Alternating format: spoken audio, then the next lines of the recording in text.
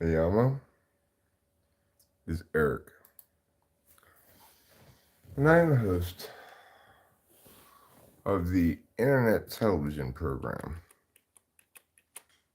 that broadcasts all over the world all the time, talking with famous people.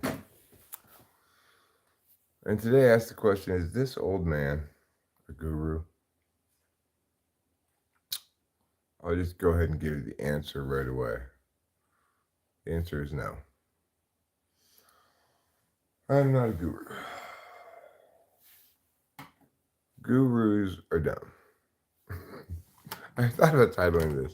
You know what? Eric's 12 Rules of Life. Rule number 1, don't listen to Jordan Peterson. He doesn't know what he's talking about. Hi, Boba Fett. Hi, Harley Quinn. Turn on the TV right now so we can pull up the chats on the big screen. I've got a number of chores to do this morning. It is cold outside. 31 degrees, says the computer.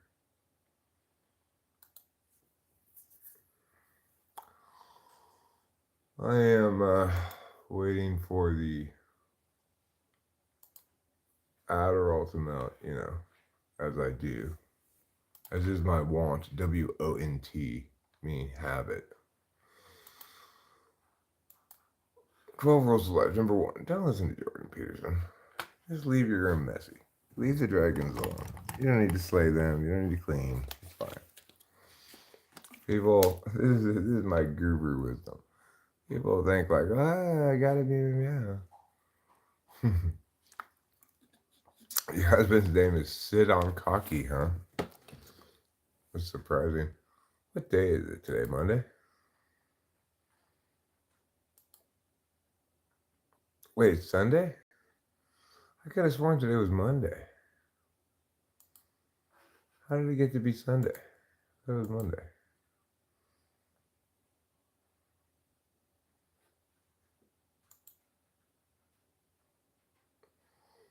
Okay, well, we actually have two basketball games on today, men's, and 2 women's basketball games on today. One starting at 10 a.m. Oregon State versus South Carolina.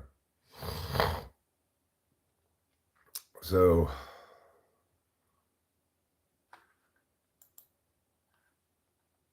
that's kind of cool.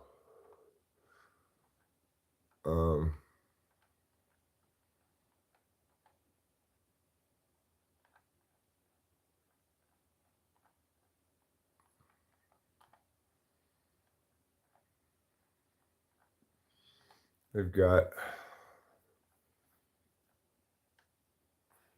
SC at 4th. I don't think SC can beat South Carolina, that's for sure. Sit on Cocky.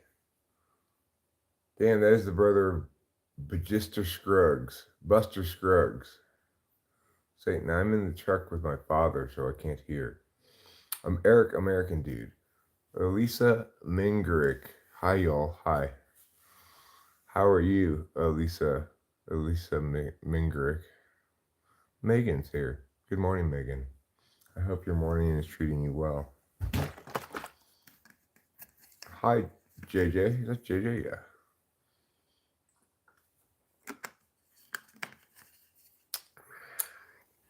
Why don't I travel? I don't like to travel. Thanks for being a huge fan of mine. I appreciate it. I don't like to travel because I'm super comfortable. I'm super comfortable where I am. Do I have pets? I have 2 cats. One of them is right there.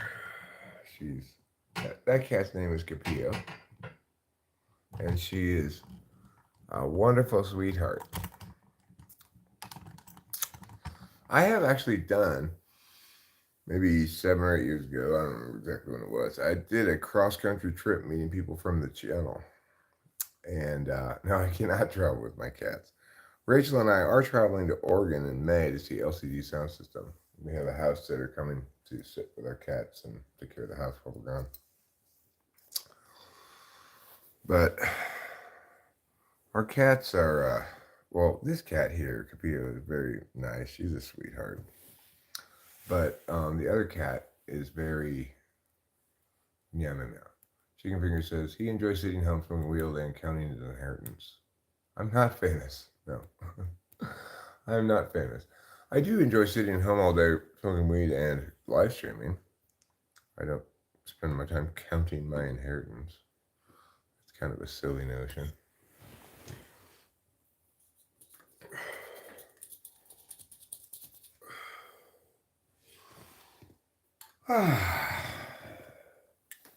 Satan has snails, so, you know, at least has 7 cats. Trouble, be nice. See, this is what I'm talking about. This is what this cat is dick. Let me turn the camera around like this. He's looking at Kapia like he wants to bother her.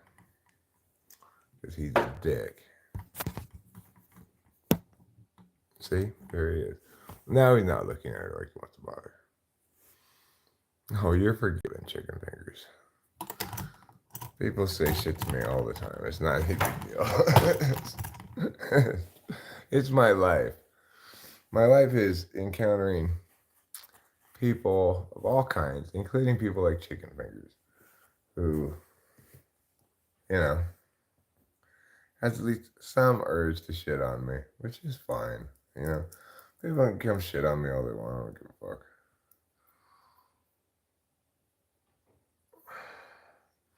Who knows why? Who knows why people come back here just to just to fuck with me for some reason. Satan says, yesterday I was on my Idols live stream and I had to start texting her and stuff. She wasn't moving and people in the chat started beefing with me. Was she dead or what? Is that what you mean when she wasn't moving? I am a guru? I was saying no, I'm not a guru. But I did consider if I had, good morning, my beloved darling. I'm doing great, chicken fingers. My answer to that was no, I'm not a guru. But it did occur to me that I should probably come up with my 12 rules for life, like Jordan Peterson. My number one rule is don't listen to Jordan Peterson. That's my number one rule for life. It's fine if your room is messy. You do not need to slay any dragons. Leave the dragons alone. The dragons don't want to be slain. You're going to get dragon blood all over yourself. Jordan Peterson obviously doesn't know what he's doing, or else he wouldn't have put himself in a medically induced coma to quit benzos. Who is Jordan Peterson? He's a famous guru guy. You know, if you can solve this riddle, I will sub and like. Well, I don't play that game. I don't solicit people to subscribe nor to like the video, and I certainly won't do tricks in exchange for anything, be it money or subscription or anything like that. How do you spell candy in 2 letters?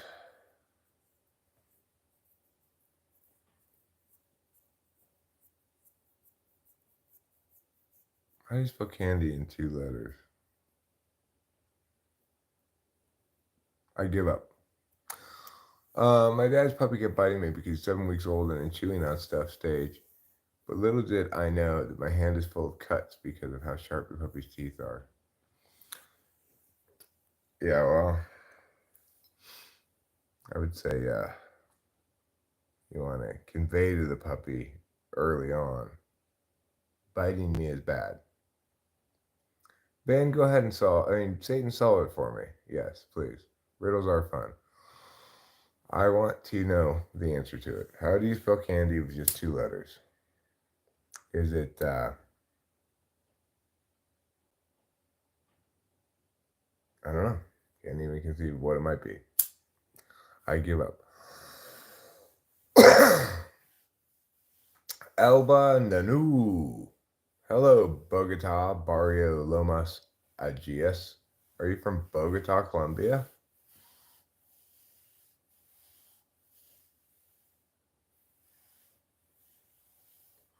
Well, I agree with you, Chicken Fingers, about Jordan Peterson, that he's become essentially an online grifter. But I wouldn't call him a grifter. I just call him another ideologue, you know, in a sea full of ideologues. I'm not. I'm the exception, right? I'm not an ideologue. Gurus tend to be ideologues.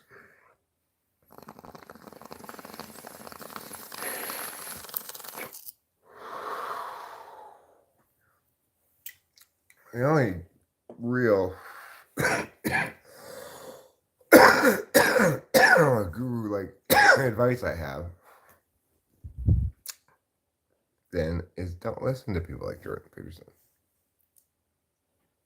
I guess my guru advice is listen to me. I know what I'm talking about. But because I know what I'm talking about, I'm not a guru. That's just how it works, right?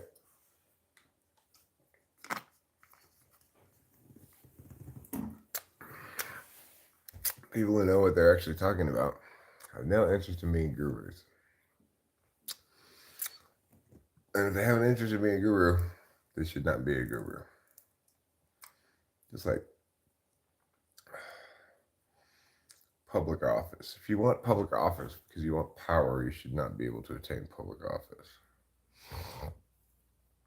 Whereas if you want to attain public office because you feel like it's your duty and you're a patriot, well, then that's fine reason. Anyway, I got a number of chores to do this morning. Although one fewer chore than I thought I had to do this morning.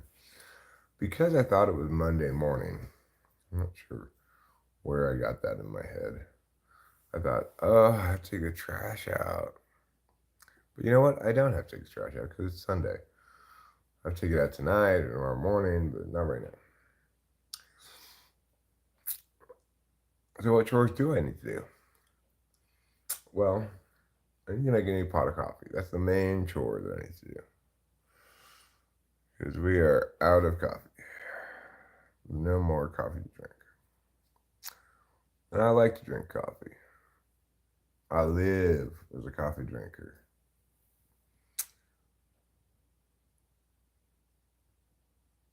I live my life. I live, love, and laugh and learn every day. Maybe you need to do a poo. Well, that's a great suggestion, Gunter Schmeckel. I will inform you, though, about what happened last night. Last night as I was going to bed, I started getting like, oh, my stomach hurts. Oh.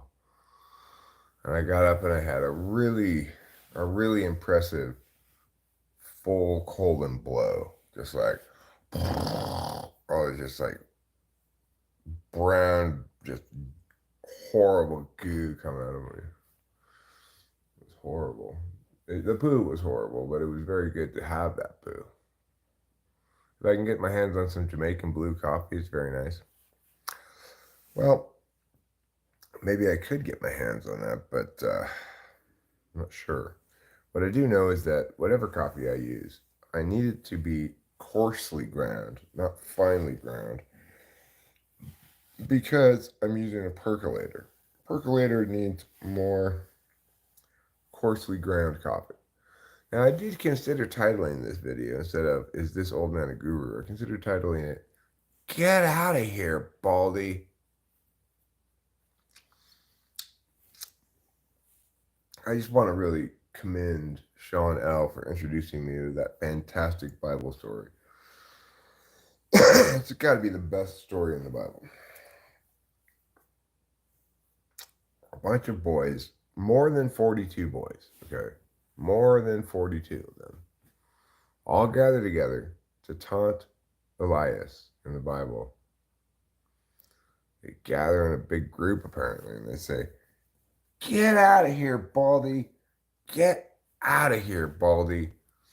And so he calls down a curse from the Lord, and 2 bears maul 42 of the boys. It's just amazing.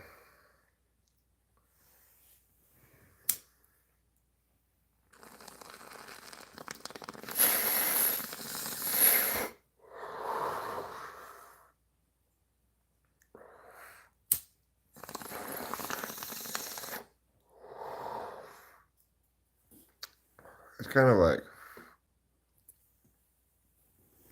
I don't mean to start trouble with fellow Christians, but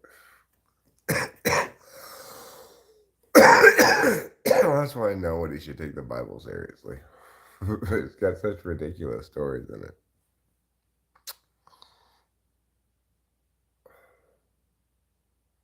Like what a hardcore Bible readers do with that story. They go, ah, yes, there's so much to learn here in the story. Don't taunt bald people.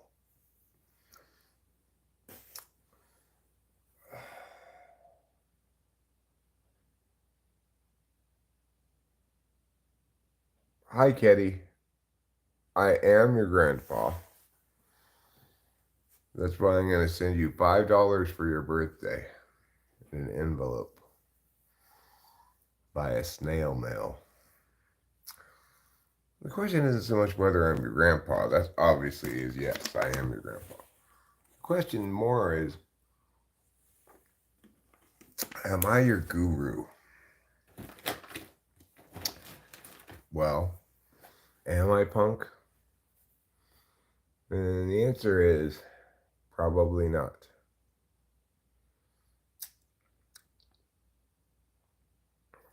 Okay, it's definitely not. I'm not anybody's guru. Happy Easter. It's Easter today, huh? I do feel a little bit like I rose from the dead. I got a really full night's sleep last night. And I do appreciate it when Satan wishes me a happy Easter. I think that's just shows how even Satan can enjoy holidays.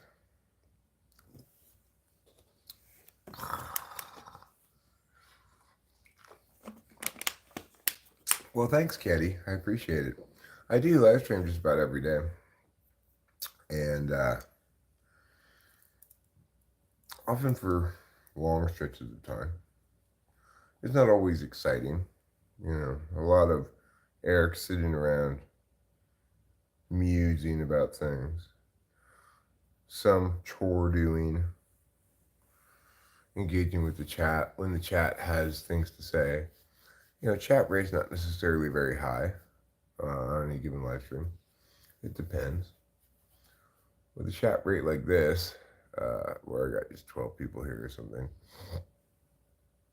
obviously the circumstances require me to provide a higher percentage of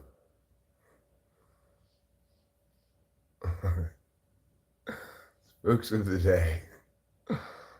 Quotes somebody, I don't know who said this. When them skibbity bomb class see my Riz, they're gonna be all like, "Gat."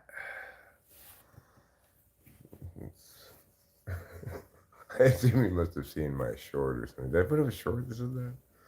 Maybe I did. I don't remember exactly. But yeah, obviously, skibbity bomboclats, they cannot handle this amount of Riz without having some kind of like allergic reaction.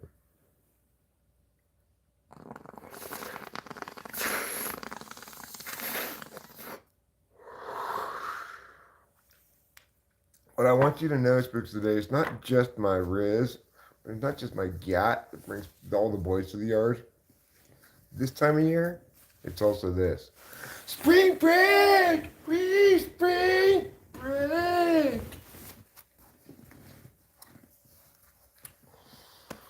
Because, Mardi Gras, spring break, I just cannot help but flash myself. Woo! I'm sorry to say this, but smoky is bad for you. Are you sure? I heard the opposite. I heard that it was good for you. I think maybe you've been talking to some kind of crazy whack jobs.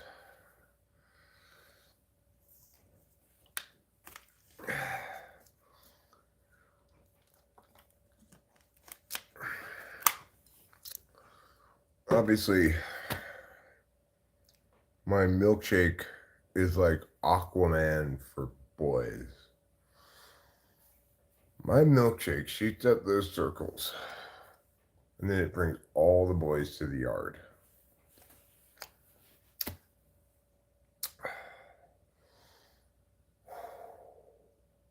But it's not all roses and cupcakes having this much riz, you know, having this much milkshake, having such a gyat. So I can't spend all my time smashing in the Rari. Thanks, folks. I think young people talk is, I tend to think it's a little silly, but I like to at least Google whatever people say and figure out what they're talking about. That's how I learn. That's how I learn all these words. I have to Google them and what are these kids saying? Katie says, I'm show speed. Well, show me some speed. I'm ready to do it.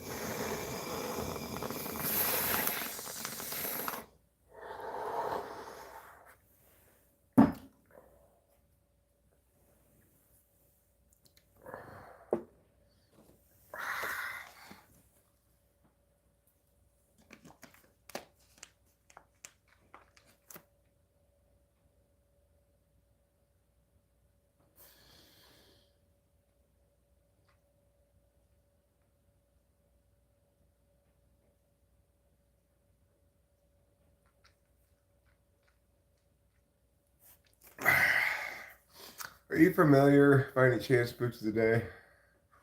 I just be a YouTuber. Cool for you. Okay, I appreciate a fellow YouTuber being here. I thought I was the internet's only YouTube channel, but I guess there must be another one. I wonder, Boots, if you're familiar, or anybody else who happens to be here, familiar with that British guy who thinks he's Rasta or something. He does this rap song. It has the word bombaclats in it. Is it night in your country? No, it's daytime. It's morning. It's 8:10 in the morning. Hi, Mr. Kartoffel. How you doing?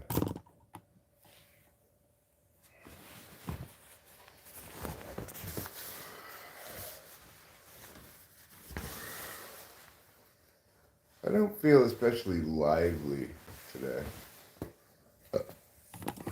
But maybe after I have a cigarillo in the garage, perhaps I will make some coffee, start doing a couple chores.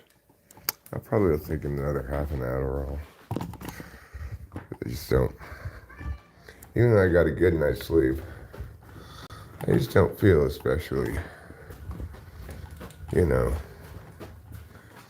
like jazz hands.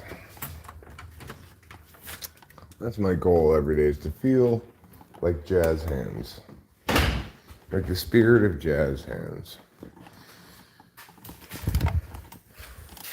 Do I have a lighter? I don't, I'm dumb, so very, very dumb. I have 2 pairs of glasses, but none of them are a lighter, my son.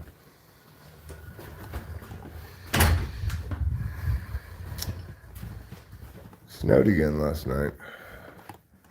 It's crazy for it to be snowing this time of year. Bye, Kitty. Have a great night.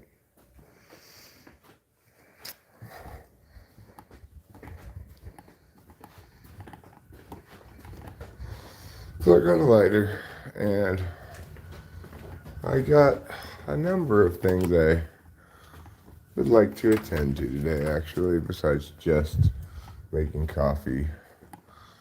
I'd like to clean up in here a little bit, for example. Maybe I will, In general, cleaning. I know I started this by saying don't listen to Jordan Peterson. That's my one rule it's my one guru rule for life. Don't listen to him. You don't need to clean your room. You don't need to slay any dragons. But I'm going to be a hypocrite, right? I'm going to be a hypocrite and I'm going to clean. Well, because you don't need to listen to Jordan Peterson and clean your room doesn't mean you should not clean your room. It's not a matter of like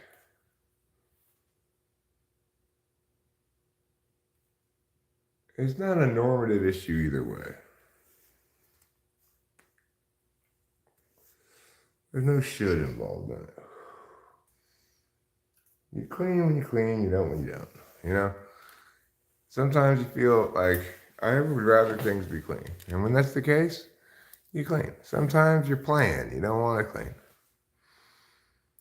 Albert says, bro thinks he's Walter White. I don't think that actually, but it's fine.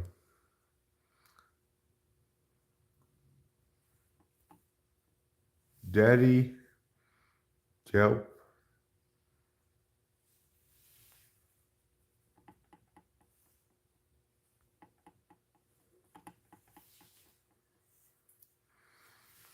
It is too difficult to push Dynamite to a rank 30, only playing solo showdown, since he is a thrower. And Edgar's and Mortices keep killing me, so I will maybe just stick to being rank 26 with Dynamite on alt. My alt account also doesn't have every gadget and gear to Dynamite like on my main account. Bonjour, Sam. Bonjour, mon ami. Quelle heure est-il? Omelette de fromage. Comment vas-tu? Voulez-vous un commentaire? Chat, let me hear some W.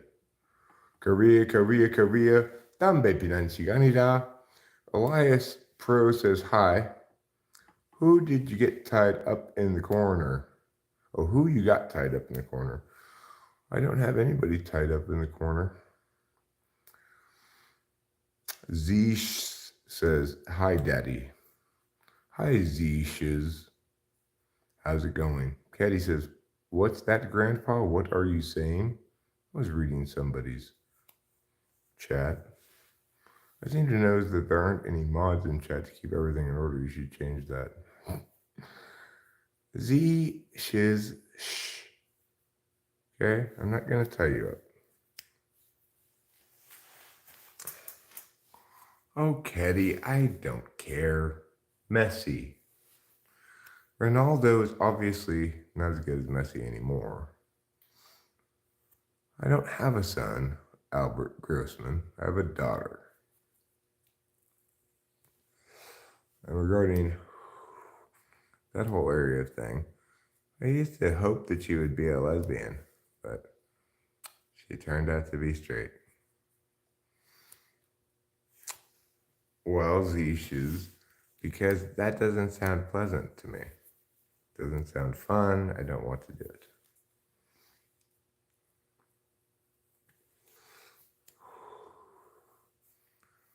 I don't want to play with you.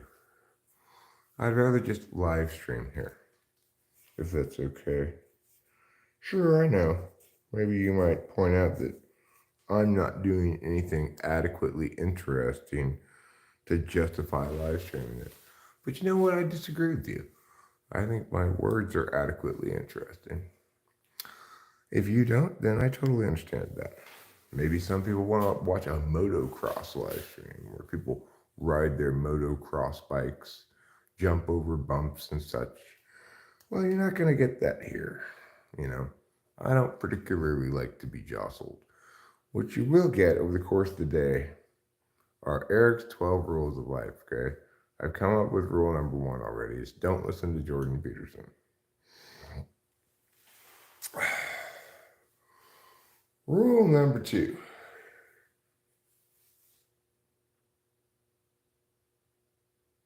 Eric can generally be counted on to provide correct positions on most everything. Okay.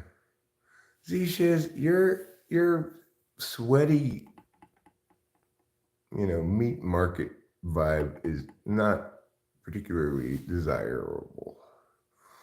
Happy Easter, good time. No, I'm not gay. I'm married to my woman wife, my third woman wife. I mean, not at the same time, you know. I divorced the previous two before marrying the current one, obviously. Hello, FXD. How are you today? I hope the morning finds you well and that you have a day full of fun activities. Who here is going to go out and find eggs? Thank you, Dakota Baller. Love you too. How's the buggy? It's right here. It's just chilling. Playing some b-ball outside of the school when some guys showed up from in the neighborhood. A couple of guys who were up to no good started hanging out in the neighborhood. Who was the third? Rachel, Candace, and Melinda. Melinda was my first wife. Are you famous or am I famous? Your mommy's bestie says. That's a false dichotomy. I'm pretty sure neither of us are famous. But, you know, you become a famous person formally simply by engaging with me on this channel. That makes you a famous person. If you're somebody like George Clooney, whom I've never spoken with, then obviously you're just a well-known celebrity, but you're not a famous person. To be a famous person, you have to be on Talking with Famous People. I'm 52 years old. Coming up on 53. Do you know what's crazy, everybody? I want to tell you something crazy. You're going to be amazed to hear this. I live in California, right? I live in Central California. And it snowed last night. Again. Snowed like the night before, too. And it's almost April. That is insane for Central California. I'm only at 4,000 feet, too. It's not like I'm super high up.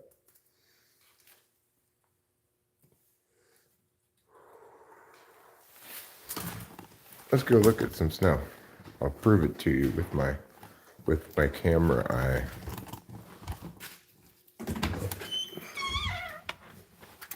Oh, this isn't even snow. Crazy. I thought it snowed last night. It's not snow. It's hail. It hailed so much last night that when I looked outside, I thought it was snow. But when I looked at the car, it looked like snow on the car. There's a lot of hail. See it all over the ground? Over there. It really hailed up a storm. Down there on the shed. It's a lot of hail. So that's actually more crazy, I think, than it snowing last night. Is it making so much hail that I thought it snowed. I'm gonna throw away this can of iced tea that I left there. Don't want to leave trash all around. I know, I'm agreeing with Jordan Peterson. I'm not saying you should be filthy. You know, I'm just saying, clean your room when you feel like it, if you feel like it. If you're not really feeling it, you know, obviously, you're not going to want to clean your room. And that's fine. When I'm not feeling it, absolutely nothing gets done. And that's all there is to it. You know, I know not everybody is thusly empowered, I guess, but I really don't like this whole you must be productive shit. I think it's like tyranny. The tyranny of productivity. Yeah, it feels good to be productive sometimes. I'm not saying it doesn't. Who in the world is Show Speed? Are we supposed to know who you are when you say you're Show Speed? I want to know. Are you like a famous YouTuber or something? Thanks, your mommy's bestie. Okay. Spliffs. What? Why do people say such things? Central California. Yeah. Thanks, Aiden. Okay, cool. Aiden says it looks 70. Yes, California, Central California. I live right near Yosemite, in Mariposa County. I looked at the car this morning. I thought there was snow on it. It didn't look damaged at all.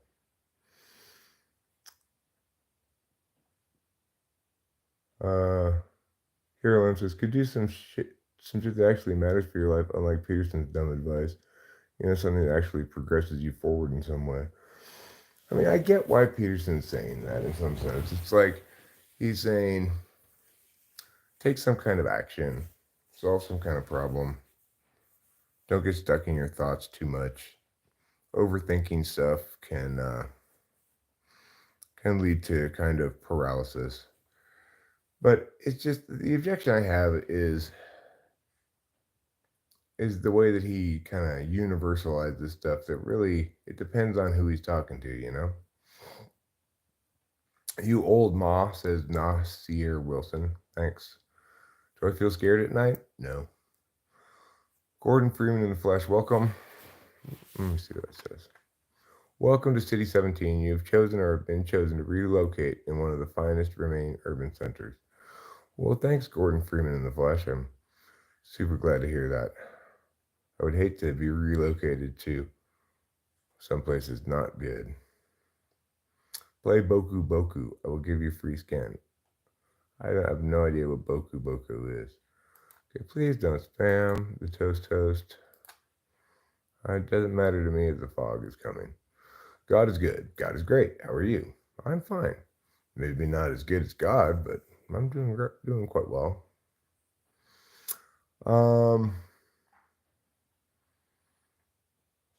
Jesus love you all the time. Well, that's wonderful to know. Comedy flu, can we saw off our arms and legs and glue on wooden ones? I would say no. You, in theory, could, but I would suggest that you don't. Okay, please don't spam your God is good stuff. Okay, don't tell me what to believe. Don't tell people what to believe. Believe this. That's rule number 2. Okay. Rule number 1 is don't listen to Jordan Peterson. Rule number 2 is don't tell people what to believe. Hello, Brian. How are you today? How is Maine treating you? Are you gorging on lobster? That's what everybody thinks about Maine. People think everybody in Canada just drinks maple syrup all the time. And people think everybody in Maine just gorges constantly on lobster.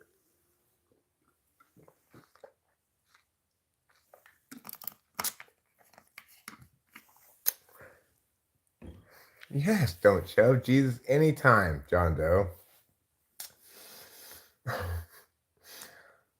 Like, the Holy Ghost right now is totally facepalming because of you. Okay? I mean, I don't know what not YouTube Premium is like. I've always had YouTube Premium from the moment it existed. Because obviously I needed that.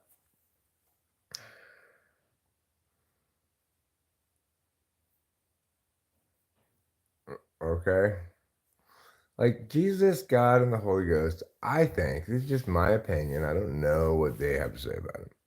But I think they want you to play it cool. I don't think they want you to be an evangelist. I think they think it's kind of like AA. Attraction, not promotion. Be Christian in a way that makes other people want to know how you get to be like you are. And then you can tell them, if they ask, being Christian has a lot to do with it or something. But yeah, personally, I think God, Jesus, and the Holy Ghost are way cooler than that, you know? They don't want you to go telling everybody else what to believe and shit.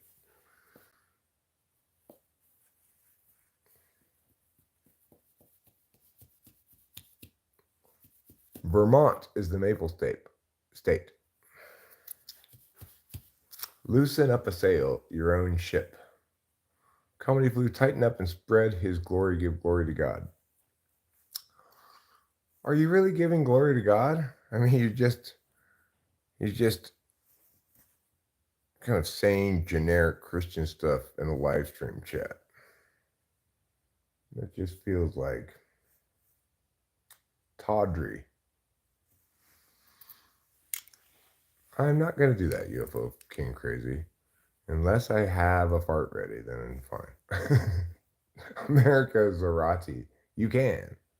You're most likely loose by maybe not having God in your life. Well, John Doe, maybe you should stop worrying about other people so much and their relationship with God, and you worry more about your relationship with God. How about that?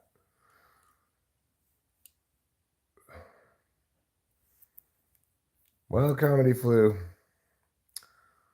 I'm gonna have to say at the moment you need to still save yourself. If things get real dirty, I'll dive in and rescue you with my moderator powers or something.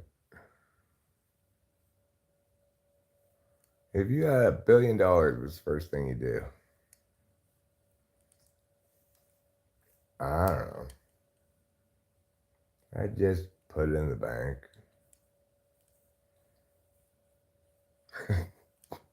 Is that boring? I just put it in the bank. Urban Dictionary, tighten up. Okay, I'll tighten up. Am I too loose? I don't feel loose. Tony KIP Butterfly. Hello, happy Easter, good morning. I hope there are many eggs and chocolate bunnies in your morning's future. Rocket to Mars. Just explain it to me. You want me to share a Jesus story? Okay, I will. One time, Jesus was in Bethlehem, and this guy came up to him and started being like, hey, do you believe in God? Do you believe in God enough?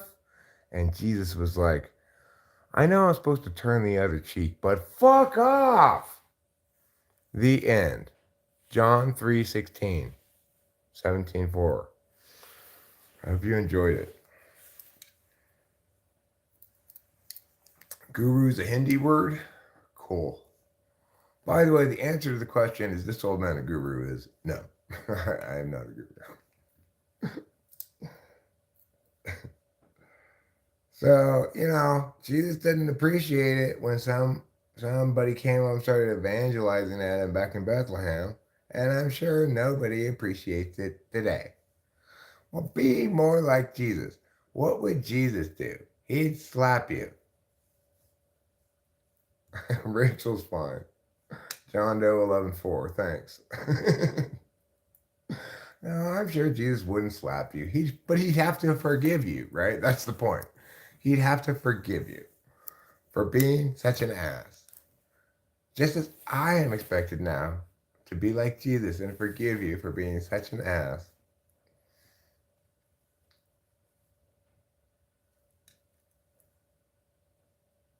Yeah, Rachel's doing fine. She's great. She was actually here in the chat a little earlier. I think she woke up briefly. What do I think about the Jews? Nobody. Obviously, I don't have any opinion about the Jews. I treat everybody as an individual. Doesn't matter what dumbass group label that either they self-identify as or someone else might assign to them. I don't believe those things cascade down. All right. Group labels are not like cascading style sheets, right? I mean, he asked a simple question. I gave him with a correct answer. I don't allow any kind of anti Semitism or other groupist shit in the chat.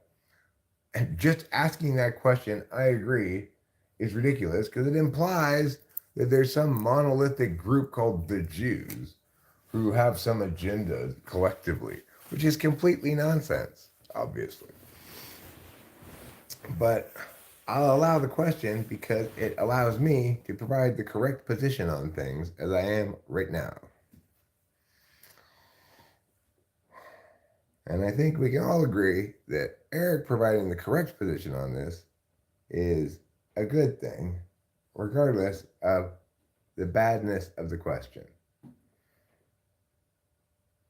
Who is my favorite singer?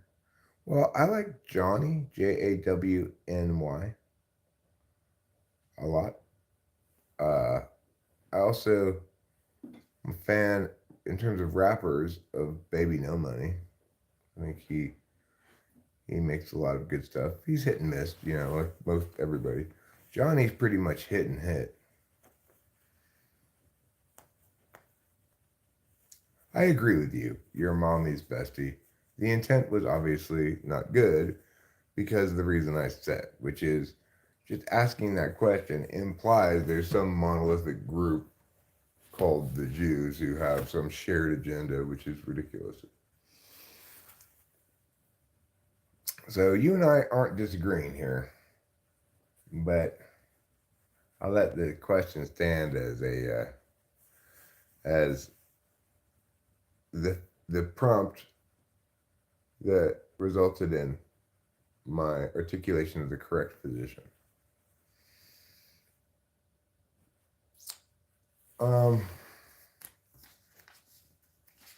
I was drawing some soulmates the other day, people. If anybody here would like me to draw a picture of their soulmate, I can do so. This is a guy named Muhammad. He goes by Amaenda. This is his soulmate. Her name is Magi Tartakales. And this is temporal teleporter soulmate, Quality Lickens. She's sunbathing, as you can see. All right, I will try to remember to let Rachel know that you were here. Kakio and Rio. I'm not opposed necessarily if anybody would like me to draw their soulmate. If you're single and you're looking for your other person in life, okay, I have a magical power. I can channel your spirit guides and draw your soulmate. And then you could print out a picture of it, go around and look for that person. And then you'll know how to find your soulmate. Blue says, is nihilism BS? Yes. Short answer, yes. Long answer, yes. That is how it works. You're not single, but you want me to see if I can draw your soulmate anyway? All right, you just have to answer one question before I draw your soulmate. Is your soulmate man, woman, or ambiguous? If you answer that question, then I can draw your soulmate.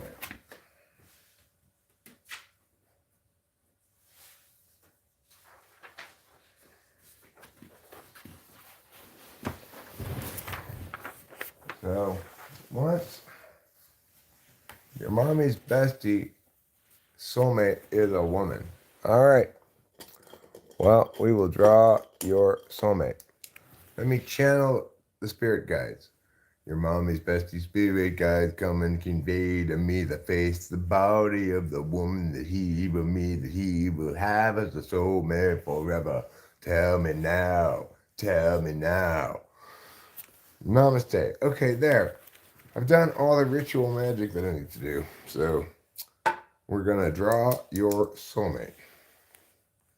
I see an arm first. I'm visualizing. I'm seeing a lady.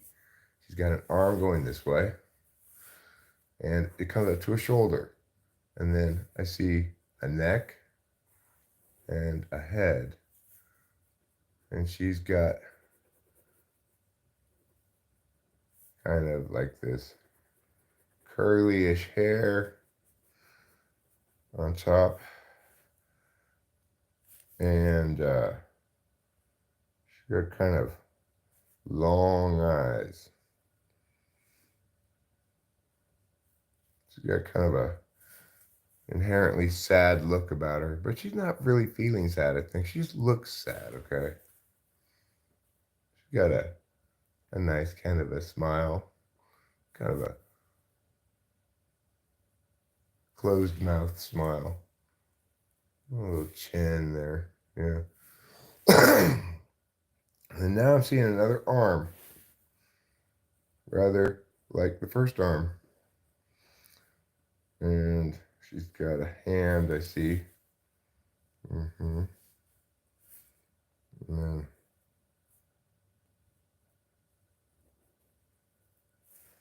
okay. She's hippie. She's a hippie woman. She's got childbearing hips, you might say.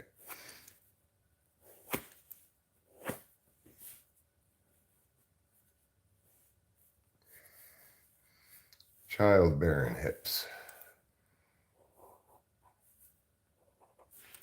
She's got a belt on.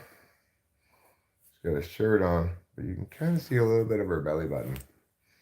It's not. And she also is wearing one of those kind of chokers that sometimes like goth girls wear around their neck. I can't see her feet. Her feet apparently are outside of the vision. Oh, I can see one of the feet, the back of one of the feet, or the front maybe. Actually I can see her feet. Excellent. They're pointing the wrong way though, is the problem. But that's fine. They're on the other side too. All right. Now let's make this a little bit more like that, and this a little bit more like that. There. I'm gonna just bring this up there and put some buttons on her pants.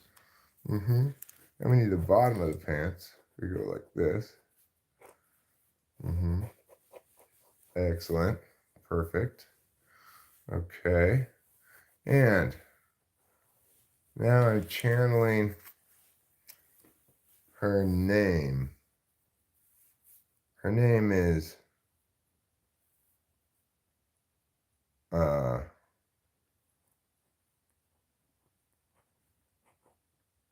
Lurdy. Lurdy is her name. It's on her shirt as well. She wears a shirt that has her name on it. Her name is Lurdy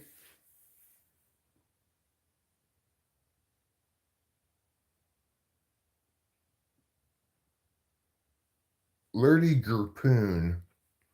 Lurdy Gurpoon is her name. And she is the soulmate of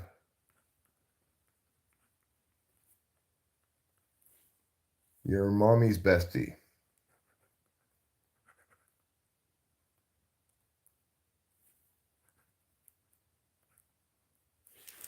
All right, and here she is. I'll show her to you now. This is your soulmate, Lurdy.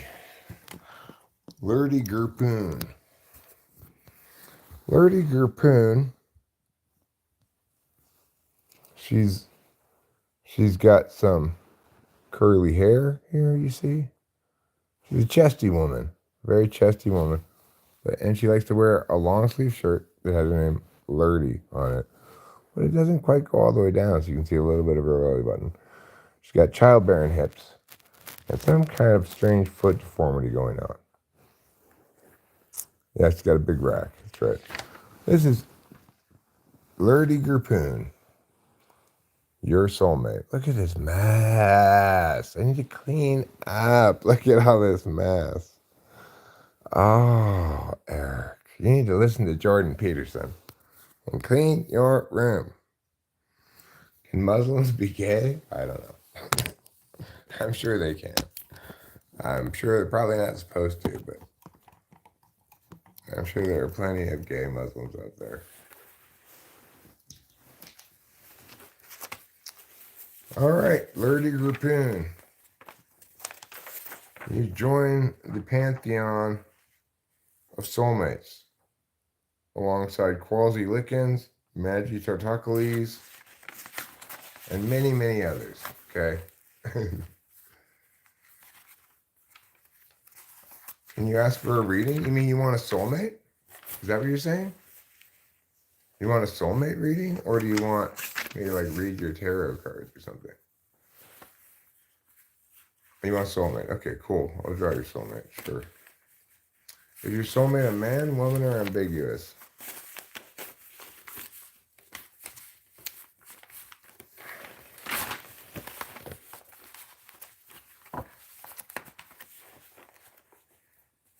And everybody should remember, if you live in the United States anyway, the offer stands that if you want me to mail you your soulmate, I have a bunch of envelopes I got for just that purpose, and I will mail you your soulmate, okay? You just got to email me your mailing address, which I have no interest in having, so I'm not trying to get your mailing address, okay? But if you want me to mail you your picture of your soulmate and you live in the United States, I will do so. I got envelopes, I have stamps, I can do that.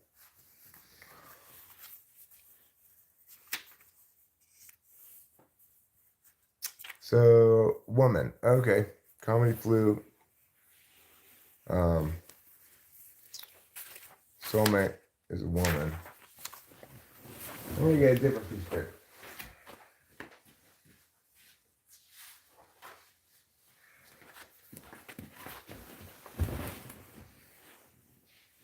Okay, so I'm seeing comedy flu. Namaste. Comedy flu. Namaste. Om. And I've done the magic that's necessary. I am now ready to draw your soulmate. Oh, that's ridiculous, hero lamb, bad juju. You're ridiculous. All right. I see she's lying on her side like this, That's what I'm seeing here. And I'm not sure I can really do a great job of drawing that, but I'm going to try.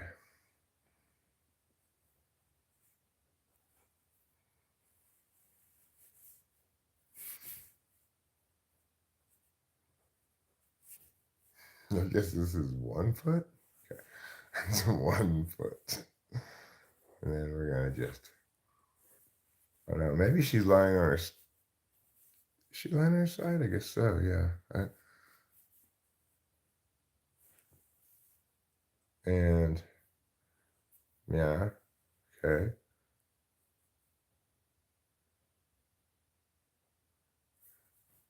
And then, yeah, yeah, yeah. She's got long hair trailing off there like that. And then this arm is going like this and holding up her head. Like that. There, yes. And now more hair is coming up here like this. Excellent, excellent. And now she's looking at you in a sultry fashion. Oh, yeah. I'm very sultry. Ooh, look at me. I'm so sultry. That's what she's saying. It's got an ear. And her other arm is just like hanging out down here.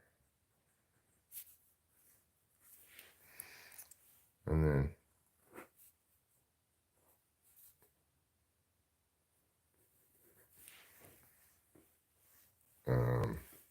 she's got some pants on and a shirt on. She's not naked, but she is lying down on something. It's like the thing she's lying down on goes like this. It's some kind of like chaise. Well, it's just kind of like a big thing you lie down on. It's a big thing you lay down on. I don't know what it is exactly. That's not the point, all right? Let's not get distracted by what this thing she's lying down on. Yeah, that's not the point. Okay. Now, she's got some buttons on her pants. She's got some pant legs at the bottom, obviously. And this foot, she's got kind of big feet. I will admit that. Kind of big. She does have a lot of toes on that foot. But that's okay, you know? You love her for who she is. You don't care about such things that don't matter. Okay. Now, what is her name? Her name is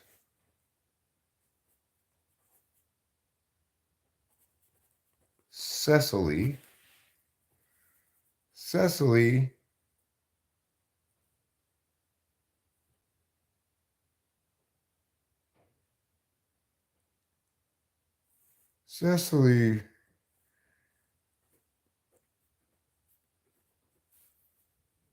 yeah, no, but toy. Ton. Yanobaton. Cecily Yanobaton. That's her name. And she is whose soulmate? Comedy Flu's soulmate. It's not a bed, exactly. Okay, it's the thing you lie down on is not a bed, all right? It had been a bed. I think, you know what? I think her shirt, it has some little stars on it. Because she likes stars.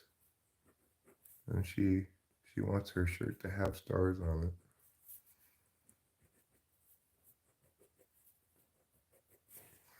And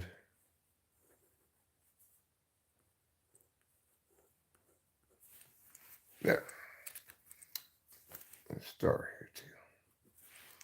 Okay, a star here. All right, and she is Comedy Flu's soulmate.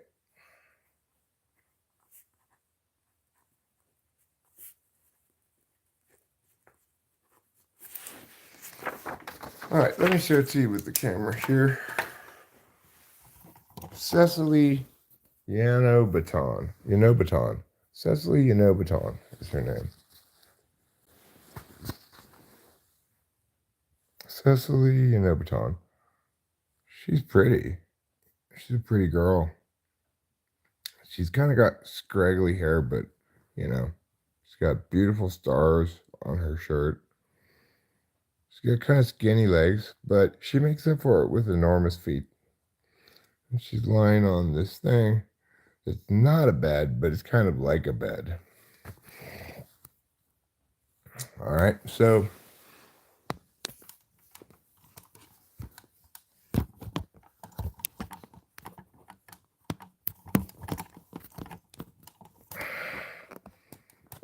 you know, Rachel says, and she's probably wrong, but she says, I bet your soulmate pictures will be worth money one day, Eric. So if you want me to mail your soulmate, you might be right. Who knows? Peter Hyde says, bro, go to the place where old people are, bro. You need to go earlier because you literally need a walking cane for the TV. I bet you're smoking. No, you shut up. Well, Peter, how robust of you. How bold.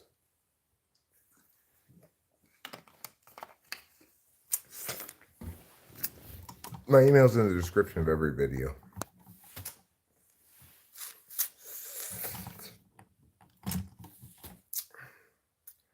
Smoking. What is the question?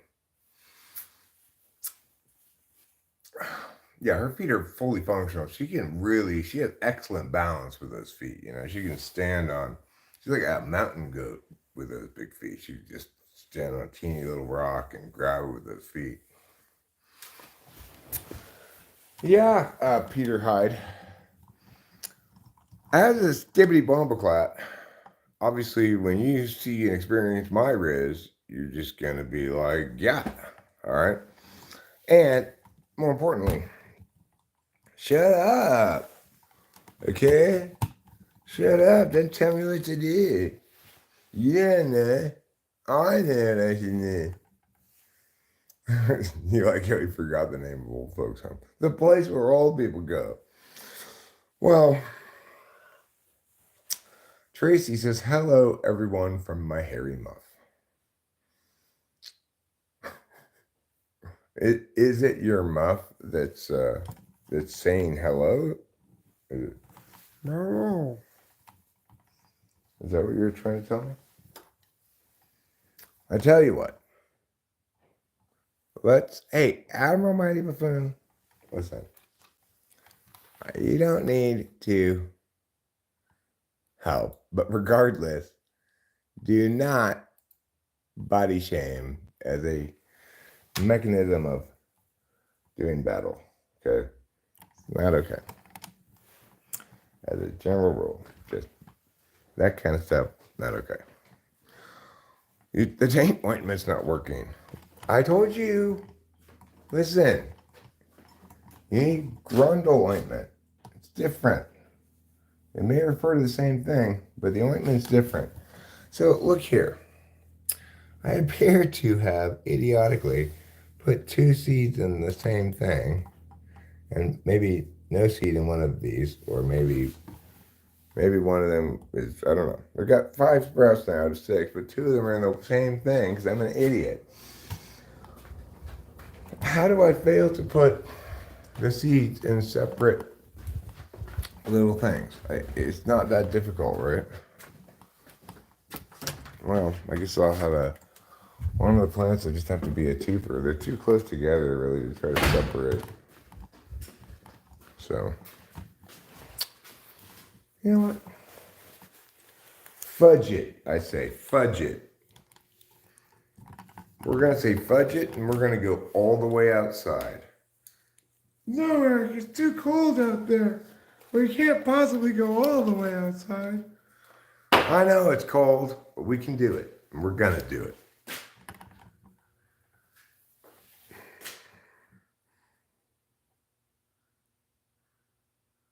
Admiral, mighty buffoon, but don't say this kind of things.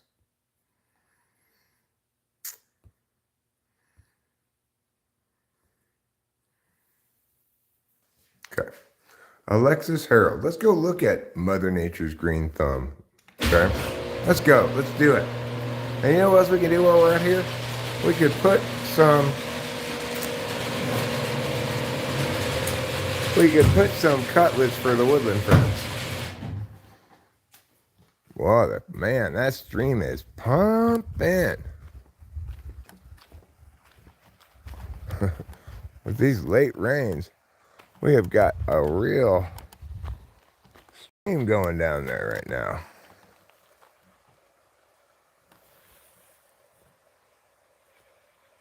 I'm sure you guys can hear it too, right?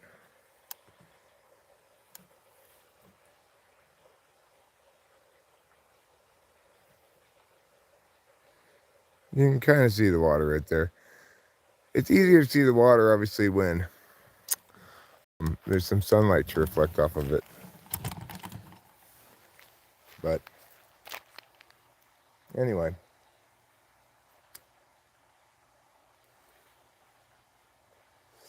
Stream's about as loud as it gets. And you can see it there too, coming up the culvert. Let me zoom in there.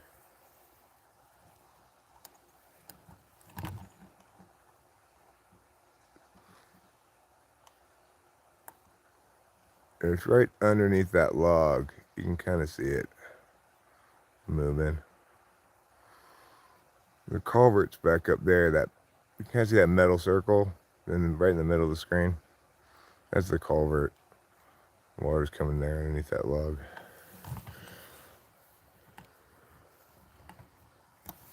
Oh, hold on. Now we got problems. There. There. That's better. So, You can't see me have a health tube on camera, which is why I'm showing you scenery right now.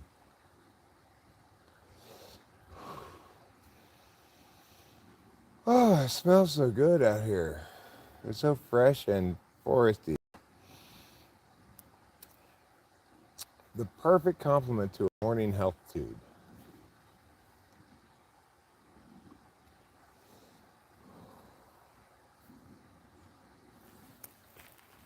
One of the weed plants, I don't know if that's a good place or not. I was thinking about planting one of them over here on this mound we have, behind the retaining wall. But kind of pain in the ass to get up there. I'm not sure if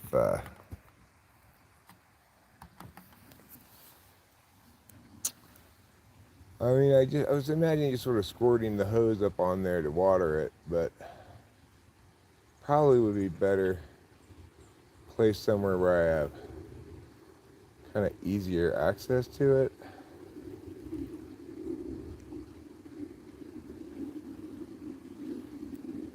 We don't have a lot of good planting ground around here. We got a hill, we got a mound behind a retaining wall, we got another hill. It's not great places to plant things.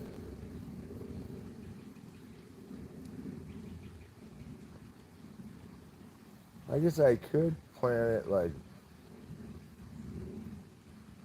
right over here, but I don't know. Let's go look in the back. Maybe I should. Okay, fine. I'll give cutlets to the woodland friends first. I don't want the woodland friends to go hungry. You can watch me give them cutlets.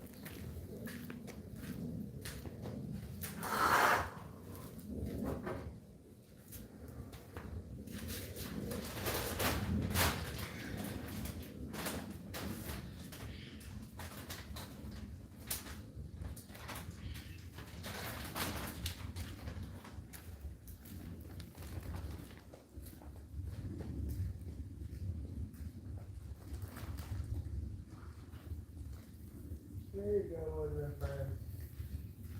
That's a delicious cutlet. It's your favorite.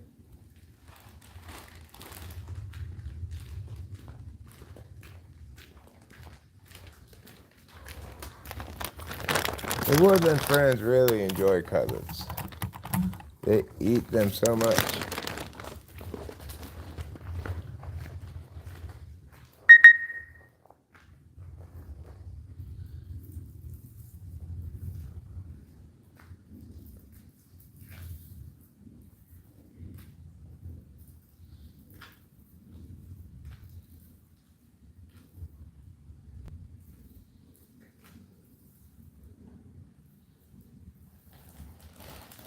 So much hail last night.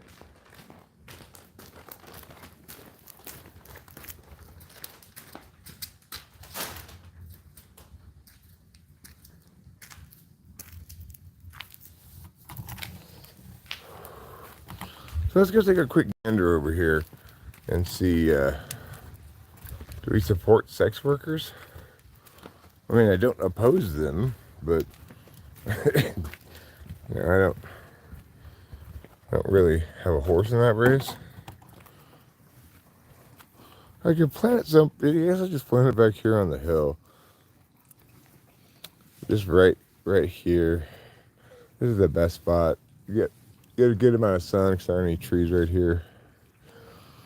It'll be kind of hidden from view. It's in the back. I guess that's where I'll put the ones in the ground. Just right around here. But obviously, I need to wait for it to warm up a little bit. I don't want to plant while there's still a risk of frost. I need to go back in through the garage. Otherwise, I won't be able to get back in.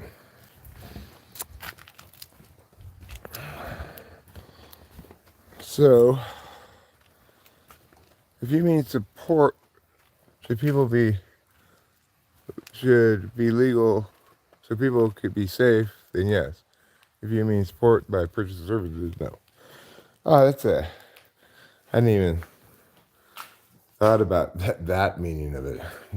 Definitely not that meaning of it. I definitely don't purchase services, but I guess that's what I meant by I don't have a horse in the race. I'm not sure what to think about, like,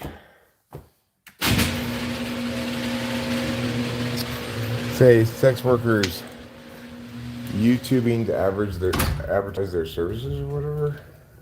I don't know what I think about that. I've always said I like to keep my porn sex stuff away from my other media. Okay, I'll watch you eat. We have to watch the cat eat.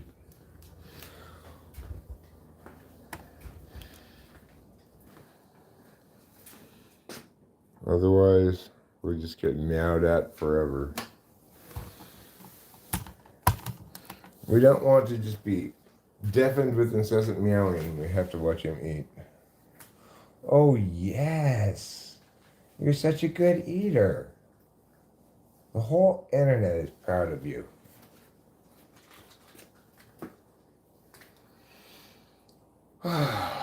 This cat, I tell you. Well, while I'm here, I'm going to start working on this coffee project. So step one of Coffee Project 2024 is to, I guess you call it Coffee Project Easter. I'm going to empty out this grounds holder of the old grounds as best I can in the trash can. I can only get so many of them out in the trash can, of course. So then I'm going to go over to the sink and wash out the rest.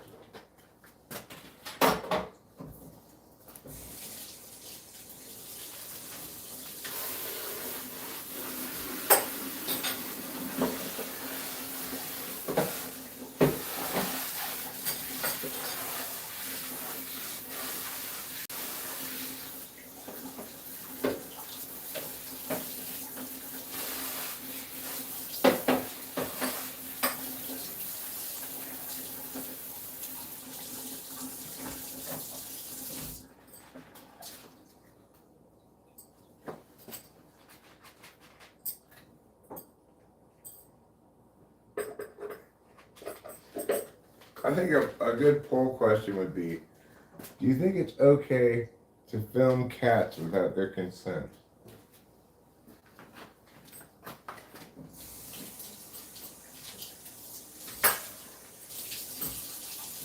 The answer is obviously no. It's not okay. Hi, Trouble Bubble. Are you done eating? Are you done? Senor Mister? Now you have more foods to eat? Okay. You go ahead and eat more foods. The next step of the coffee making process is for me to carry this to the laundry room, empty it, fill it with water. Are you done? Okay. If you're done, then I'll take this and the people and we'll go. You want to eat more?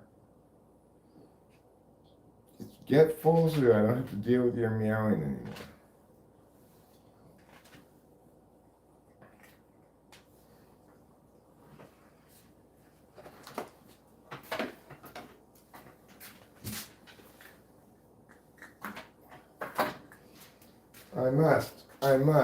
I must increase my bust. The bigger, the better, the tighter, the sweater, the more the boys will like us. I must increase my bust. The bigger, the better, the tighter, the sweater, the more the boys will like us. I remember that chant from middle school. But the thing is, it's a very deceptive chant. First of all, you don't have to have big heads to be popular with the boys. Second of all, there's nothing you can do to make your tits bigger. They're just going to be as big as they are, whatever they are, you know? So, and third of all, it's not always cold enough to wear a sweater.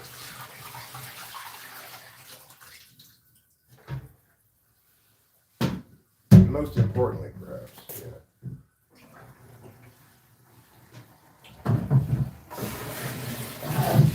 Alright, so we're going to try to rinse out all the old ground,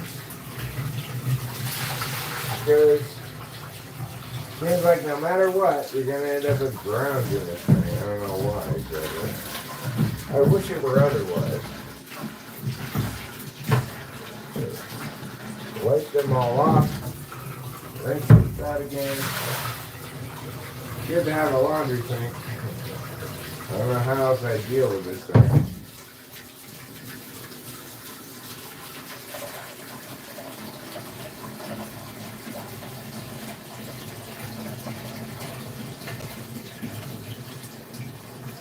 Alright, well, we are now filling it up with water, with fresh cold water. I'm going to fill it up to about like We don't fill it up all the way. It's just me and Rachel drinking coffee. I drink probably 10 times as much coffee as Rachel drinks.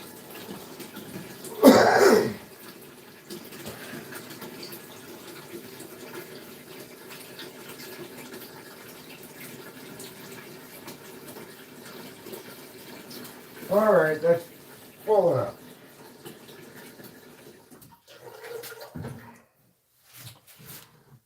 Now, bring this out. I'm going to have to carry this and come back for you.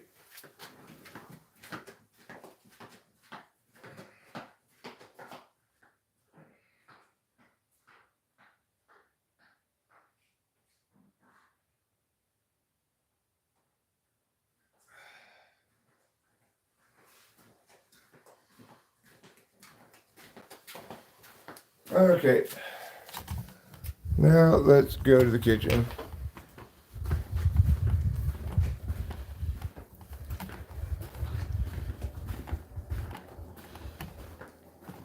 Next step, I'm making this coffee. Plug it in.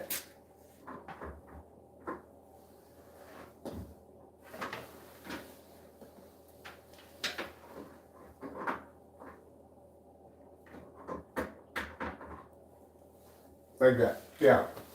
Next step, empty this gross thing. So that it doesn't get totally disgusting. If I don't empty it for a certain amount of time, then it gets totally disgusting and starts to stink. That happened one time, so since then I've tried to empty it regularly and squirt this spray in it as well. The cat's tray. Alright. Now, next we get this and put it like so. Then we get some of this coffee. We're going to get a scooping spoon as well. This can be our scooping spoon. Now, we just put some coffee all around here.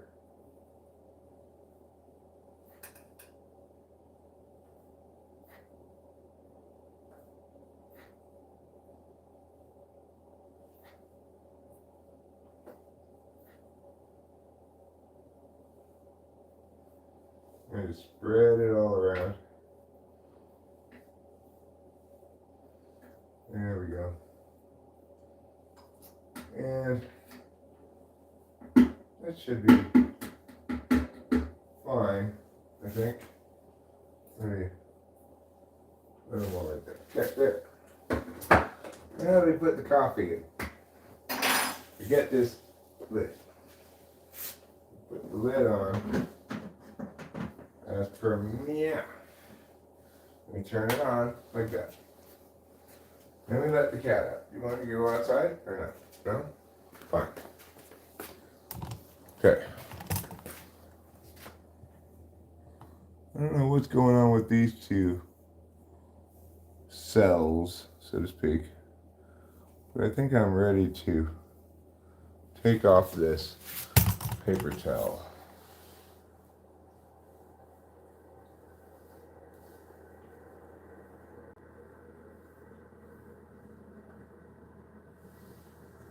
There.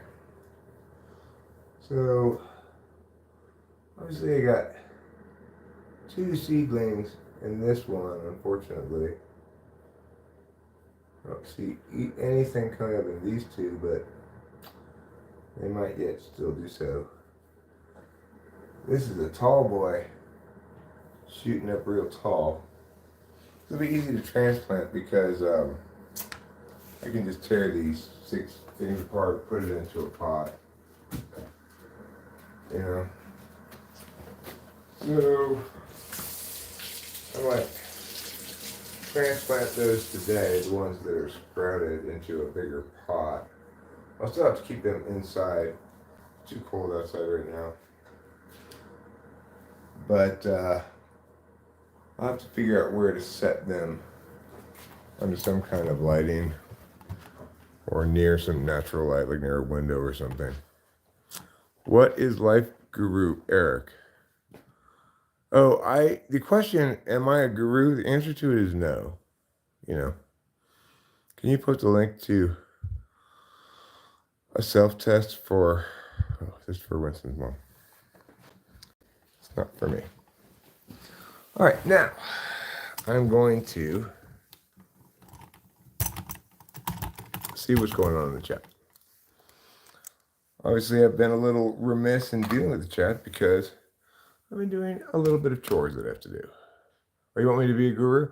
Well, I have come up with 2 rules for life, okay, as per Jordan Peterson. First rule for life is don't listen to Jordan Peterson. Second rule for life is don't tell people what to believe. You might say that's an oxymoron implicitly, right?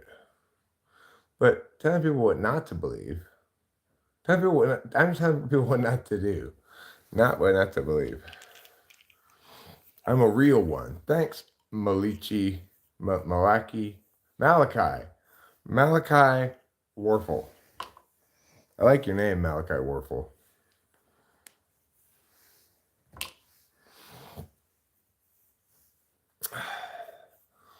I'm trying to come up with 12 rules. So far I got 2. I might be fine with Peterson's rule about petting a cat if you can, you know. That one is not so bad.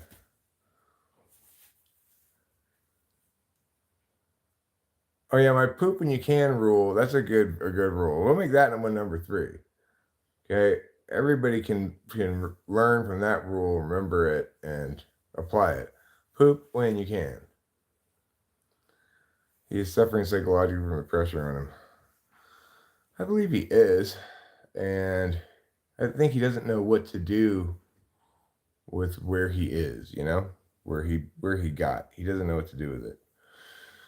Because at the end of the day, he doesn't want to be the leader of some angry mob, but probably people wanted to fill that role, you know. There's a difference between SE and the now mindfulness Eckhart Tolle thing. Thus, you are not a guru, sadly. No, I'm not a guru. True. I'm not a guru and don't want to be a guru. I just generally don't believe that I have all the answers, even for myself, let alone for other people. I believe I'm correct about the things I articulate positions on, but that is very different than being a guru. He didn't do the work to understand the world properly beforehand. I agree with you, Carlos Paella. He was right about like one thing that people were, it was kind of like a wedge issue. But do I rue goo is really the question. Do I rue goo? The answer is possibly. I rue goo in many circumstances. Is Jay Peterman a guru? I don't know who Jay Peterman is. Contentment and humility now makes you a guru. Namaste. Namaste. Namaste. Well, I mean, it takes more than contentment and humility to be a guru, right?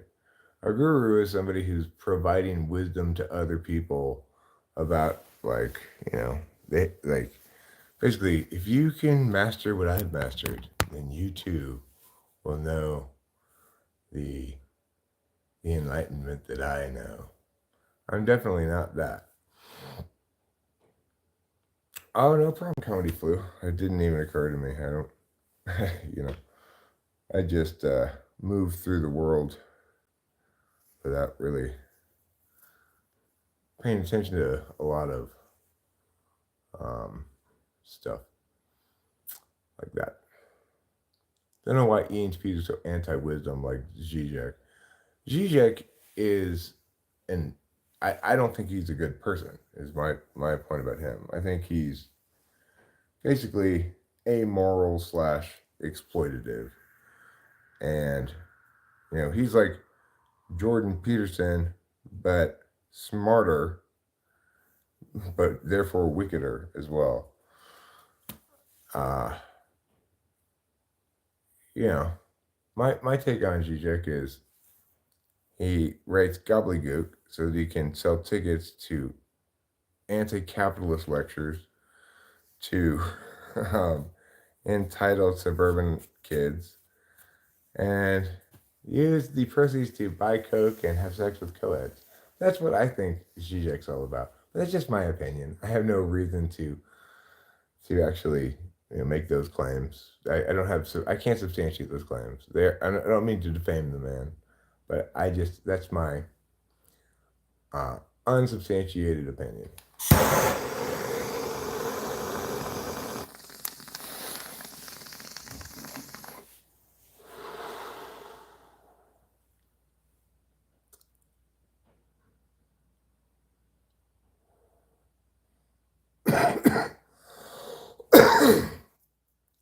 I think Jordan Peterson has had guru status kind of forced upon him, and because he didn't understand clearly early enough how to do things, how to deal with things, right? Um, he didn't he didn't he didn't do the framework, right? He didn't establish early on. Here's who I am. Here's what I'm doing. Here here are here's how everybody should understand things like advice versus, say, articulated positions about the world. You know, he basically he found his own monolithic boogeyman that doesn't exist, called the postmodernists, right? Instead of explaining that boogeymaning is not a good way to go, right? Platypusing is not how we have meaningful discourse about things. So he fell into a quagmire of being expected to be yet another partisan meow, kind of understanding in the process that this sort of shit isn't well intentioned, and not knowing what to do with himself afterwards, finding himself some kind of like icon for the alt-right. He just wasn't prepared for it, He didn't. He's not smart enough. He's not smart enough. He's not correct enough. He can be convinced of his rightness, and that doesn't necessarily mean he's wrong. Okay. The problem with Jordan Peterson is he doesn't have enough cause to be convinced of his rightness. When I tell people I'm right, it's because I am, and I can win all the arguments all the time about everything that I'm going to claim that I'm right about. I can win every single argument decisively. So that makes me correct. Remember, I'm winning these arguments against myself, too. I'm saying, what's the best argument, assuming I'm arguing both sides?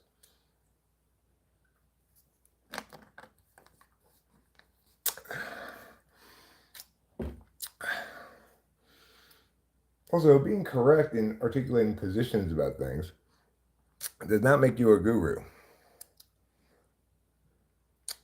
The other thing that does make you a guru is like living a perfect life and being all enlightened, right? Let's say that thing exists, enlightenment. Let's pretend that some people out there have attained it. Well, almost certainly their attainment of it has as much to do with circumstance as it does with their path that they followed. And even if it does have a lot to do with the path that they followed, there's no reason to believe that their path is going to generalize to other people. Would I settle for the title of Kahuna? I'm host Eric, okay? I'm a host of a YouTube channel. That's what I am. I'm also politically and otherwise a correctist. I believe in being correct about everything and articulating correct positions and correcting incorrect positions. So that's why I say everyone's way to enlightenment is different. Well, I mean, I don't really believe in enlightenment. I think it's kind of a, I think it's,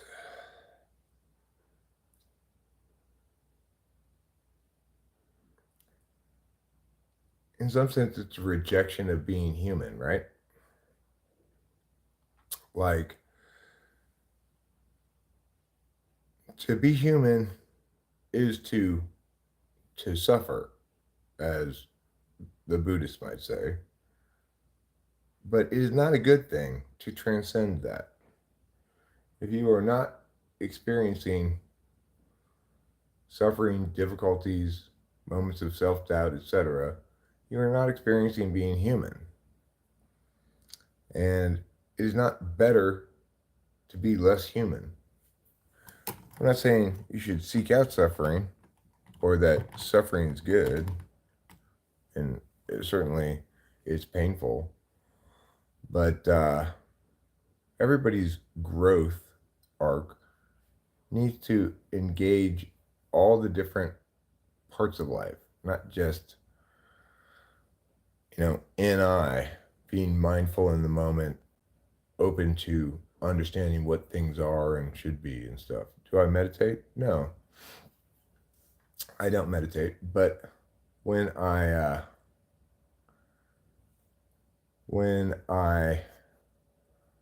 was in college, I did do Zen meditation, Zen Buddhist sitting.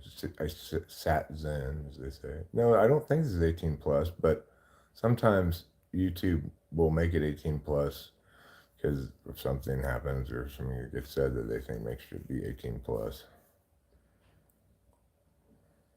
Are you just your ego personality? I mean, a human being is two entities concurrent, a biological entity and a metaphysical entity. And depending on your attentional priorities, you're either going to understand yourself more as that physical entity or more as that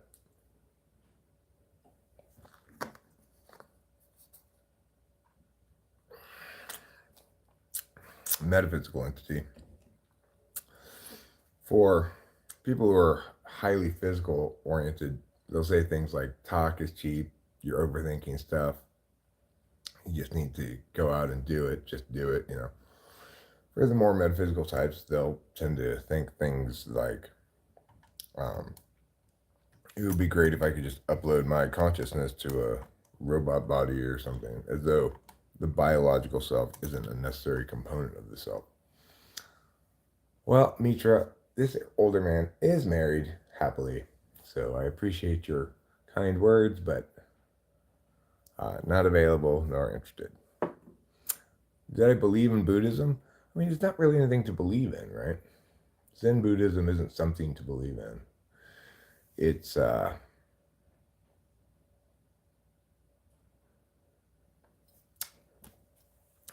sort of a set of instructions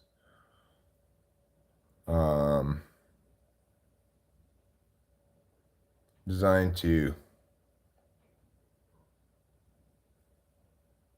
make you more mindful, more in the moment. But I think that's really suitable for some types of people and not suitable for others. I don't think it was particularly suitable for me. I found at the time when I did sit Zen that I did have a kind of ease and comfort about me in life that I probably that probably don't represent something that I consistently attend to, you know.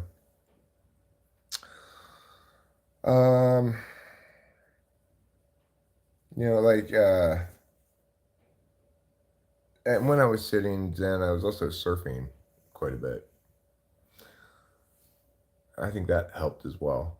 I think exercise is good. Like for me, if I were to, the best thing for me to do to meditate, quote unquote, would be to say go jogging every day. Make sure I get enough sleep. You know, because I'm an SI person, I consciously know biologically foremost and experientially rather than intuitively. That would be the best kind of meditation for me. Just get the cardiovascular going, sweat a bunch of stuff out, blah blah blah. I don't really do that, unfortunately. This might be something. It's something that I would like to change, kind of. Not maybe enough to make me change right now, but it's kind of like a long term goal that I start getting some more exercise, and especially that I do the cardiovascular thing. I don't need to exercise for a long time.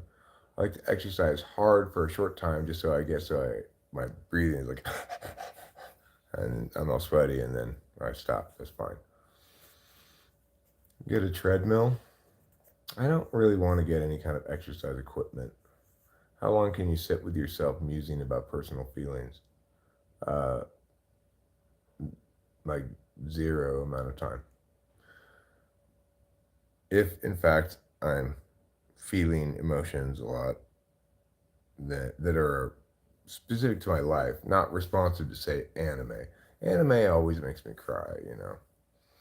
Good anime. If it doesn't make me cry, it's not that great of a anime, you know.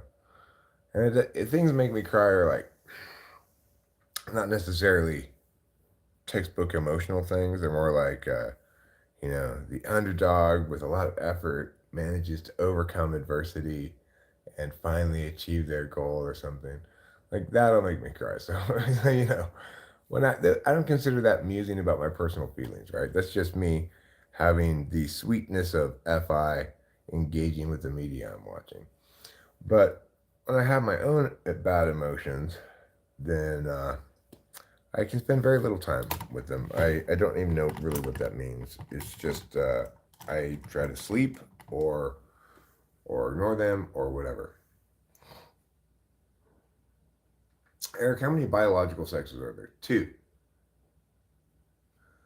And that's determined by whether they have a Y chromosome or not. However, although that is the correct answer to it, I think it's important that we remember that the trans community comprises individuals who are subject to all kinds of ontological assault all the time. And the last thing any of us need to do is pile on and make a bunch of arguments insisting there are just two sexes. You know, uh, they don't need it to be any more difficult for them than it already is. That's the point. Do you know psychopaths cry? I don't know. Knock, knock, who's there? Who is there, salad dealer? Do you really deal in salad? Do you deal in Caesar salad? Other kinds of salad? The point is, every person either has a Y chromosome or doesn't. So it's binary, okay? But the other point is, there is not a good reason to spend time arguing about this because the only reason people argue about it is because they've got something against trans people. So, you know, could there be a community that less needs more people to pile on? No. So let's just knock it off.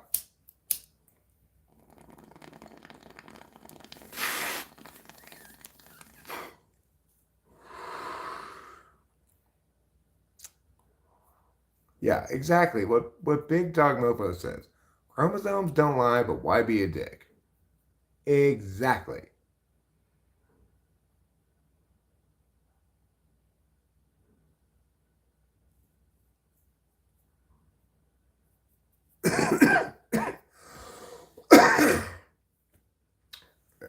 The point is what I said. There's just no disputing that. A person either has a Y chromosome or they don't.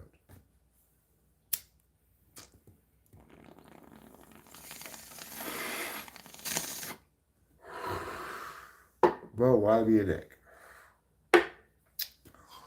Um, One of the only things I don't like, I mean, there are a couple things I don't like about my my coffee percolator, but the main thing I don't like about it is it takes a long time to create coffee. Hi, Red Rum.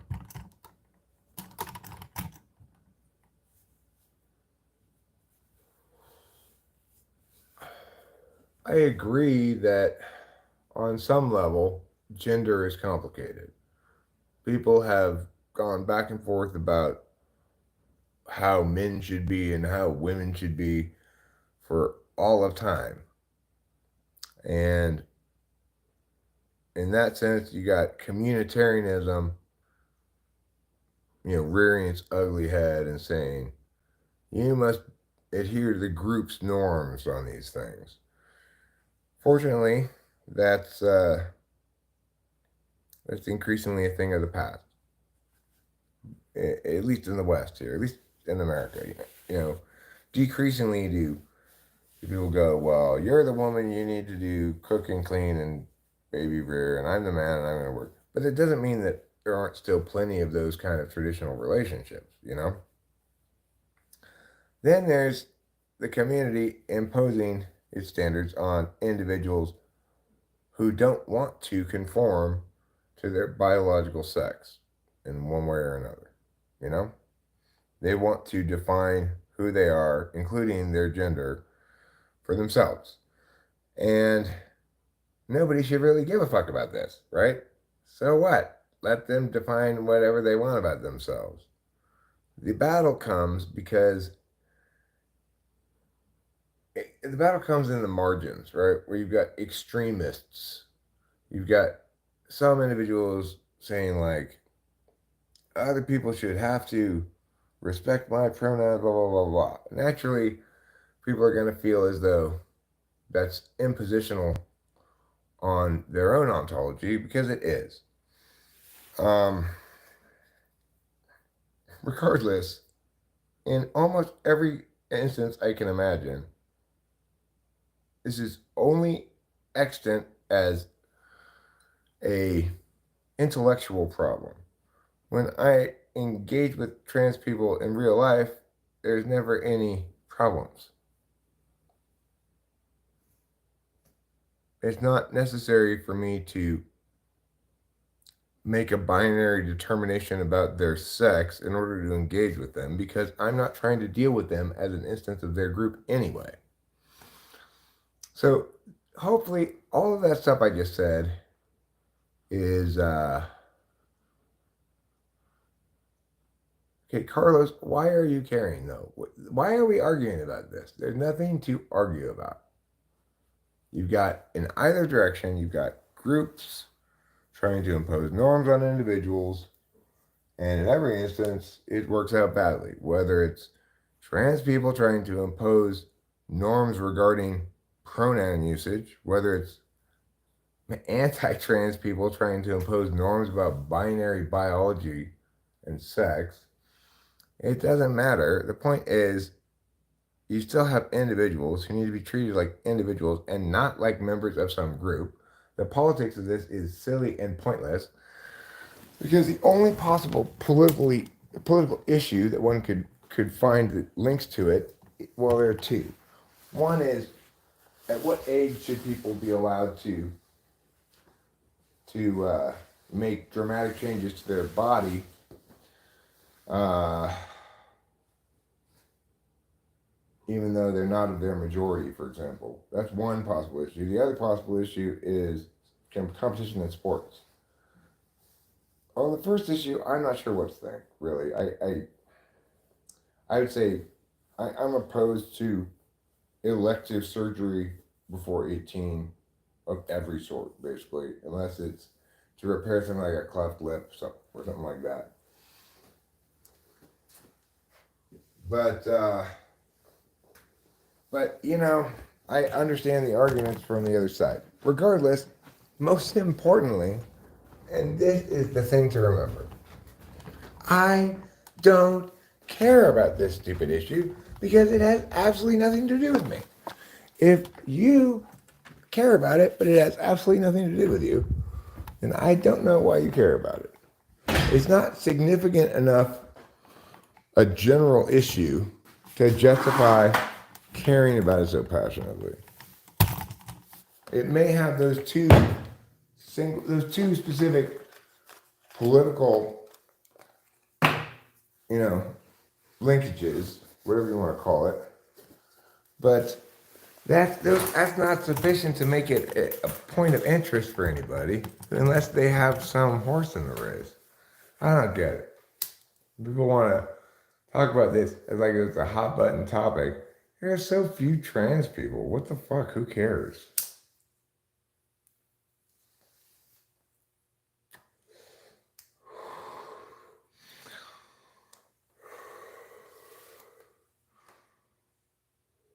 Like the guy I hired to do the talking with famous people. The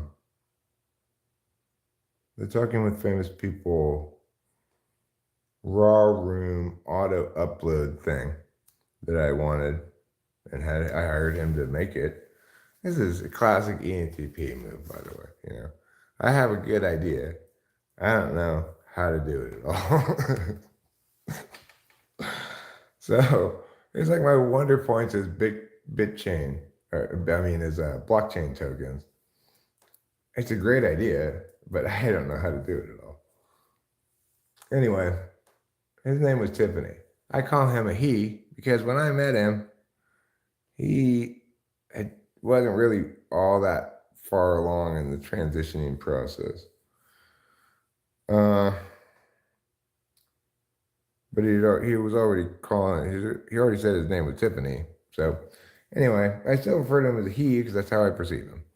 But also I call him Tiffany because that's his name and that's what he wants to be called.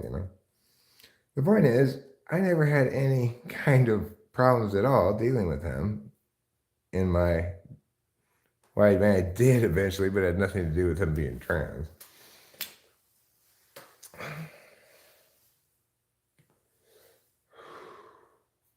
So it's like he did an excellent job. The thing he made was quite brilliant. He was also an ENTP though, but he knew how to do that. I did not do that. I know how to do some things, but I don't know how to do that.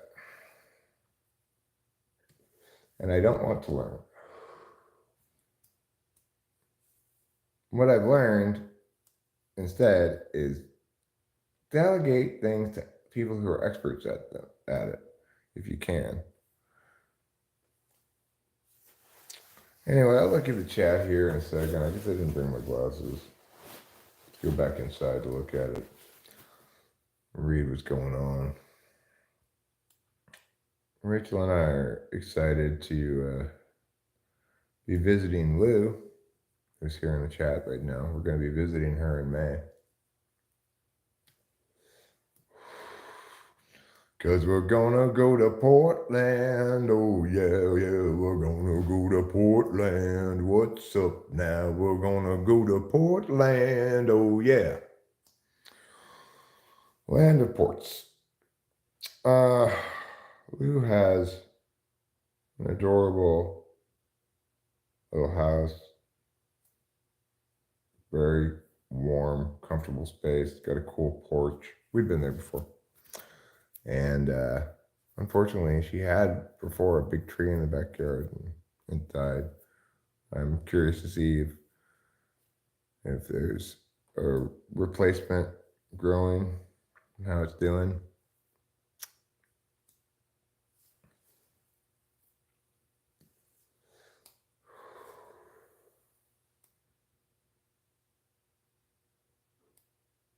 Be nice to see her again.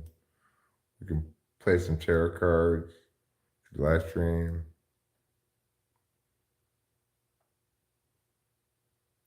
And it'll be like Funtime Freddy and the Funtime Express. That's what it's going to be like. We still need to book one more night at a hotel. And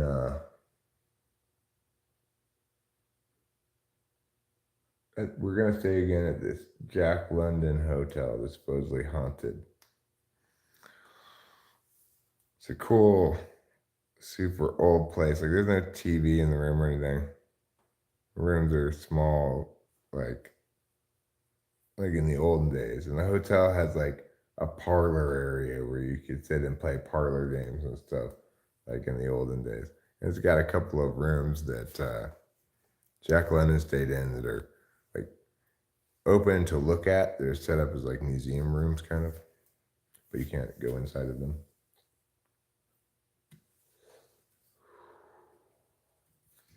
Got a piano. We stayed there last time, just like right after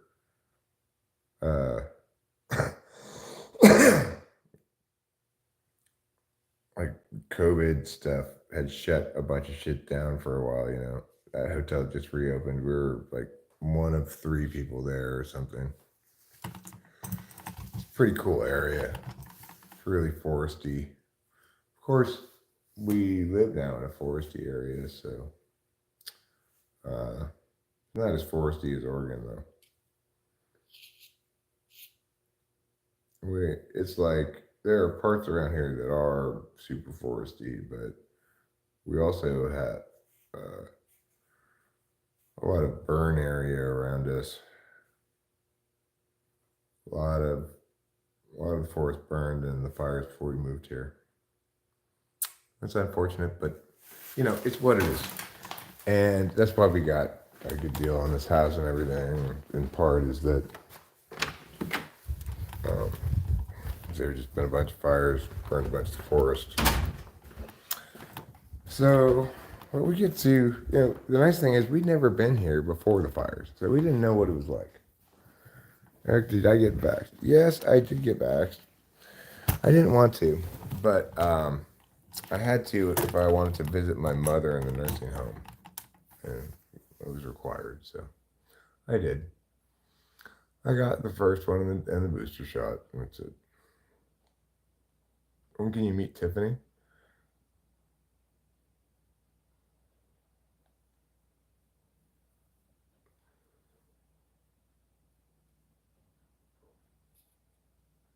So let's see. I'm going up in the chat here and seeing what people are saying.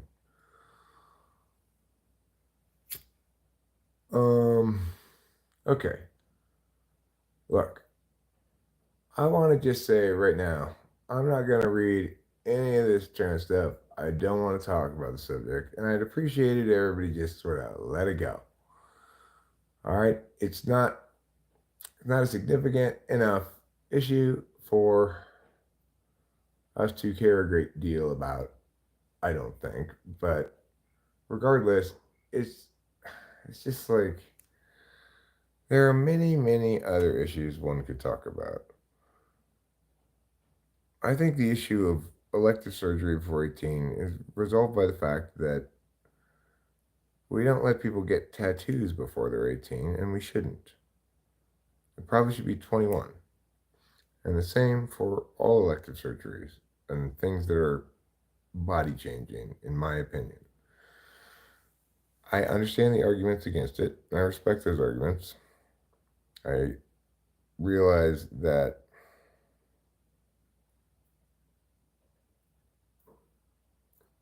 children are people too, and have ownership of their own body. But I believe we should preserve their agency when they're in their majority. I just don't trust the judgment of people who are that young. So, regardless, I don't want to talk about the subject anymore. Okay? I find it depressing to talk about for a number of reasons. Am I having ham today? No, we're not doing anything. We don't really celebrate. I don't like to celebrate holidays very much. But Easter is not a holiday. For me, Easter is a holiday I celebrated when I was a kid, getting candy and finding eggs and such. And one that I celebrated when Delilah was a kid, providing candy and hiding eggs and such. It's a kid's holiday, in my opinion, and not something I'm interested in celebrating as an adult at all. I get that it's also a religious holiday. I don't celebrate religious holidays for religious reasons. I'm equally religious every day of the year, which is to say, uh, I I pray most days. I don't exactly know. I don't exactly. Whenever I try to say this, I'm not exactly sure how to phrase it because I don't keep track, and I don't want to misrepresent how often I pray. Because there are stretches of time when I don't pray at all. No, I'm not an atheist. I self-identify as a Christian. But well, I pray to Jesus, God, Holy Ghost regularly. You can infer from that what you wish. I'm not interested in making arguments regarding, say, God's existence or something. Obviously, prayer is a faith based behavior that means to believe without evidence or in the face of contrary evidence. So while I'm praying, certainly I am believing. Okay. Abortion. I'm getting dragged into all the difficult topics, huh? So the thing about abortion is I spent a lot of time trying to figure it out because I'm a professional debate coach by trade, not active, but nevertheless. And for years, I tried to figure out what is the correct position on this. I do not understand why I cannot figure this out. And the reason, but then I finally was able to figure out why I couldn't figure it out. The reason I couldn't figure it out is because you cannot calculate the abortion issue on a rights calculus. In every instance where negative rights determine an issue, negative rights never come into conflict. But with abortion, if you perceive the unborn child as a person, then negative rights come into conflict, the rights of the mother and the rights of the child. If you perceive the unborn child as property, then a whole different set of situations come in because then it's mutually owned property. It may be being kept on the premises of the woman, but it belongs to both the man and the woman, and nothing can be done to the child, to the property, without the agreement of both parties. Most women don't feel as though their right to abortion is predicated on a man's agreement. Okay. But those are their two choices. You either calculate it on a rights calculus, or you calculate it on a property calculus. So neither of those resolve the issue. It seems to most people, the one thing that we should all agree on is that Plan B, that pill that people take, that is always okay because argumentationally, it never actually aborts anything. Until we actually know that a woman is pregnant, it is not possible for her to abort because all realities are predicated on observation. So, without some confirmation that she's pregnant, no abortion can occur. Plan B, therefore, is always okay. Now, from just an intuitive perspective, so setting aside the rights calculus and the property calculus, from an intuitive perspective, it appalls the conscience to abort an unborn child a day before the due date, right? For most of us, we would say that appalls the conscience. And as a general rule, when things appall the conscience, then we don't need further justification for prohibiting that. On the other hand, most people would say that if a woman gets an abortion in the first month, it appalls the conscience much less. Obviously, hardline pro-lifer is going to say it's murder at any moment, but I'm just saying let's calculate it intuitively now. How do things intuitively resonate with us? Well, so we've got then on an intuitive level the notion that it's maybe okay to abort early in a pregnancy and probably not okay really late in the pregnancy, right?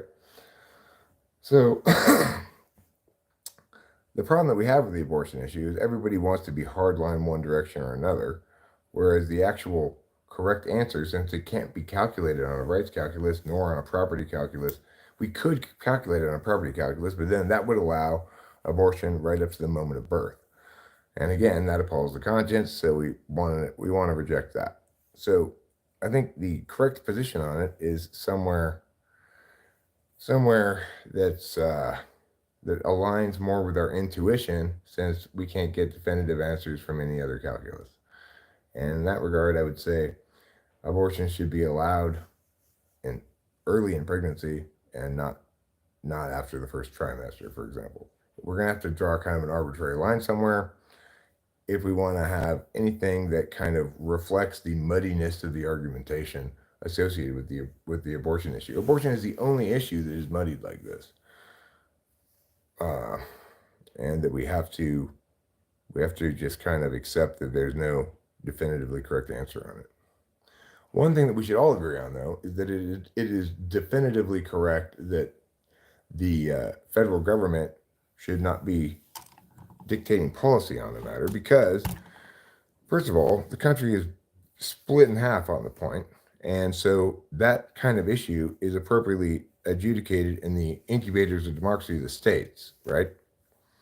No, I'm making extreme sense, Carlos Paella. Everything I'm saying is making sense. No, I talked about 3 distinct metrics by which we might calculate it, right? Rights, property, and intuitively. When I'm talking about the intuition part, maybe I'm dealing with analogies and stuff, but I'm agreeing that's just a holistic understanding. I am not saying that that's determinant on the issue. What I'm pointing out is that none of the 3 metrics are determinant on the issue. If you think that doesn't make sense, you are not being honest in your calculation of this, because I know you can understand what I'm saying.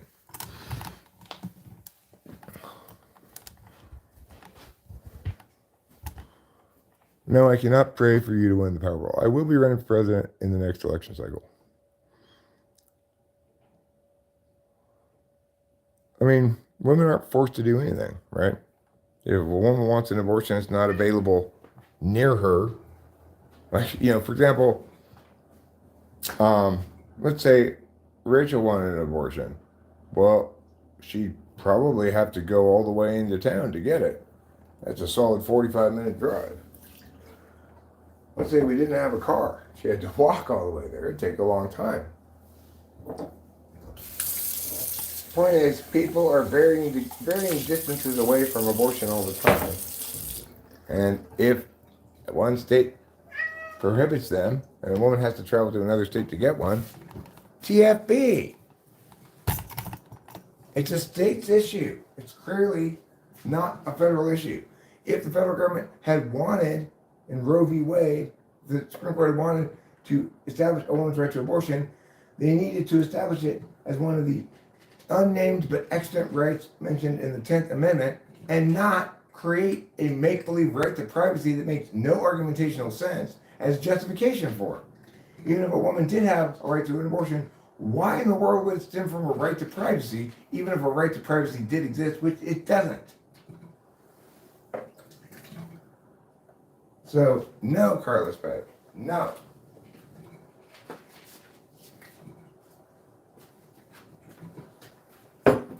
So yes, I'm making absolutely perfect sense.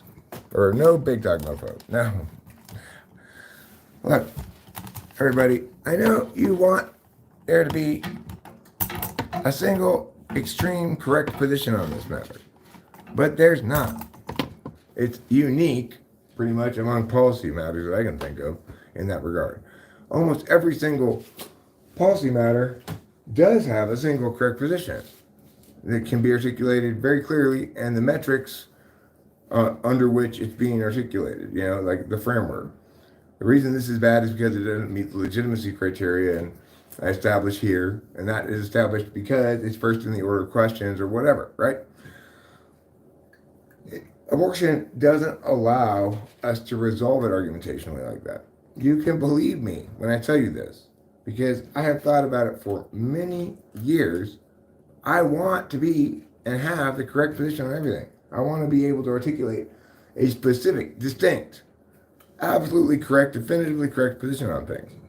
But there is no such argumentational ground for abortion because, unique among all issues, it presents us with a situation where negative rights are in conflict with one another.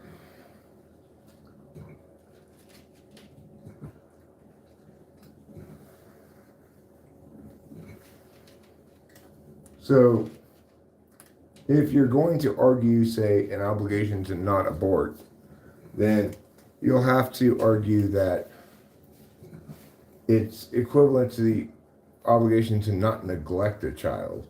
It doesn't stem from rights. It's a duty unique to parenthood.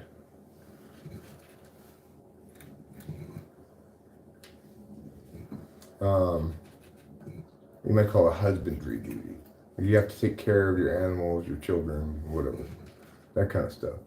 It's not a rights-based issue. Then it's just agreed upon duty.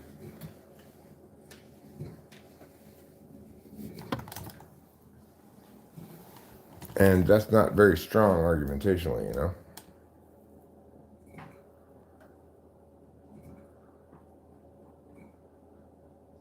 Do I have a bird feeder? No, I just put out seeds out on the wall and on the ground.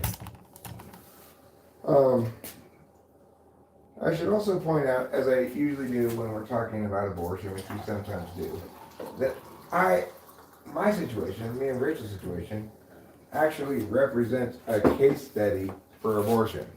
Rachel's has bipolar mania, and when she doesn't take her psych drugs, she goes batshit crazy. All right, I mean, like, psychotic break, full-blown psychotic break, batshit crazy. Now, she could not, those drugs that she's on would not be good for an unborn child. It would probably result in birth defects, right? Rachel and I are trying not to get pregnant and are succeeding in not getting pregnant. Trouble, leave those seedlings alone. What are you doing? Are you looking at the seedlings? You may not eat those. What are you doing?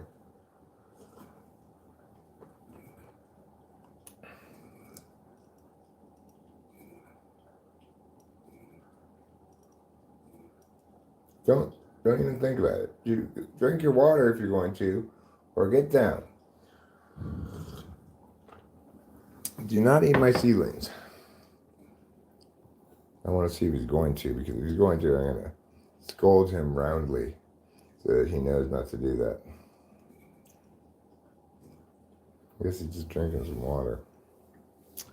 I have to worry about that, though. I need to think about that, because I don't want to lose my seedlings while they're still little like this.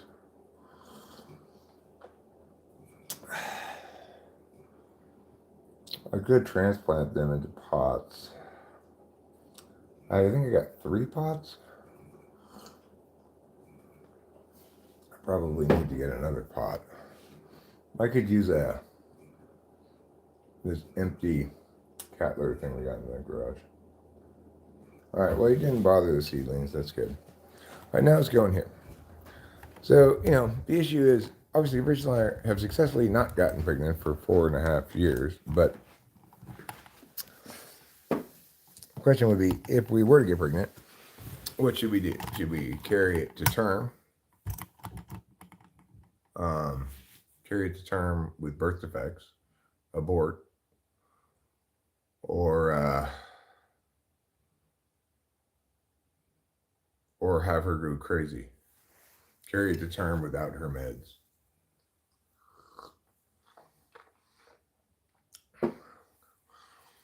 Okay, well, I'm not going to embrace Islam, CB, so stop. do your advice for letting go of nonstop anger surrounding a specific topic or aspect of life? You advise for, I mean, I advise for not finding things in the world that make you angry. I used to do that a long time ago.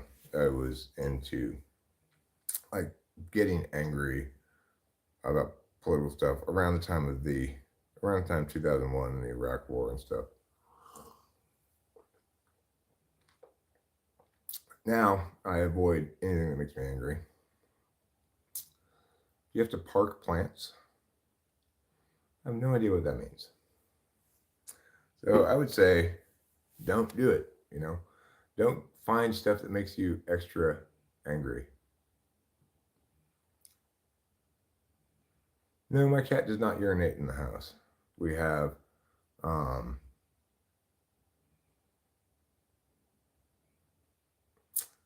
we have a cat box in the garage, and they can go outside as well. How old is Rachel? 39.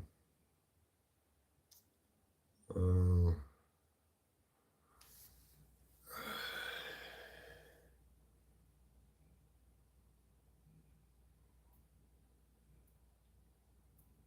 I mean, no state can outlaw a woman from going to another state to get an abortion.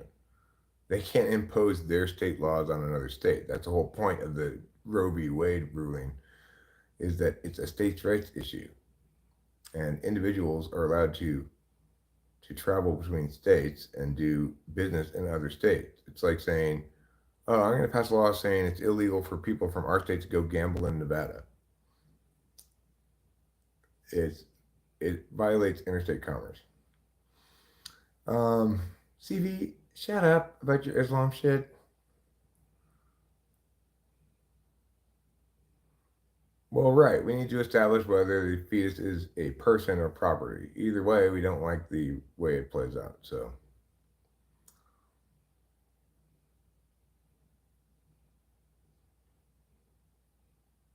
uh, well, you've not experienced a woman in a full blown psychotic break before. Imagining that for 9 months is not going to be good for the baby either.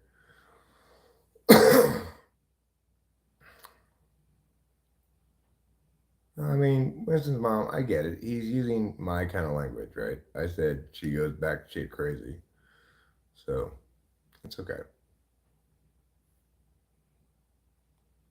We can establish that Rachel would have to sacrifice herself, obviously. I mean, we can establish that. I've seen her not on her meds. She goes totally crazy.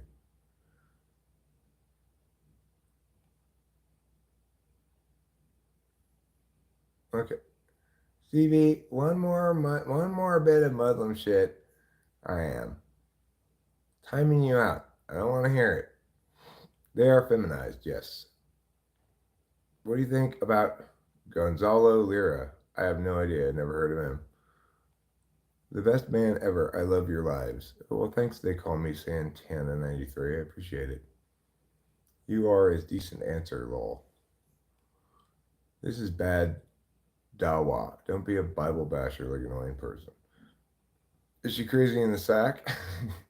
That's rude to ask. Um, I don't have a favorite color. I don't understand that question even. I would say black because I've had it framed for me as what color would you wear if you could only wear one color for the rest of your life? Oh, Gonzalo Lira's Coach Red Pill. I mean, I'm not one to celebrate a person's death, but the removal of his voice from the discursive landscape is a good thing. Since you can't definitively say a fetus has personhood. Okay, well, but then side chic, are you in favor of viewing the unborn child as property? In which case, both property owners need to agree before anything's done. So you either think it's a person or you think it's property. If you think it's property, women cannot get abortion without the man's permission.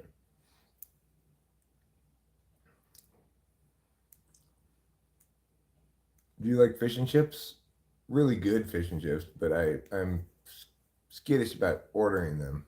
I have to know already, like this place has good fish and chips.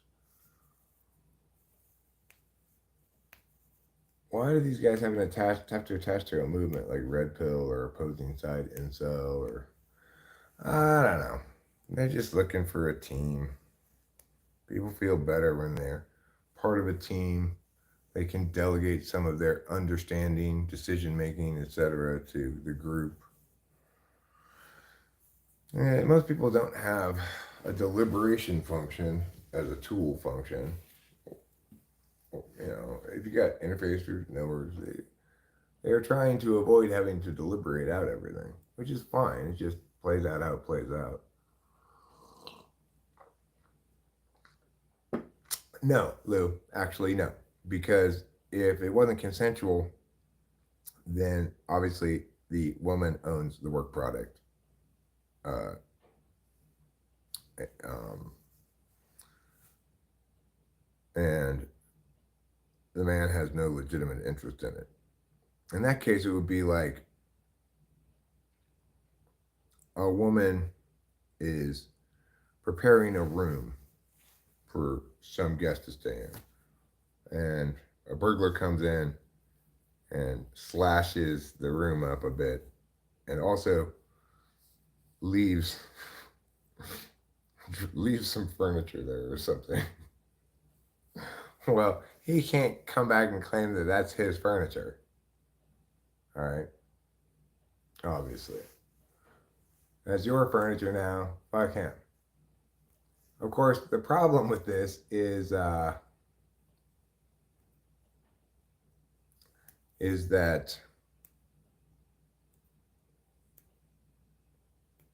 if we were to take that view of things, then every woman who wanted to get an abortion in which the man didn't agree would be incentivized to accuse him of rape.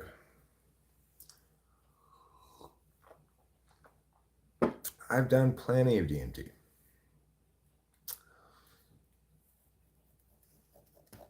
Have you ever splashed around the creek? I have gone down there and gotten some sand from the creek or a rat tang fun full bat. And I did so in order to trade a pan for gold. And what I discovered when I got the sand back up the hill, so panning it or whatever, is that the sand is full of pyrite, fool's gold. And so even if there were real gold in there, it's really hard to identify it. So I just, yeah. So look, if you don't like either of those realities, so, if in fact you want to have your understanding of things side chic, then you agree that every single non-rape baby requires the man's consent for the woman to get an abortion. You can't have it both ways, right? If you want it to be property, then that's how it plays out. Are you down with that? Most women don't like that idea. What are my favorite hobbies? This is my favorite hobby. Have I ever burned a couch? No. Does my head get sunburned? I don't go outside that much. Yes, historically I've done debating and typology around here, but I have also talked about every other kind of imaginable thing and done all kinds of videos, comedy, um, analysis of people's arguments, music videos, everything you can imagine. Mostly now I live stream. I don't know what the answer to everything is, but I know how to get the answer to everything. Or like Amazon, yeah. Well, I don't like it per se, but well, yeah, I like it when I need to get something. That's how I got these overalls is from Amazon. I got a whole bunch of crap over here that now I kind of wish I hadn't gotten from Amazon because why? Because we thought we were going to rent out this place as a vacation rental. We decided to rent it out as month to month. Now I don't really need all that stuff, but whatever. Am I a guru? Why would it be the property of the man if it's a medical condition in the woman's body? It's not a medical condition, right? It's it's an it's a it's an early stage of development of an organism. We can all agree on that. There's no disputing that. If it's if it's an issue regarding the woman's body that makes it concerning the woman's property, her body, right? But it's an issue considering even in your understanding, a part of the woman's body that was the work product of two people. Anytime you have the work product of two people, and there's no agreement ahead of time to something else, then they have equal ownership of it if it's property.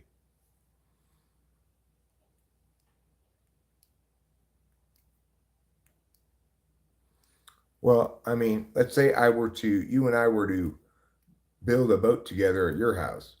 It's on your land, but we've both worked on it. It belongs to both of us.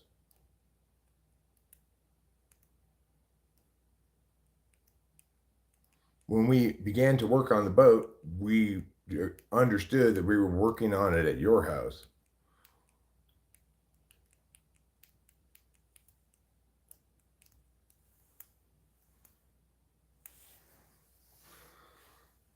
I mean, it's a hot button issue because it doesn't resolve, right? It doesn't resolve clearly on either a rights or a property way. No, I've never been in the military. Um, Not until it's done being made. It's too fragile. It's going to fall apart. It still belongs half to me.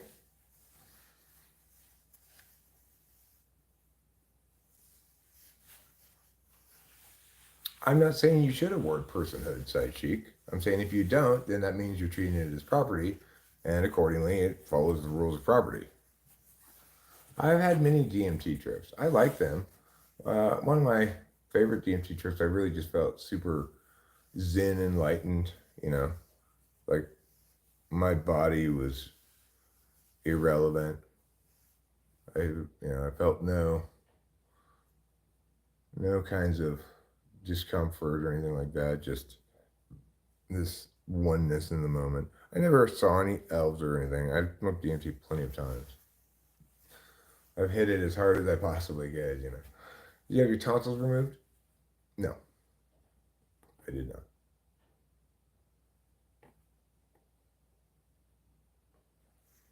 I should build a ramp and do some stunts with that four wheeler.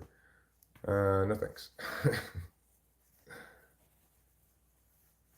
No, I mean it's not that everything in the world is either property or a person.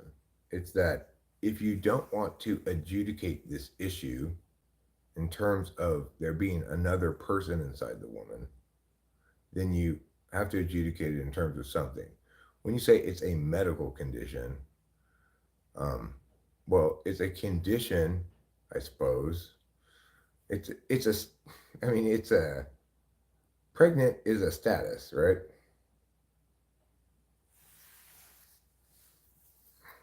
So a woman might become pregnant. That doesn't mean she has a disease or something. And you don't get to classify the pregnancy as a disease entirely dependent on whether you want to be pregnant or not. I don't have any opinion about genetically engineered babies. It's like, babies be babies, y'all. We don't need to be distinguishing between different kinds of babies, y'all. It's like they be crying. They be needing some milk. Ain't nobody want none of that shit, y'all. Babies is a pain in the ass. Nobody want no babies. I already got two cats. That's like having 100 babies. Horrible. It's not horrible. I love my kitties. They're wonderful kitties. I don't mean to shit on them. It's just true, they can be a little demanding. I don't necessarily want that much demand placed on me. What is a guru? A guru is like some wise old guy who knows all the answers to everything. Some old man shouldn't make decisions for your woman's vagina, creepos. I mean, abortion is not a decision about a woman's vagina. I don't. I'm not interested in men, Jesse Smith. I get this question a lot. What do I look for in a man? I don't look for anything in a man. I'm married, happily married to my woman. Would a woman become pregnant and been with several men when she needs the consent of all of them? Would DNA testing be required? I mean, that's a good question, Lou. It's a good question. I don't have the answer to that. I'm not suggesting that we treat it as property, right? Uh, Tires and Changeo Aviation says, "Yo, this is the most gangsta old man ever." I don't think I'm very gangster, but I'll take that as a compliment nonetheless. Obviously wants one more baby. Have I ever donated to a sperm bank? No. In 1811, 3 months after the solar eclipse crossed the path of New Madrid fault line and it caused a major earthquake. Do you think it could happen again this time? I don't believe that even if those events coincided in time, that the solar eclipse caused it. So, no. Anyone lactating in the room? I'm not lactating. Fractal Face says, your songs that FI move me, like the one where you want to get in touch with someone and mention how you're both older and you've wrinkled, etc. Oh, I know what you're talking about, I think.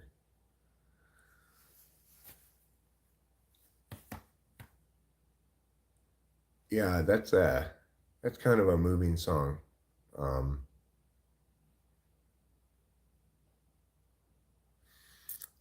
I haven't thought about that song in a long time. If you're talking about what I think you're talking about, you're if you're talking about what I think you're talking about, you're digging pretty deep, Fractal Face. I'm shocked that anybody found that.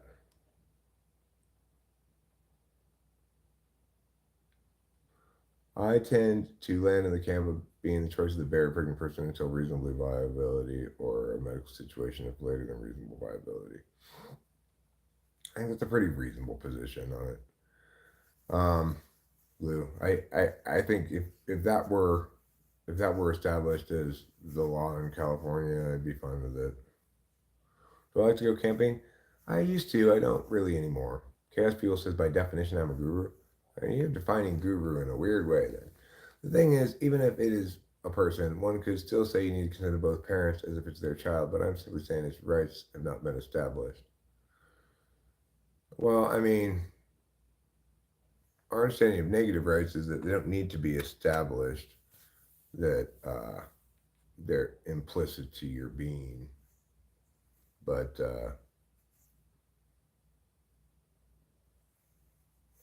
well, here I am. I'm not trying to manage anyone's life, and it's not just men who have positions on abortion. Okay, it's it's not black or white. Okay, it's a little more complicated than that. We need to just kind of acknowledge that and try to find some sort of reasonable standard. You know.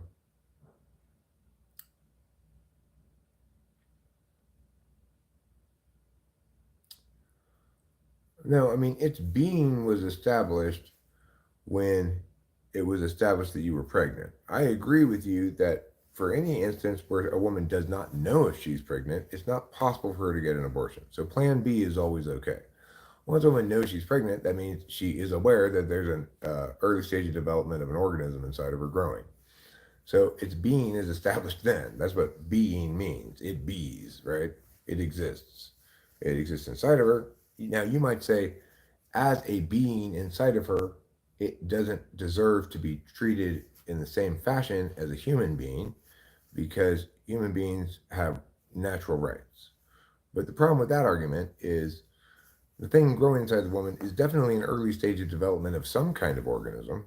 And in fact, what kind of organism is it the early stage of development of? A human being. Now, we can't generalize stage of development. It doesn't generalize because otherwise babies would not have their rights as not have the same natural rights that adults do, but they do. So, accordingly, that argument doesn't hold water. And it's not like I'm trying to have any specific position on it. Remember this. I'm simply trying to be correct on it. I don't really care. I mean, that's why intuitively the notion that um, a human has their full assortment of a full allotment of natural rights the moment they're conceived, intuitively it doesn't feel very much as though that thing that is in such an early stage of development is a human being yet, right? At the same time, it does feel like at 9 months, a day before due date, that thing is definitely a human being already. That if you were to yank it out of the womb unceremoniously, you'd probably have to do so by C-section, and that if you wanted it to then, not be a person, you'd have to murder it. So there's no black and white here, okay? It's a little trickier than that. And I don't want to argue about it anymore.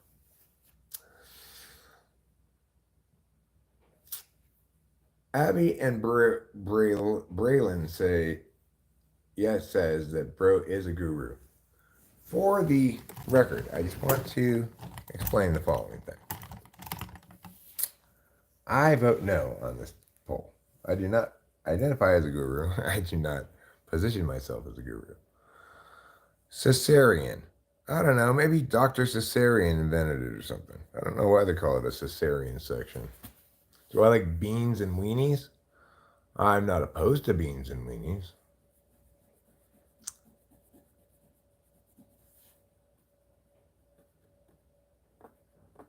KE,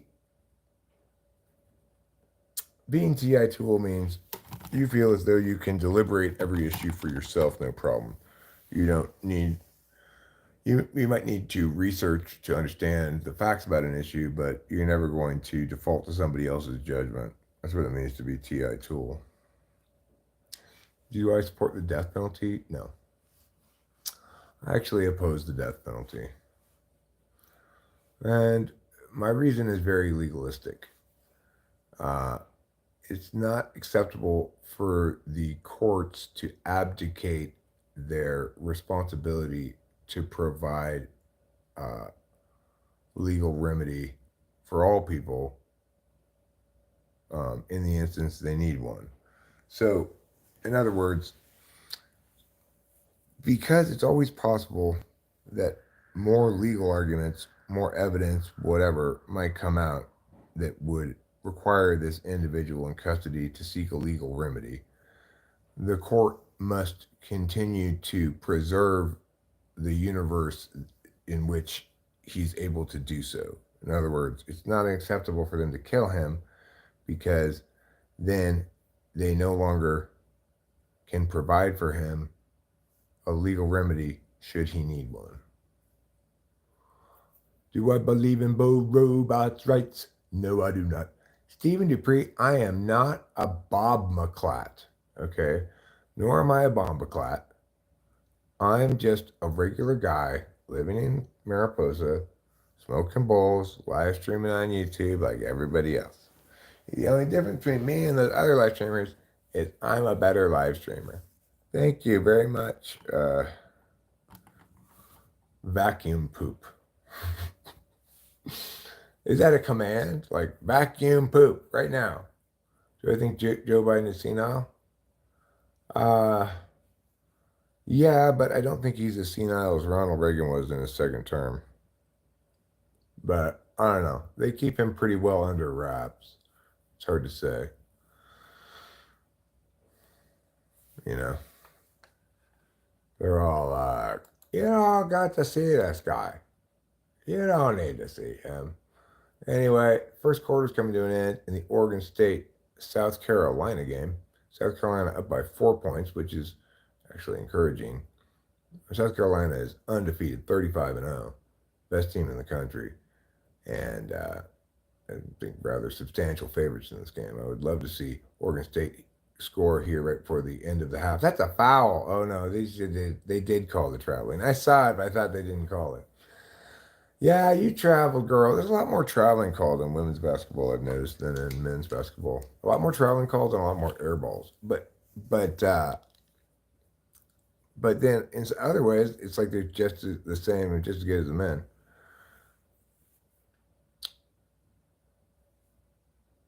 Let's see here. Who do you think is the Antichrist? Ooh, I don't know. Satan, maybe? Lucifer? Beelzebub? The fallen angel? Who else could it be?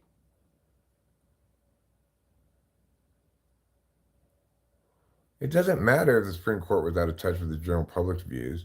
The Supreme Court's responsible to uphold the law, sustain precedent, make sure the arguments are correct, etc. They're not supposed to be political. That's why they're appointed for life, so that they don't care about the public's opinion and do what is correct regardless. Often the public has been wrong about many things. That's why we have a court that representing 1/3 of the branches of the government that is utterly removed from politics with a lifetime appointment. Do I know what the meaning of guru is? I'm sure it means something specific, say in Indian, but what it typically means around, say, YouTube is an individual who's purporting to have the answers, provide advice, and explain the good way to live or something. I do understand that guru is a Sanskrit word. I don't know what it means in Indian. I'm using it in the colloquial English sense of the word. It means mentor, guide, expert, or master of certain knowledge or field. Well, if it's specific like that, you could say I'm a guru of debate.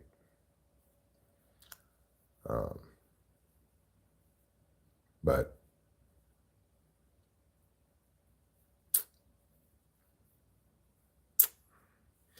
in the English sense, what it means is basically like Eckhart Tolle's a guru. What is my IQ? 107. I took a test online one time. I got 107.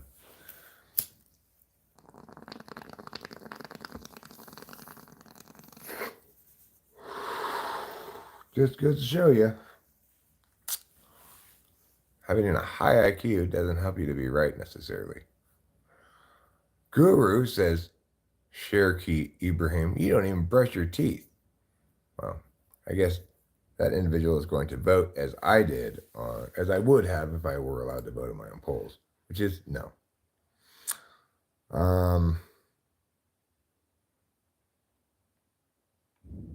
Do I like my steak medium rare? Yeah, or medium, depending.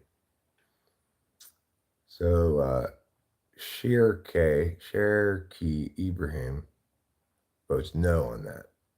What about just my verbal IQ? I don't know. I've never taken a real IQ test. I just took this one IQ test online that had only one kind of question on it. It had visual pattern completion.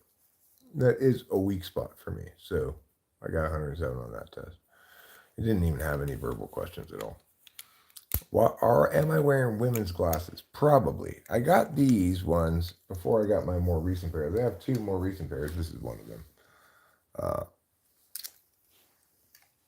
The supermarket had very few choices, and I ended up with these ones. I figured one advantage would be they're orange. I'm not going to sit on them. They stand out against my chair, my black chair or whatever. But I don't like them.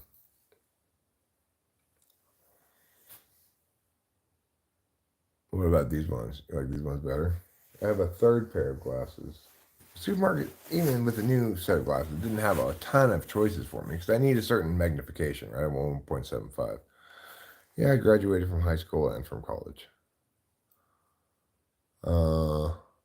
Guru means a person who takes you out from darkness. Well, I would like to believe that the discourse here is not dark, that it's purposefully good.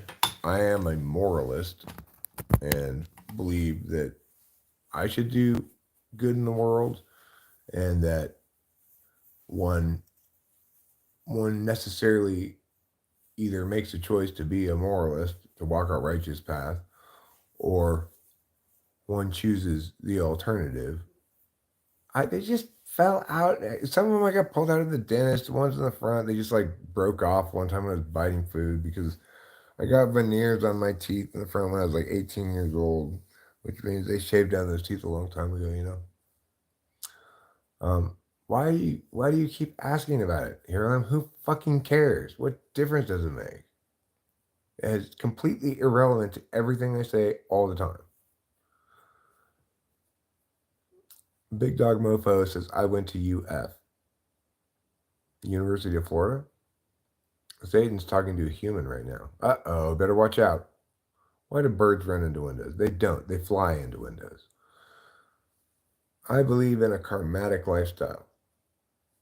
Well, that's not a bad approach to it, you know.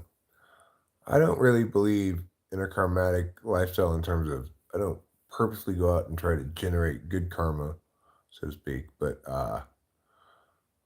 you know, I just try to be righteous. What's your advice to young people? I mean, the best advice that I have that generalizes, I think, to every young people, every young person is uh, poop when you can. If you feel like you can poop right now, poop right now. You don't know when. If you don't poop right now, it might go back up inside. You don't know when it's going to be ready to come out again. Where did I get my college degree from? UC Santa Cruz. Wait, I thought you were going to be a nun and birth Jesus, and that's not till I get home, having 13 grandbabies up. I was considering becoming a nun. Wasn't planning on birthing Jesus. What was my major? I was an English major. Yeah, incredibly useful, right? It was completely useless, but it served as a BA that qualified me for certain jobs, you know. So,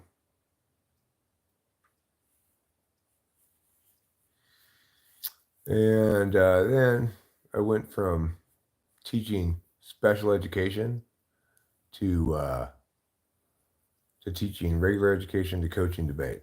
I would have been great at law school, Broccoli Todd. I may have been an English major, but I wasn't your normal English major. I debated in high school, and I'm obviously a TI tool user. Yeah, I'm a banana slug, and I would have been great at law school. I probably should have gone to law school. I should have become a lawyer, but I didn't. So instead, I ended up being a debate coach, which was just as good a fit for me. Did you ever hear of the Santa Cruz skateboard brand? Yeah, I've heard of it. Marie was not Christian too. Mary was not Christian too before she gave birth, since the religion started with her son. Yeah, well, she wasn't Christian, but she was a virgin. When did we start talking about Jesus? Every time we think about Jesus, 'cause it's Easter morning. Oh, don't even remind me. Putty tails. Oh, yo, yo, yo, yo, yo, yo. I'm not sure if it's going to be every year or whatever, but this year we got an additional $3,000 supplemental tax bill.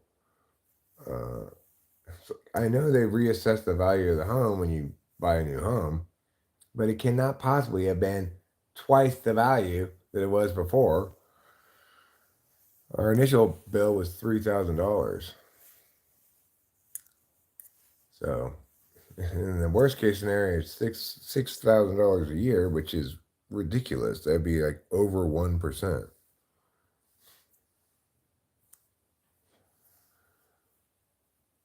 Why, after us men shit, do we look at the. Oh, why do we look at the shit? Well, because you need to know. You need to know. Is my interpretation of what my butthole experienced going to be the same as my visual data on it? In other words, was that poop as big as it felt?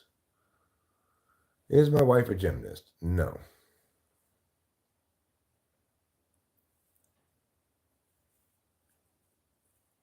Molly the pig, happy Easter to you. Happy Easter, happy Christmas, happy 4th of July, and every other holiday. May you experience happiness and joy in all of your endeavors with these holidays. All right, now South Carolina's up by 6 points. Oregon State should be feeling a little concerned. They cannot fall too far behind in this game, or South Carolina will just run away from them. It is very likely that South Carolina will win the national championship. But USC is playing 3 seed UConn in the next game on Monday, and UConn's favored, even though SC is a 1 seed and UConn is a 3 seed. Oregon State just hit a 3-point shot to close the gap to 3 points here in this game in the second quarter against South Carolina. South Carolina drives the basket, misses, gets the rebound, puts it back in, and it's a 5-point game. Oregon State. The Lady Beavers, what do you say? If I were a woman, I wouldn't really want to be on a team called the Lady Beavers. I think it would draw too much attention to my vagina. Now they missed that shot, did not get the rebound, and this is what I think you'll see with South Carolina is they just dominate on the boards, makes them very difficult to beat. If you can't get any rebounds, can't get any second shot attempts, you're gonna have to shoot at a very high level if you want to beat South Carolina, and you're probably not going to shoot that well for the whole game. What happened? Oh, timeout. Was there a timeout called? What's going on? I don't know what's going on. It's not clear. I guess they called a carry or something on the Oregon State player. South Carolina had the ball back with their 5-point lead. And number 21, this tall blonde girl, drives the basket. Unfortunately, she misses, but the ball goes off of Oregon State, and the ball belongs back to South Carolina. All right, where is my wife? She is asleep. Do you spit or swallow? I do neither, because I don't have man seed in my mouth. Do I feel guilty for robbing the cradle? No. My wife's 39 years old. How can I be accused of robbing the cradle? Sure, there are some weirdos in here, I'm sure. Eric, if I could choose my father who's unknown to me, I would choose a man like you. Well, thanks, Comedy Flu. How very kind of you. I still imagine Joseph at the bar. No, Mary didn't cheat on me. It was God. I know. All right. Dreaming is free, so always dream big. Okay. I'll dream of making pyramids and stuff. It'll be a big enough.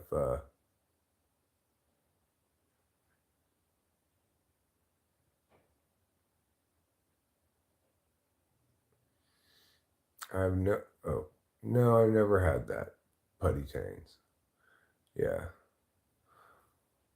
Not having man seed in my mouth means I don't need to make a decision about swallowing or not.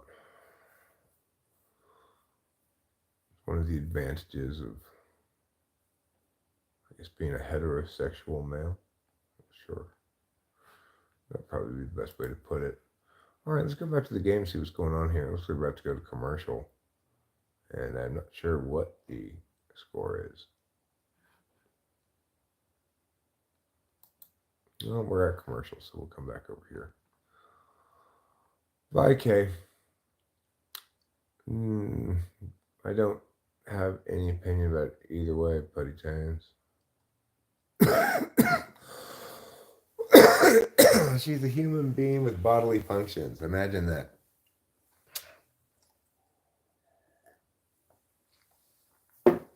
Okay. There are a couple of other things I felt like I wanted to do here, like chore-wise, while streaming. Let me go have a health tube and think about what those things might be. Well, I could put all that shit on from those chairs in the little wilderness car. That's one thing I could do. That would be a wonderful thing to do. I should do that. But first, let's have a health tube. Then maybe we'll do that. I need to go through some mail. Oh, I wanted to check my email and see if somebody sent me a mailing address. I could write that out on the envelope right now and get that ready to go. Grody bodily functions. Grody bodily functions. You need to name 100 women as fast as you can. Mary, Sue, Lily, Sally, Lucy. Like that, you mean? Or do you mean something else?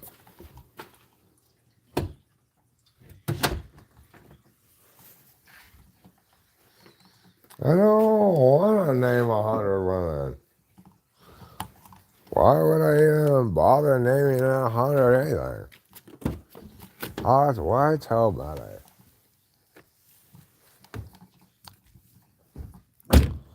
Oh, good. The Woodland Friends have come to enjoy their cutlets. We could go watch them for a little while.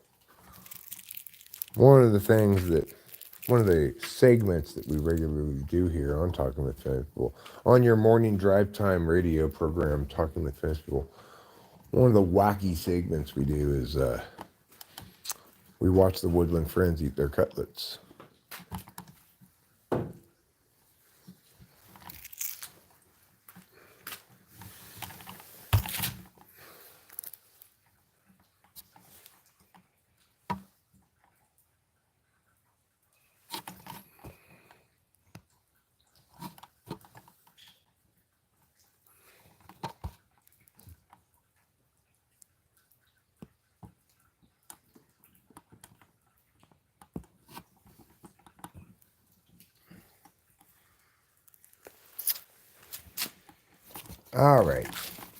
All right, you pesky pesker.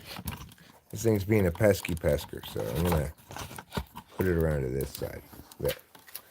Now, what I'm gonna do, I'm gonna turn this around. There. Okay. And now what I'm gonna do is put it on the squirrel.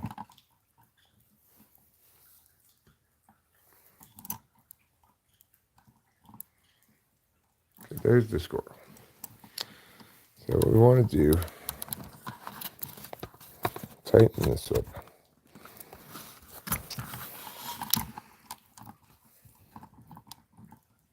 There you go. I like to promise and deliver hot squirrel action on this channel. This is as hot as squirrel action gets. I think you could agree with that. Like anybody's going to disagree with that. Wait, hold on though. Let me wipe this to make sure it's doesn't have any goo on it or whatever.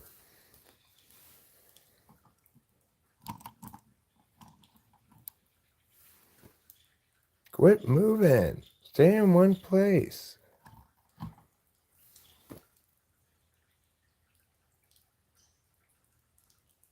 There.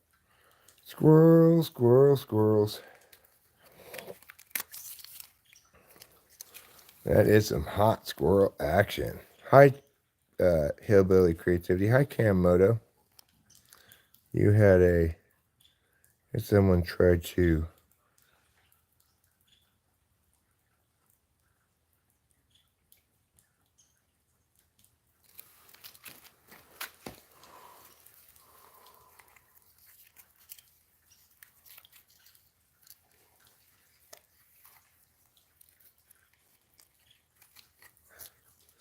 And what did you say in response to that? No, I'm not shooting anything. I'm just filming it. It's eating cutlets. We've got a lot of squirrels here at the moment, actually, eating cutlets. See? They get mad at each other sometimes, chase each other around. Like, nah, they're mine. These are not very sharey squirrels. They don't necessarily love sharing with each other. I try to encourage them to share, but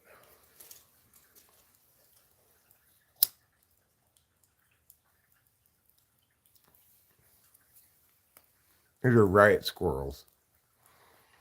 I'm on late. I just woke up. I know they do need to share and be nice to each other. I agree, Acacia. I try to tell them that, but they don't necessarily listen. It's like they have their own hierarchy or something. It's like they don't really respect equality among squirrels.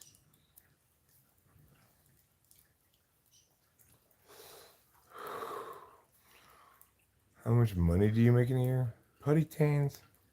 In general, that's not the kind of question you ask other people. If you're asking me how much does YouTube make, not very much, okay? Like, Currently like $150 a month or something. Hi, Scott Taylor. Today your hot dog water.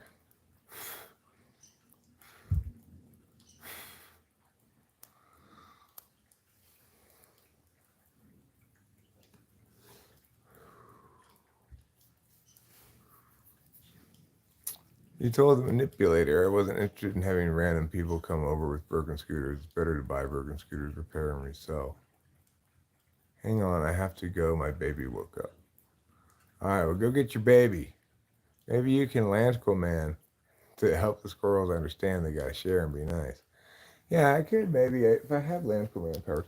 But you know what? Landsquirrel Man can just call the squirrels to him. He can't really convince them that it was a good idea for them to have come. Have I ever broken a toe? No. I have, however, broken this bone in my hand before, right here, this bone.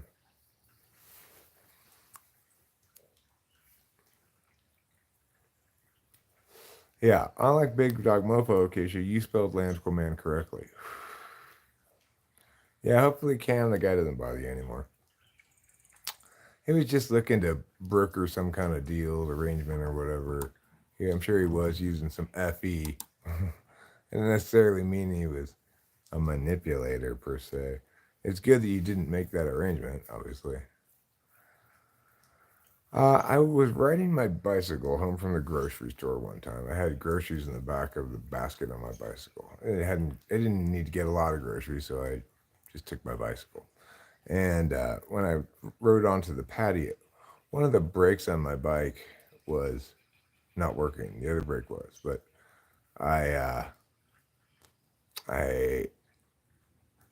wasn't slowing down fast enough. So I reached out to grab this small plumeria tree I had to hold on to stop me, And instead of grabbing it properly, I just went like this, and it bent this finger all the way back. No, it was a man's bicycle.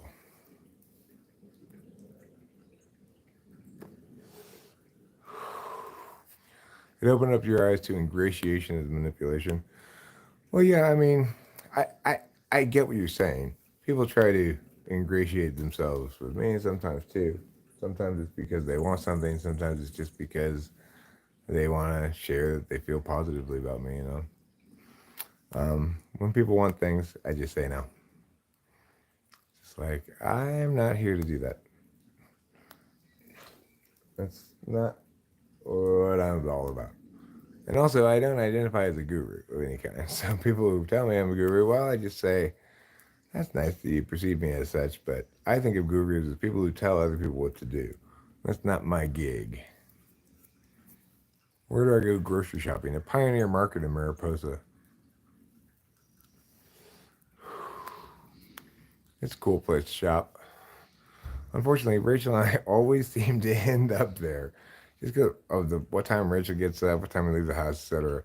We always seem to end up there right as school lets out. So it's always full of little kids running around, high school kids running up to each other and whispering something into her ear, and then she giggles about something, and it's like, oh God, why do we have to be here at this time? Her boyfriend is me as well. I'm both her husband and her boyfriend, Putty Tains. So, yes, and it's me.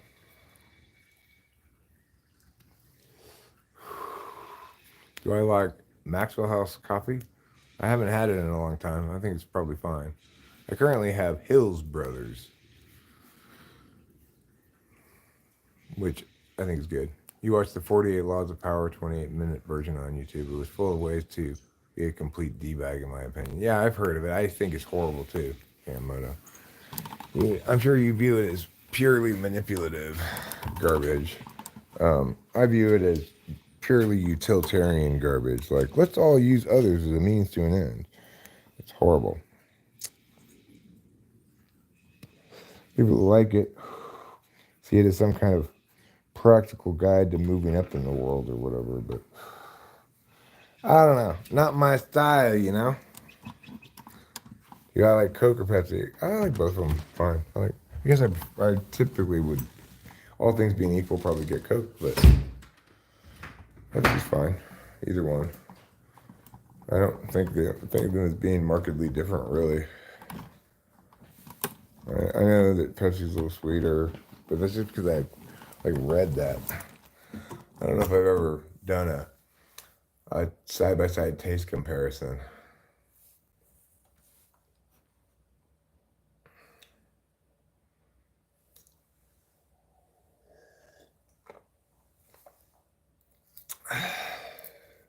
Why is this called Talking with Famous People? Are you famous? I am not famous, and I don't talk with famous people. But the original conceit of the channel was that I would interview a lot of regular people as though they were famous people, you know? It didn't work out that way because it turned out it's quite difficult to find a bunch of regular people who are willing to be interviewed.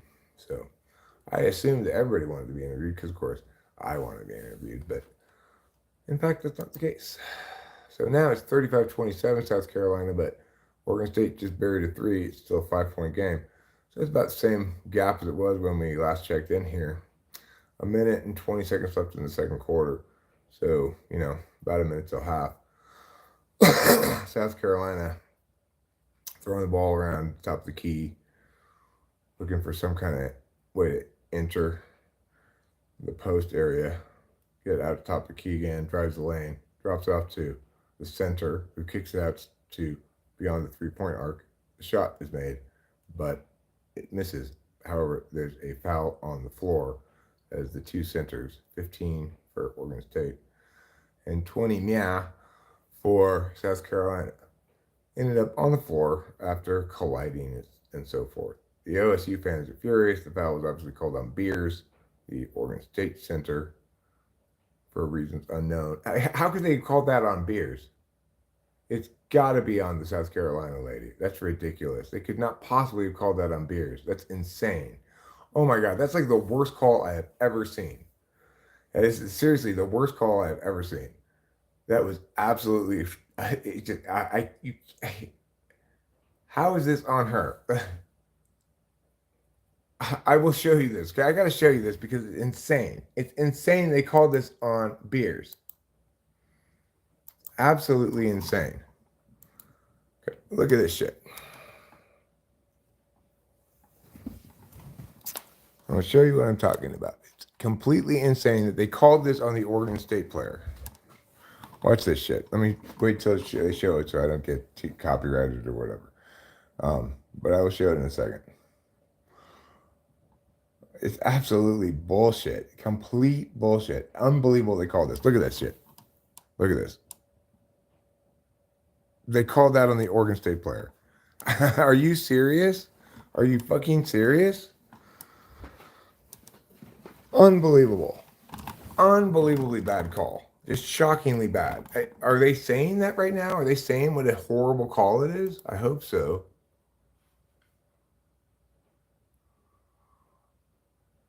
It looks like the initial contact is by Fagan, I believe. Yeah, I mean, it's a terrible call. Unless Beers on that backside is pulling with, like the Gardner foul earlier with the hook. That wasn't happening. That to me looked like Fagan was the one who created the contact, backing out, and Beers. Yeah, the announcers are in agreement with me. It was completely ridiculous.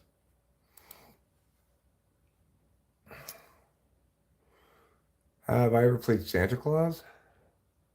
No. I should do voice acting. I would like to do so. How do I know that's the worst call I've ever seen? Because, no, I think she just backed into her full blast and knocked her over. All right, well, unfortunately, you can't do that, Pootie Tank. Only the copyright owner can do that. If I showed much more, it would have automatically copyrighted me. Because one time I tried to do a Super Bowl watch party and I showed too much of it in the camera for too long and it killed the stream instantly. So Putty unless you are CBS, it should be fine. I mean ESPN. It's on ESPN. All right, so now 37-30 in favor of South Carolina. I guess they must have just called a makeup call on South Carolina because Oregon State's taking the ball out of bounds. I'm not sure what happened there. 3-pointer by Oregon State is good. I'm kind of curious what happened there. So we've got a 37-33 game. South Carolina just got a gift 2 free throws from bullshit ref on their last trip down. Hopefully the refs don't bail them out with bullshit this time.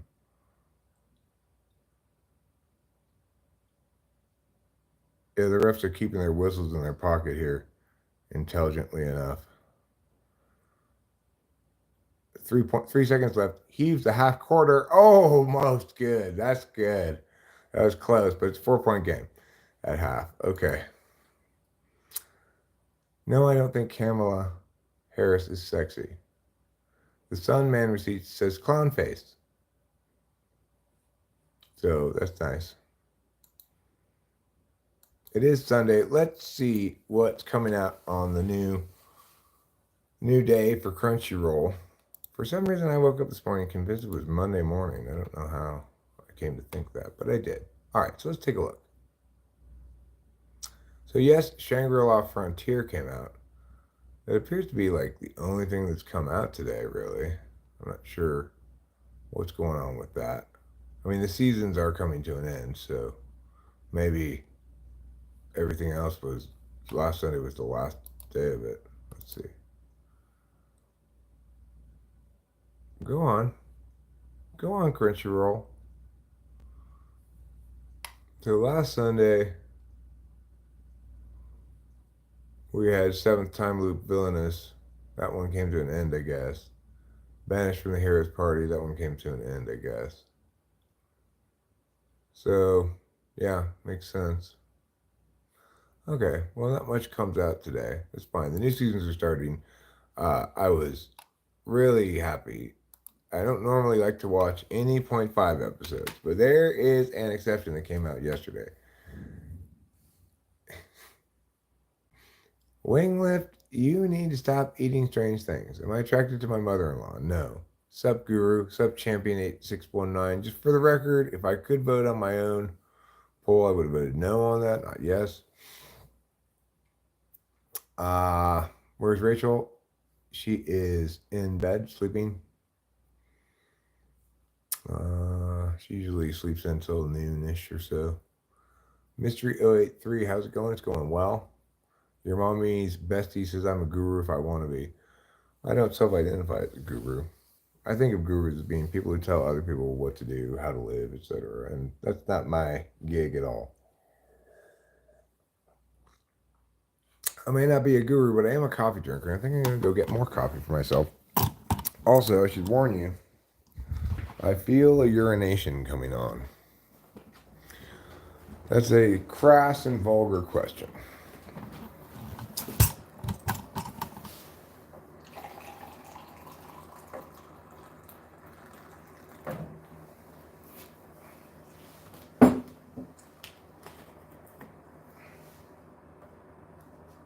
It depends on the week, of course.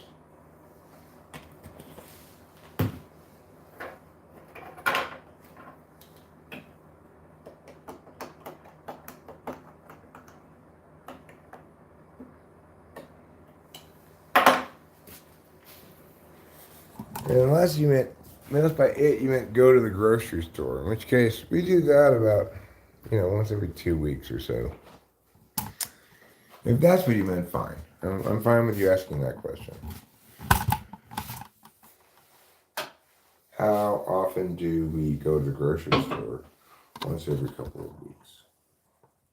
Maybe a little more often, depends, Maybe once a week if we're really going through shit. But it seems like we go like full grocery trip, partial grocery trip. Full grocery trip, partial grocery trip. All right. So, something that every human being can enjoy multiple times a day is an activity called urination. When it's time for urination, one comfortably sits on the toilet, having pulled one's overalls down, feet up on the poop stool, and if you're a male like me, you're going to use your tube. There's a tube that dangles from the front of you, and you'll use that tube to pee from. This will help keep the pee away from your body.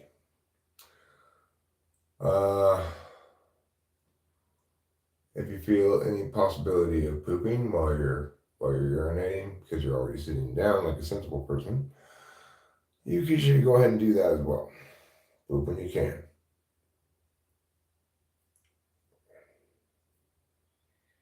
If you're on amphetamines, like I am, about 45 milligrams of them or so, then it may take you a little while to relax your prostate enough to start really peeing. That's normal. Don't worry about that. That's just one of the effects of amphetamines.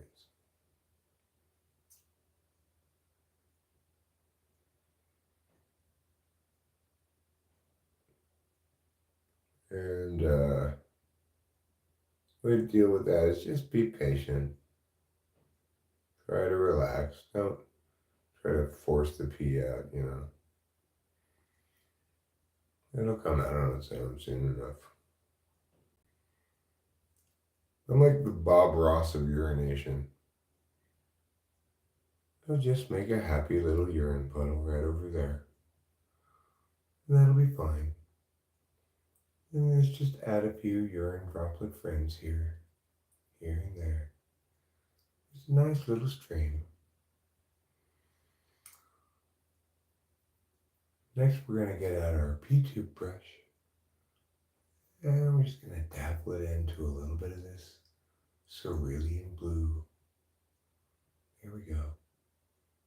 We're going to mix in a little bit of urine yellow. There we have it. And now we have a wonderful urination stream going. Everybody's paused whatever it is they were doing, gone and sat down on the toilet to participate in this segment called Bob Ross Urine Meditation. Namaste. I welcome you. We practice here today, as we do every day, the art of mindful urination.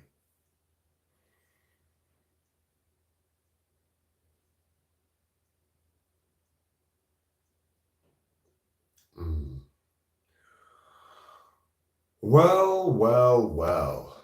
Wasn't that satisfying? It always feels good to let your bladder empty its contents into the eager and waiting toilet.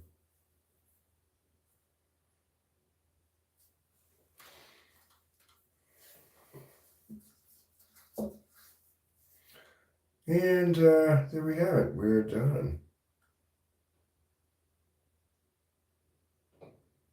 All right, well, that means it's time to get up. Pull up your overalls, pull up your underwears, whole 9 yards.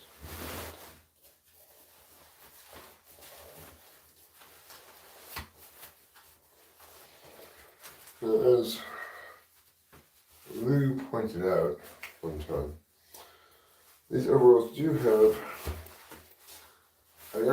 they have elastic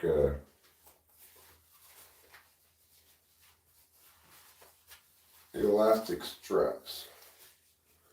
So it's possible to take them off without taking out the little, but I seem to always get it tangled and I end up having to take it out anyway. All right, there we go.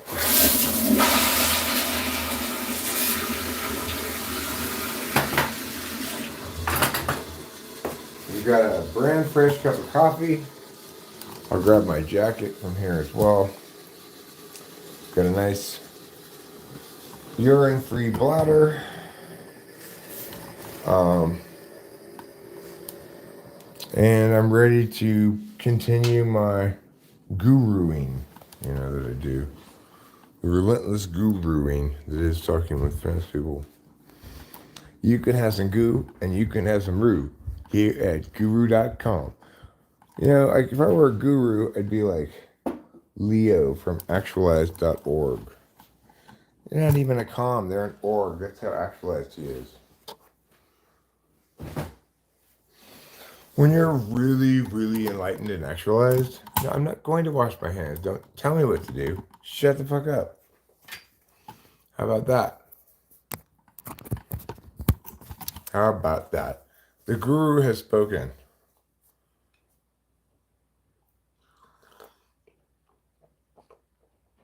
In general, when I think of gurus, I don't think of them as people who tell other people to shut the fuck up.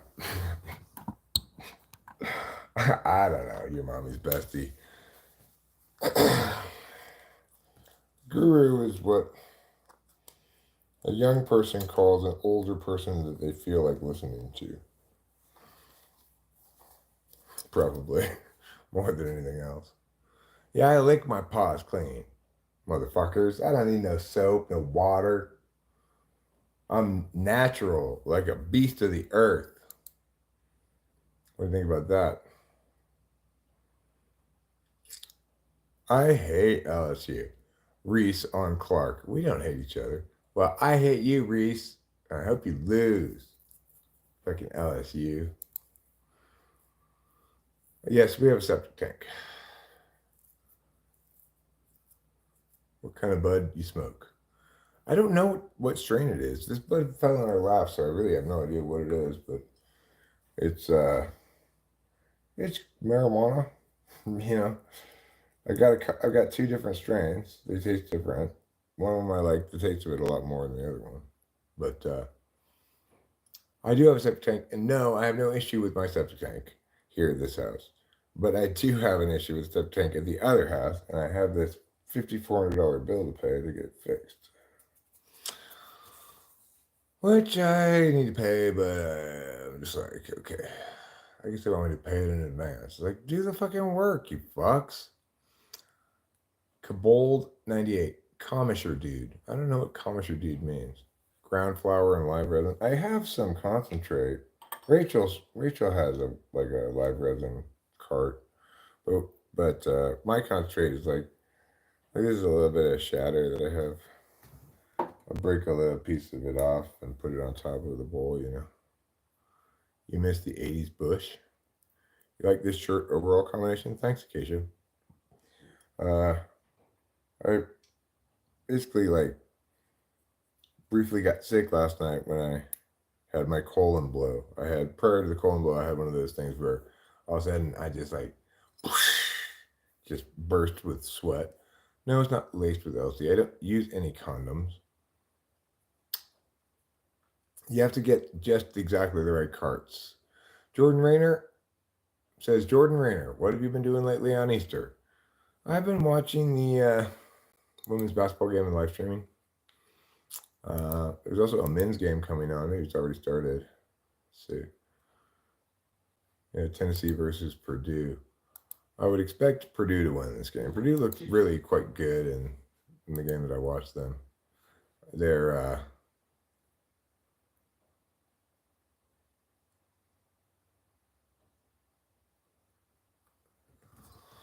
I do have a bicycle. I keep it down by the shed though.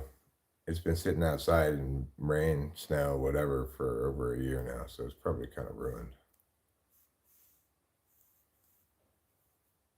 Who's that crazy drunk lady? I want to know. Are you talking about Margaret Thatcher? Do I like Indian food? Yeah, sometimes. It's not something I go out to get a lot, but yeah. When Cameron comes up and makes it, it's delicious.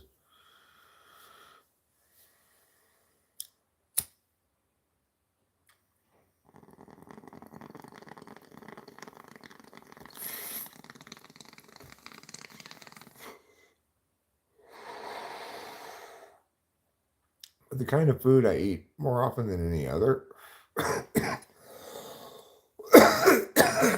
is probably Italian food because we get a lot of these frozen manicottis, frozen mia. They're Italian foods. What about Chinese food?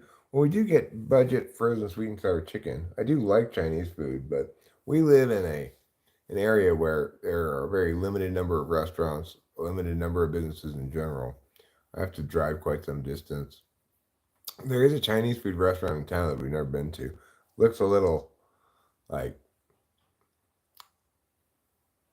kind of low end or something.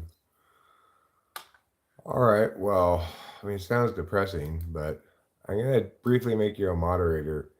Your mommy's bestie, so you can put a link. Okay. Then I'm gonna unmoderate you. Do I like to gamble? Actually, I do like to gamble sometimes. Um, Unlike a lot of people, I have a very healthy relationship with gambling as a vice.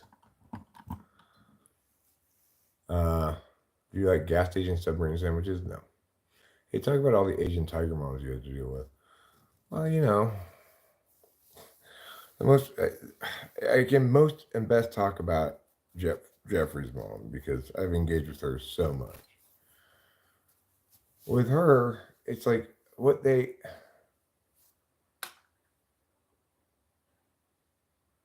um you just copy and paste it here. Your mommy's bestie. You can now do so because you're a standard moderator. Big Dog Mofo says maybe it's no longer live or something like that. At Kimberly. All right, I will. Or if you're gonna post a link, fine. Otherwise, I'll try to look it up and see.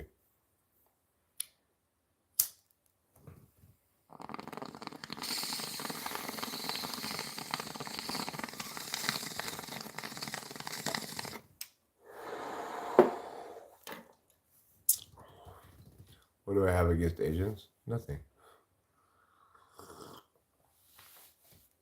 It's been frustrating dealing with Jeffrey's mom because she, I could never get through to her. Thank you. I could never get through to her that what she needed to embrace was the idea of something authentic. She just kept wanting to. All activities were for the purpose of looking good on a college resume or something.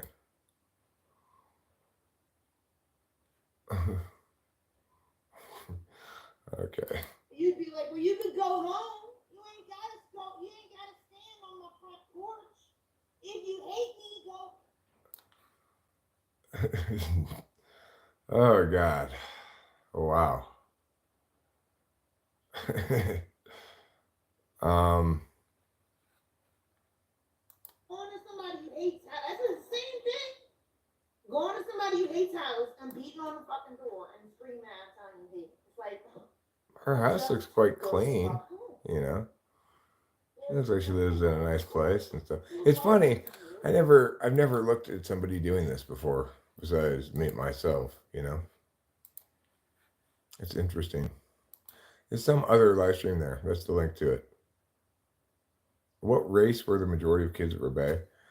Uh, it was a it was a mix. No, that's got to be her kitchen, right? That was her kitchen, I think. I don't think she's methed out. I mean, it has a full fridge with a bunch of shit, and I just saw her open the fridge. It has like ketchup, mustard, everything. It's definitely not a hotel. Where I don't need you in here. Then what do I do with the fucking hot sauce? What do I do with the fucking hot sauce? I don't know what this woman's deal is, but it is not the case that she's in a hotel. I can guarantee you that. It's definitely a house. You think she's methed out and drunk? Just because somebody acts kind of super crazy, doesn't mean that they're either methed out or drunk. I never acted like that when I was methed out. Maybe I did when I was drunk, I'm not sure. Do I like chicken? Yes. Do I like oysters? No. I mean, it's interesting. I agree that it's kind of compelling. You had to threaten them by showing a knife in your back pocket. Wow. But This woman doesn't look like she uses meth. She doesn't have any of the telltale methy kind of appearance signs. Um, just because kind of she's loud and just like fuck off. She might be drunk. That's possible, but she's showing the food on her tongue for some reason.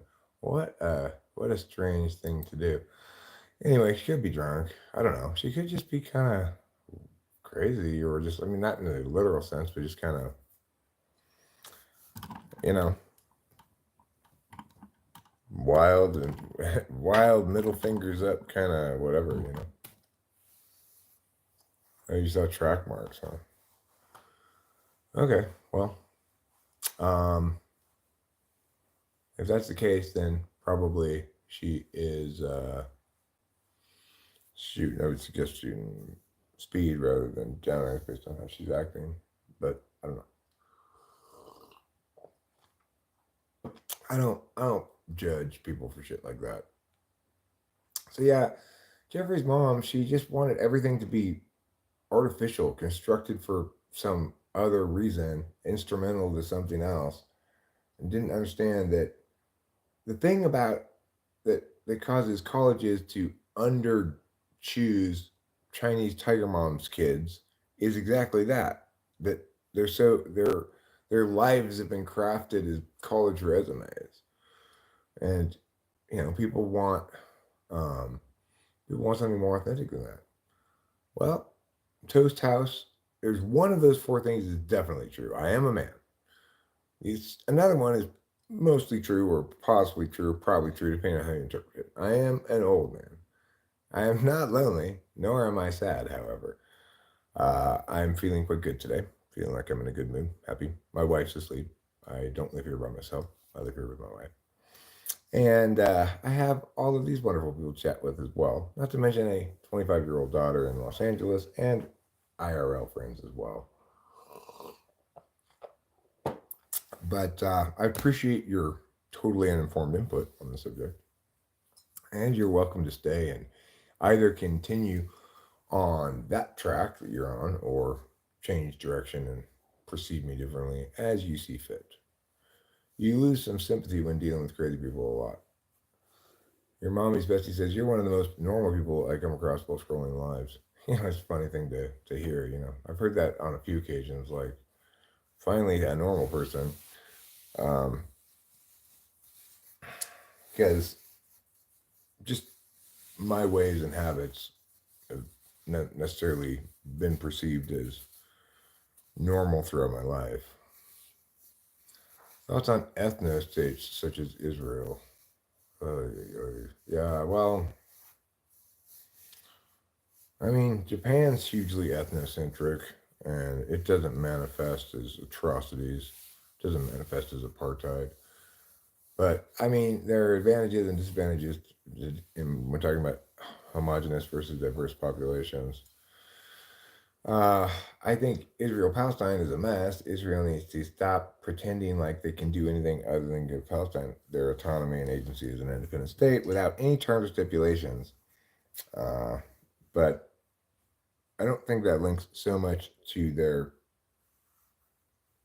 identity as a Jewish state as it does to the reality of how that Jewish state came to be and their ongoing denial about it.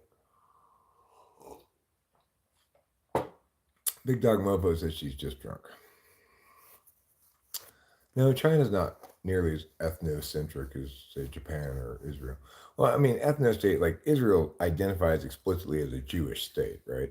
So in that regard, they're saying this country is for people of this background, ethnicity, religion. Judaism is a kind of a variety of different things. Do I think women belong in the kitchen? No, obviously not. I was raised by two parents who were, despite being of the silent generation, were quite forward thinking about women and race and stuff. My mom was racist against Mexicans, but um, she was a feminist of a sort. even though she was very much a traditional mother and wife. So I came to understand that most of all, women are interesting people, fun to have around. Like, I always loved it when my mom and her English teacher friends would hang out at our house and they'd have their wine and they'd tell their gossipy stories and stuff. I really liked to listen to that. I don't have anything against Jewish people. Are you racist against Mexicans too? Buddy Taines, you're crazy. No, I'm not racist against Mexicans. My first wife was half Mexican. My second wife was all Mexican. My daughter's a quarter Mexican. Uh, you could very well say I'm an honorary Mexican.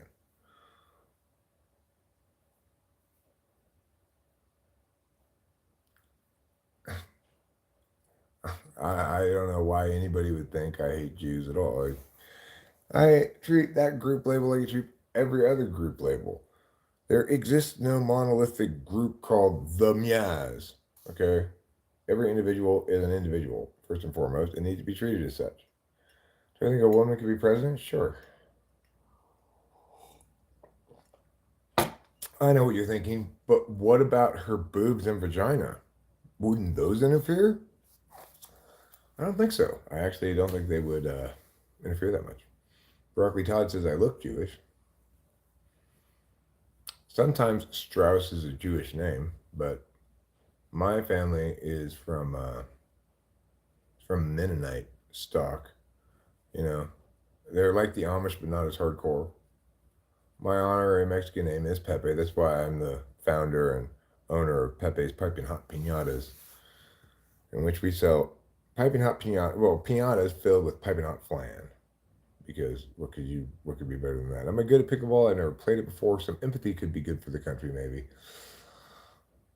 I mean, empathy is generally always a good idea. No, I'm not Amish. My father came from people who lived. He came from Amish country. He was not Amish himself, but they were like the less hardcore version of the same thing. It's like Church of the Church of the Brethren. It's called Church of the Brethren. Took me a second to remember that. Mateo. Most Amish people are naked Yunker. I have no idea what that means. If God promised that land to the Jews, why did they need the Brits to secure it? Good question. God works in mysterious ways, Jeremiah. Sometimes he works through the Brits.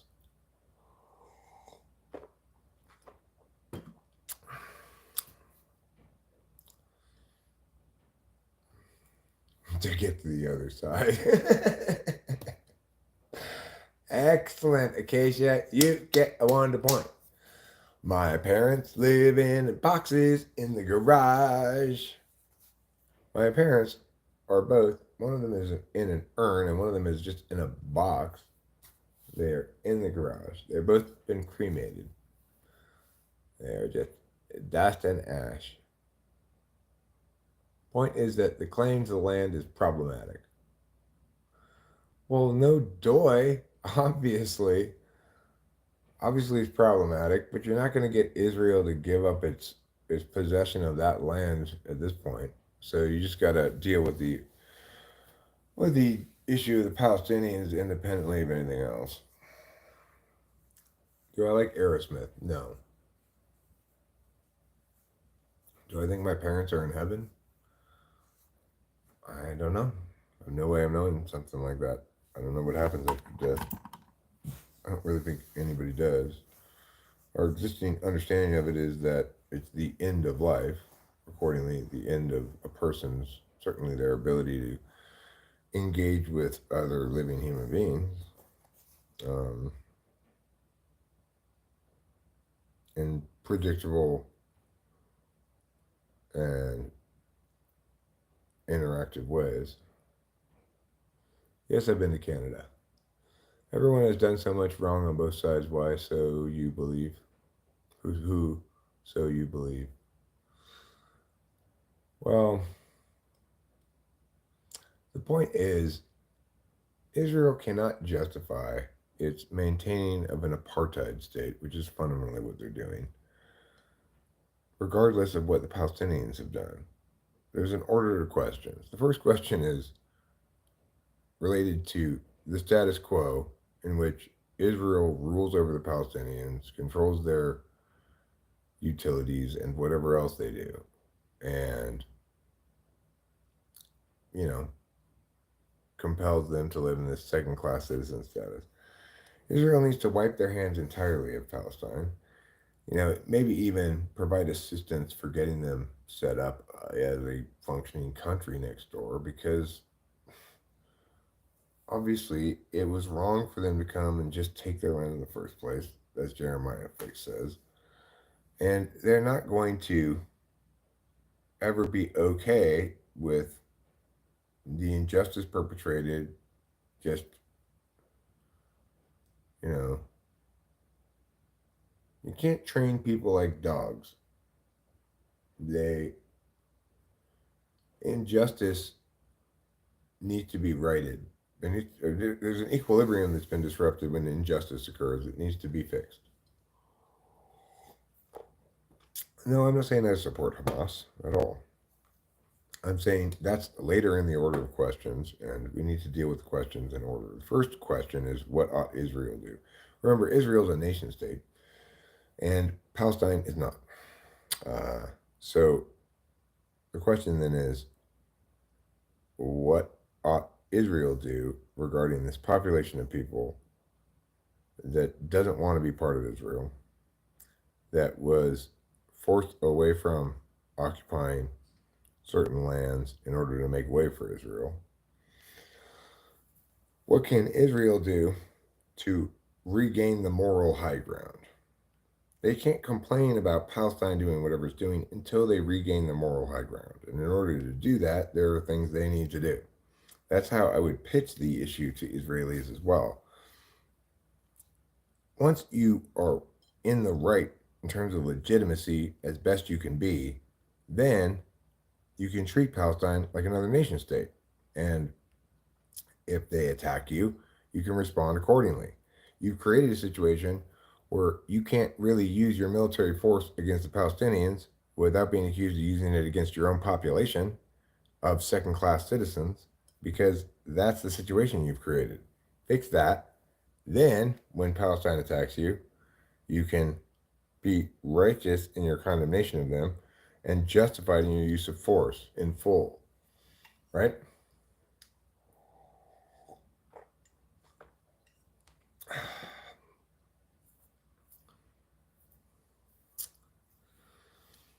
And sure, you might say, hey, well, why don't we apply the same logic to Native Americans? Well, actually, I mean, that's what the country kind of did try to do, right? By creating these reservations, calling them, the Indian nations rather than calling them just, just like integrated or subjugated American citizens. But it hasn't really played out like that. And now we're quite some distance away from it.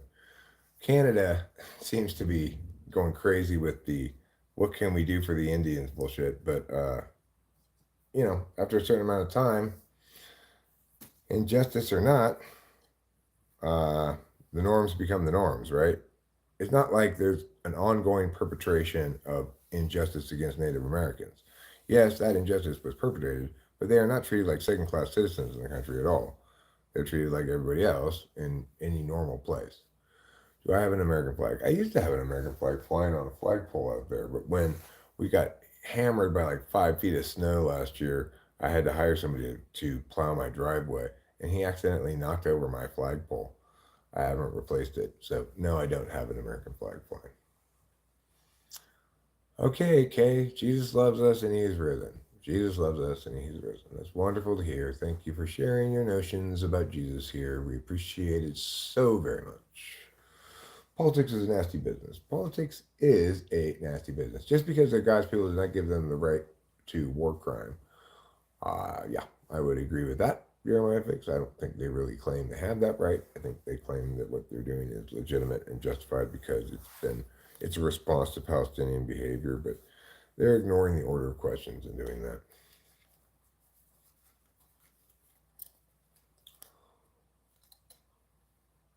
I had an American flag until my house got shut up, and when I called the police, they tried to arrest me because it fell down. That's kind of crazy. It doesn't make any sense. Threatened to arrest you. I see. They threatened to arrest you because it fell down. Well, as a native, I strive for an ethno state, but I mean, if you are a native, then the land is already appropriated for that. You know, that's what Indian reservations are supposed to be. Should the U.S. actually treat them as independent nations? Well, I wouldn't be opposed to that. I would prefer that over giving Native Americans exclusive rights to run casinos like they do in California. Not the anti-autism, Eric. I don't know what that means. All right, let's check on the game. Let's see what's going on. Right now, we've got commercial on the women's game. In the men's game, number two, Tennessee is in fact defeating Purdue by a score of 17-12 in the first half. Now, keep in mind, in the women's game in college basketball, they play 4 quarters. Whereas in the men's game, they play 2 halves. Why is this the case? I really don't know. I don't know. All right, so on this trip down the floor, it appears that Purdue has accomplished nothing and Tennessee has gotten the ball back. I'm not sure exactly what happened. I'm much more interested in the Oregon State game. So,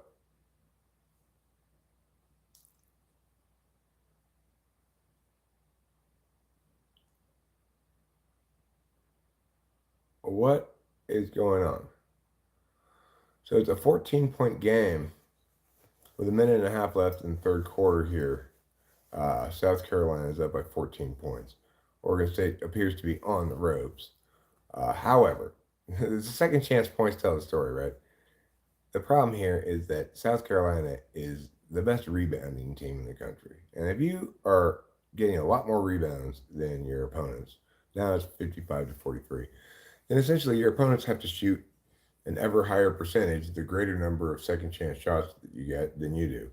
Right? That becomes an insurmountable disadvantage if you lose the rebounding battle substantially. And Oregon State is getting out rebounded like Lady No Rebound and the failure to rebound squad.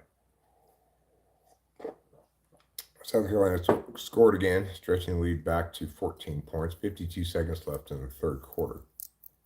Oregon State brings the ball across the half-court line. And now one of the guards has it up at the top of the key. She tries to get it down and does get it down into the low post where Miss Beers, the center for the Oregon State Beavers, is fouled in dramatic fashion by Fegan. Fegan's the one who fouled her earlier by backing into her, but Beers got called for the foul. A most egregious officiating error. Regardless, now Beers has 2 free throws. She shoots the first of them, and it clanks off the front iron for a miss. Her failure makes her sad, and she frowns a little bit. They didn't show that on TV. I'm just assuming that's the case. She shoots her second free throw, which she makes, which makes it a 13-point game. South Carolina has the ball, and number 25 with her dyed purple hair has brought the ball across the half-court line. She's dribbling out around the top of the key. She gets the ball into number 2, who's right at the top of the key, not guarded, who gets the ball to number 5. She drives to the lane, successfully gets to the basket. No! And she misses. The rebound's gotten by Beers. They get the ball down the court. Oregon State takes a shot with 8.6 seconds left. She misses, but she is fouled, and she will shoot 2 free throws here as Fegan gets another foul. That's her 4th. She's probably going to have to sit down, and is one of course, how is that a foul? How is that a foul? So, okay.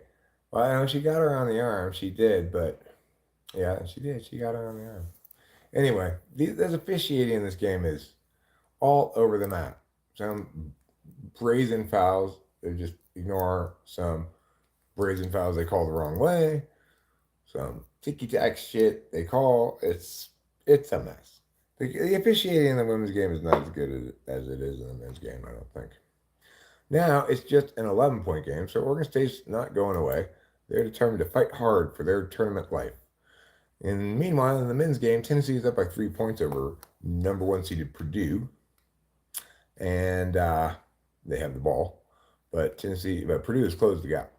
I would expect Purdue to win this game. Having watched Purdue play before, they have, I would say, the best low post game in the tournament. Edney is as advertised, but he's not their only effective big man. A combination of, I guess, the power forward and Edney uh, in the game I watched was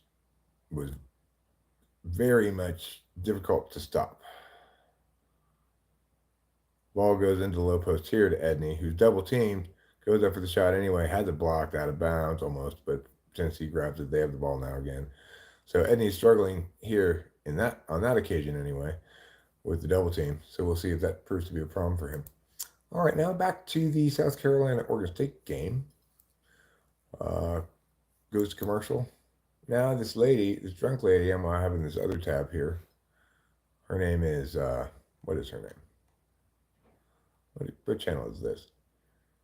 Kimberly. She's got 44,000 subs. She's got 44,000 subs. Kimberly does. She's got a poll up. Any Londoners?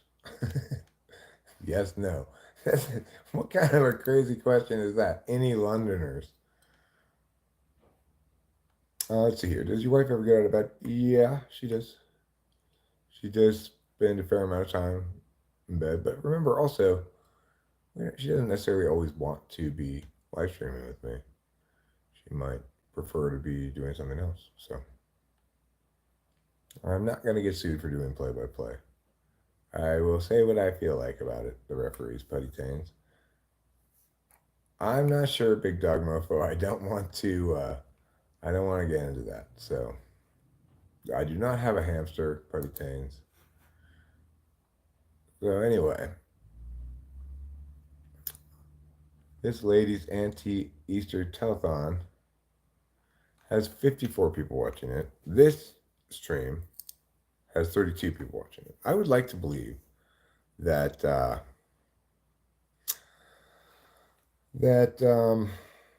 this stream probably has more to offer in terms of potentially engaging or interesting words, but I will agree that this stream has less to offer in terms of like kind of, I don't know, wild-eyed ranty lady. I'm less a wild-eyed ranty lady than that person. We don't really keep our lives separate. It's just there are plenty of times where she just wants to say, play with her makeup in her room, try different makeup things on. On our photo sharing thing on Google Photos, I'm always getting like, she's added more photos. What are they? They're always pictures of her own face with different makeup on. Like, how boring is that? She likes to organize her clothes and stuff sometimes. I literally scrolled to yours right after being on hers, and neither seen either of you to ever talk about coincidence. Well, the only reason she's on my radar is that somebody here said that they had just come from there, and then told me who it was, linked it. I opened it up in a tab to see what they were talking about because they were referring to a drunk lady. I don't know if she's drunk or not. Do you think she's drunk, Reed L? I've never seen that lady before today either. Don't know anything about her. Obviously, she's a fairly successful YouTuber compared to me. She's got almost, more than 3 times as many subs. So, is this what she normally does? I'm not sure.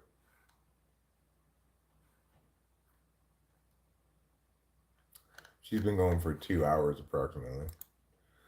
And like me, she's just in one place talking. She happens to be lying down, what appears to be a bed or a couch or something. Club Grizzly says, hey, Eric. Hey, Club Grizzly. And Simple Girl 357 is here. Hi, Eric and chat. Happy Easter. Happy Easter to you too. Didn't stay long enough to be able to tell. It's rare that I'm ever on live. Well, that's understandable, Reed L. From what I don't consume this kind of media and make it. I live stream kind of like long stretches of time usually, um, talking about things that people bring up in the chat or whatever topics at hand. Sometimes while I'm watching shit, sometimes doing chores, whatever. But I don't consume this kind of media, so I don't really know what it's like. That's the first time I've ever seen really another vertical live streamer at all. It's kind of weird to look at it because I look at myself on the screen and I see like I'm doing the same thing she's doing. She's gesticulating, saying words. The only difference is my words are sensible, more sensible probably than hers are. I'm not sure exactly what she's saying, but when I was listening to her a little bit earlier, it didn't sound like history's most sensible line of discourse. Although she was making plenty of sense in that she's like, if you hate me so much, why are you here? I get that part, uh, but I don't know. Maybe because I don't know how much live streaming she does. I'm very experienced at live streaming, so it's not going to typically trigger that kind of emotional response in me, regardless of what somebody does. The fourth quarter has started here in the Oregon State South Carolina game, and down by 12. Oregon State's going to need a bit of a miracle here to win this game, but it's not impossible. Certainly, they have enough time. South Carolina missed a shot badly, just barely, just gently tickled the front of the iron, went out of bounds. Now it's going to be Oregon State's ball. So we'll see what they do with it, if anything. Let me see what's going on here in the old chatteroo. Put my glasses on. Oh, you like them? I saw you playing your songs with Rachel on your stream a couple of days. I like them. Like Amelia, I got your weather, man. Thanks, Club Grizzly. I appreciate it.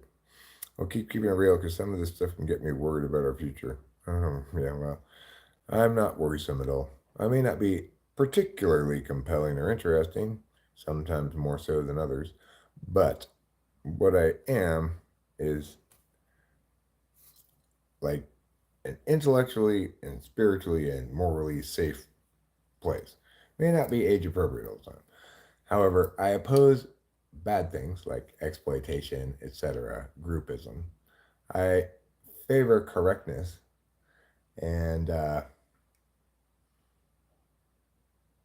I exemplify not a terrible way to live. May not be ideal, but it's not terrible. So if people are trying to emulate YouTubers, well, I have no idea why they would want to do so. If somebody were like, okay, well, Eric says meow is bad. Maybe I shouldn't meow. They won't be ill advised to avoid meowing things that I say are bad because I only say bad things are bad. I'm not going to overjudge, you know? People should be judged on their behavior or words, not on their identity. So, and really, it's people's behavior or words that should be judged, not the person, if you're being caring about them. However, we all are guilty of sometimes instead of saying you're being selfish right now, saying you're so selfish, like something like that. That's ill-advised, ontologically assaultive, not how we should be, but we are all sometimes like that. Uh, South Carolina now with a 10-point lead after Oregon State just scored 2 points. Takes a shot, misses it. Oregon State has the rebound and I guess is fouled by number 23 Hill of South Carolina. South Carolina is just like a bunch of ravenous dogs going after those rebounds. They fight for every single one of them with all of their might. Okay, what's the name of the song that goes "Agency outpaces discretion"? Uh, I don't know what it's called. It's called Sammy's song, maybe. Sammy has a story, or I have to look it up. I'll look it up on. I mean, if you don't have this playlist at your disposal, this playlist that I'm about to, I will link to you will be helpful to answer these kind of questions.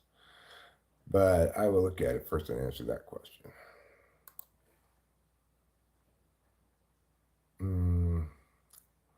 What is that song called? That song is called...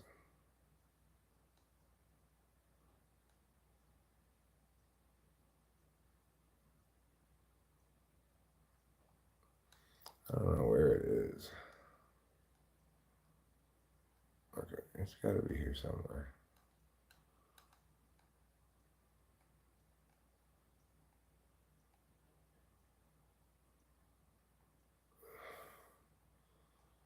Where is it? Oh, Feed Upon the Young. That's what it's called. It shouldn't be called that, but whatever. Just go back one here. Right, let me get this playlist. Yeah, copy. All right, so that song is like number 12 on this playlist, okay? Here's the playlist.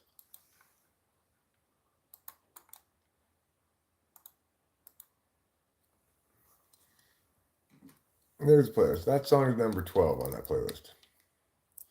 Why are you bald? Because my hair has fallen out. That's why. That's why I'm bald. Because, well, I used to have hair all over here. I no longer do. Ergo, I have become bald. And what I suggest you do, Putty Tans, is say to me, get out of here, Baldy. Get out of here, Baldy. River Paws says hi. Hello, River Paws. Nice to see you. Very pleasant to have you here. Happy Easter. How am I? I am fine, doing well. Thank you for asking. How are you? Peter Griffin says I'm looking sharp today. I think he too appreciates the shirt overalls combo. There's brown here, there's brown here. They go together. Bam. That's called fashion sense. Something I have, something I rely upon to be successful in life all the time. Wow, it's a 6-point game. Oregon State has closed the gap here. Oh no. Well, that's not good. I dropped the mouse.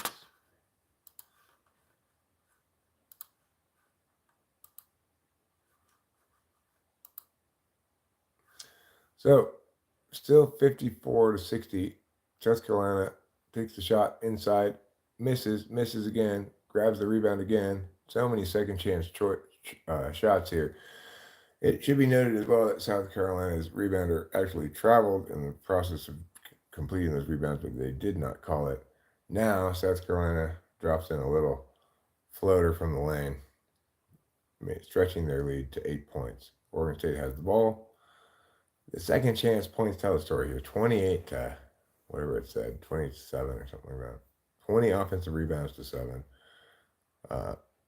Oregon State is getting killed on the boards. Simple as that. But a little floater from outside the key by number 4 for Oregon State closes the gap back down to 6 points. Now, this is a amount of points one can make up in 4 minutes and 30 seconds for sure. So Oregon State is not out of the game, but unless they start doing a little bit better job on the boards, I hardly believe they're going to win this game. South Carolina attempts a 3, misses. South Carolina gets the rebound, kicks out, attempts another 3, misses. And in this instance, Oregon State ends up with a rebound. Now, here goes number 4 for Oregon State, and she's bouncing the ball up and down in a dribble-like fashion. All right, so now they get set in their half-court offense. She's looking around. She's like, what should I do? Beers comes over to set the screen. She doesn't want it. She drives past her man, and she drives into the lane and scoops it into the basket for 2 points. It is now a 4-point game. Oregon State not going away. Excellent job, Oregon State. Okay, what do I think about the Unabomber? I think he's horrible, obviously, a criminal, a murderer. But most of all, I have a specific video articulating why his manifesto is so completely bullshit. If you want to check that video out, you can search my channel for Kaczynski, and I explain in full why it's completely bullshit. So, if you want that, go ahead and find that. Nobody You're gonna take your daily bong hits? I'm gonna take some bong hits too. I gotta take there. Take maybe 4 or 5 bong rips. Have I ever been in the military? No.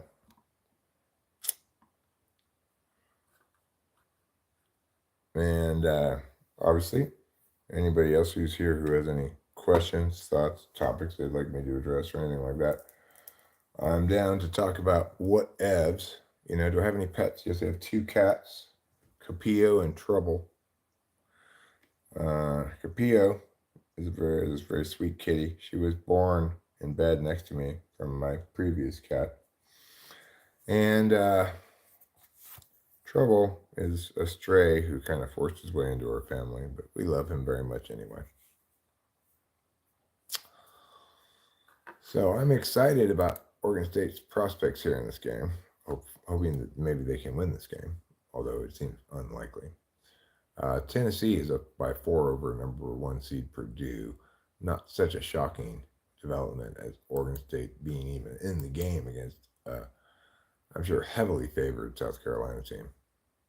It's shocking that Oregon State's still in the game given how badly they're being out-rebounded. I'm stunned they're not down by 20 points.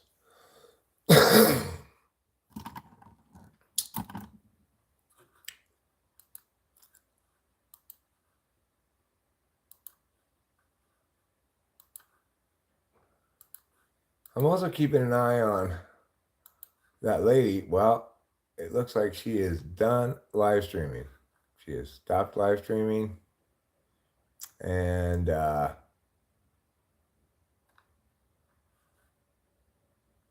that's all there was, I guess. All the live stream there is, and there ain't no more. So instead of keeping her in that tab, I would just go back to this live stream right now. Open it up and find out if I'm a guru. How many votes are there on my poll? That is the kind of thing I want to know, because my poll has votes on it. And the answer is no, 55 to 45. All right, I'm not a guru. 55% of the people say. Only 45% of the people say I am a guru. Yeah, I have a question. What's the easiest way to stop war with Russia? Is voting for a specific American president going to help with this cause? Yes, it will help when I run in 4 years, but right now, probably not. What's the best way to avoid it? Just hopefully avoid it 4 years, then vote for me. And what I will do is support Ukraine, maybe even send American troops to Ukraine, but avoid a direct war with Russia by limiting our involvement of proxy war. We do need to draw some lines in the sand that we inform Russia that we will not tolerate their totally unjust violation of Ukraine's sovereignty and their bold-faced aggression, and that we'll put our guns where our mouth is, you know. But I am not going to be interested in attacking Russia directly, because obviously we don't want a direct war with Russia. We want a proxy war, and that's it. We do want to defend Ukraine from Russia, and I think Russia won't persist in their aggression once we have troops on the ground, an actual U.S. military force. You know, there's a shortage of soldiers in Ukraine, etc. But that's what I would do with Russia. And I would also very much strengthen our relationship with Taiwan. Make very clear to China that Taiwan is a separate sovereign nation, that we do not view them as part of China. If China wants a one China policy, they can let Taiwan be in charge of the rest of China, not the other way around. I've been to both places. Taiwan is sane, clean, fine, wonderful place. China is not.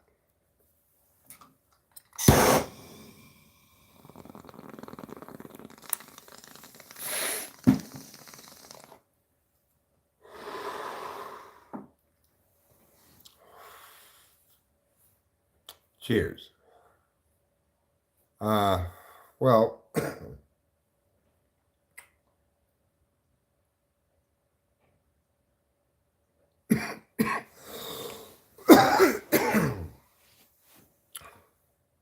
in short, yes. Ideally, it would be great if we could just use the Air Force, avoid American casualties, but in short, yes, I would. That may not be the most popular position. That may not be what everybody wants, what everybody thinks we should do. It does mean putting American troops at risk, but that's what we promised to do in the Minsk protocols when Ukraine gave up their nuclear weapons. I think we should keep our promise for one thing. Pokong Sado says, "Hello, grandfather." Hello, Pokong Sado. How's it going? Let's check on the Oregon State South Carolina game. It's now a 7-point game. South Carolina has the ball, attempts and misses the shot. Oregon State grabs the rebound. They've moved the ball across the half court line, but with 2 minutes remaining in a 7-point game, they are going to have trouble winning here without some late game dramatics. Held ball as Oregon State attempts a shot that's blocked, and then South Carolina holds the ball, and it looks like the possession arrow is with South Carolina, so they should probably get the ball here. Looks like. Wow. Block shot. Okay, well, if South Carolina scores here, I think you can pretty well stick a fork in Oregon State. With a minute and a half left, they cannot afford to allow South Carolina to stretch this lead beyond the 7 it currently is. South Carolina attempts a 3-point shot, air ball, out of bounds. I see that so much more. I see so many 3-point air balls, more 3-point air balls in women's college basketball than in men's. I'm not sure why that would be, but Oregon State now with the ball, drives to the hoop, throws out the pass, kicks it out to the corner, attempts a 3-pointer, misses it. South Carolina grabs the rebound. The minute and 10 seconds left. This game is more or less over. In the men's game, Tennessee has stretched its lead to 7, 32-25 over Purdue. I still would expect Purdue to win this game. I mean, watch Purdue's post area performance in the previous game. They look to be, in some sense, rather unstoppable. But obviously, Tennessee's getting the better of them at the moment. All right, back to the women's game. 47 seconds left. Still a 7-point game. I'm not sure who has the ball right now. But Oregon State just took a timeout, so I'm assuming they have the ball.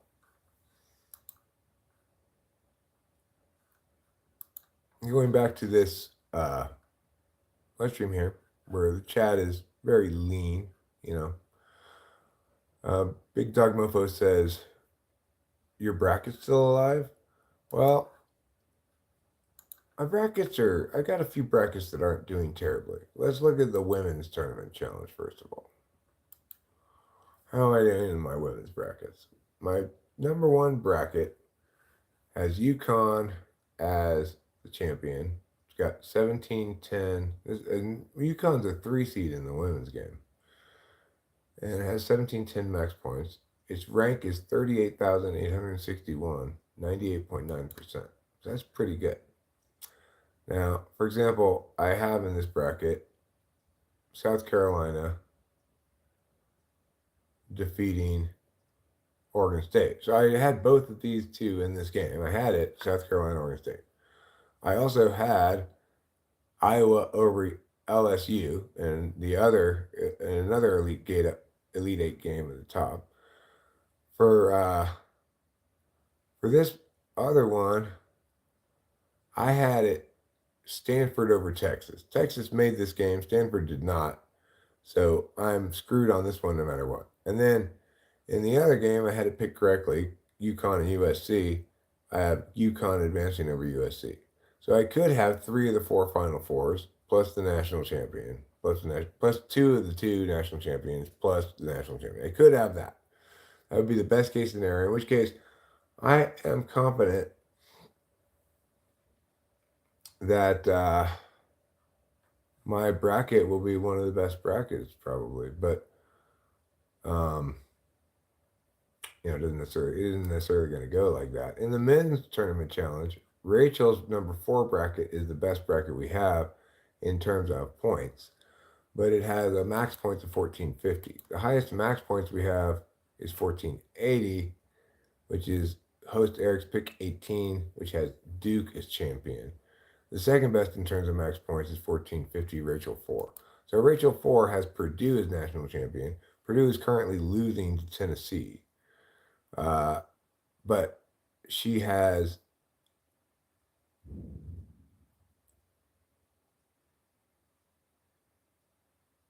she picked she did have UConn. She did not have Alabama. She did have Purdue, which could still make it, but she did not have she also has Houston who's already out. So um instead it's gonna be either Duke or NC State who advances. So the best you could do is two of the four Final Four, both of the final championship game. That's the best you could do in the men's. But that's pretty good in the men's because the men's is a little harder to get. I'd say I'm still alive, sure. Renee Estevez says, F you. Well, thanks, Renee Estevez. F you too. And happy Easter. Simple Girl 357 says, me? Renee? I think Renee's talking to me. Renee's telling me, Eric, you need to know. F you. And now I know it. And I appreciate his providing of that information to me. Otherwise, I would not have known that. So South Carolina now up by 8, 44.5 seconds left. They're about to shoot another free throw, about to be up by 9, and they are. Oregon State desperately trying to make something happen in the last seconds, but almost certainly it's too late for them. They attempt a three-pointer, clanks, brick. South Carolina gets the rebound. They rush up to the front court. Oregon pointlessly fouls them. It's too late now. This game's over. I'm closing that tab. Tennessee versus Purdue is on commercial, and that's all there is on right now. So I'm going to close this other tab. Tennessee fans are looking happy. They're like, hooray for us. We're winning this game. We love basketball, etc.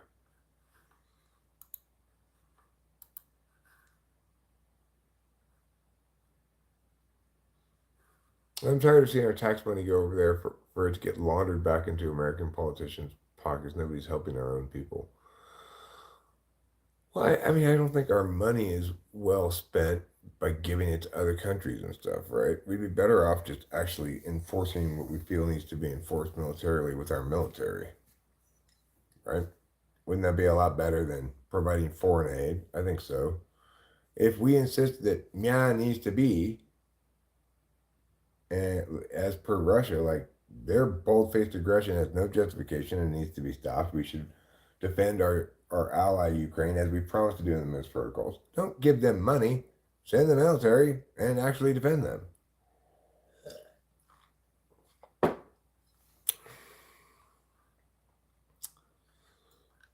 In that instance, we'd be maybe spending money in defense of Ukraine, but at least we'd be using the military that we have anyway, right? That we have we spend a lot of money on the military. We should use it when we should use it, and we should not when we should not. The problem with America in recent decades is that it seems to have forgotten that basic rule. Ever since World War II, we seem to have forgotten that basic rule. We should use it when we should use it, and we should not when we should not.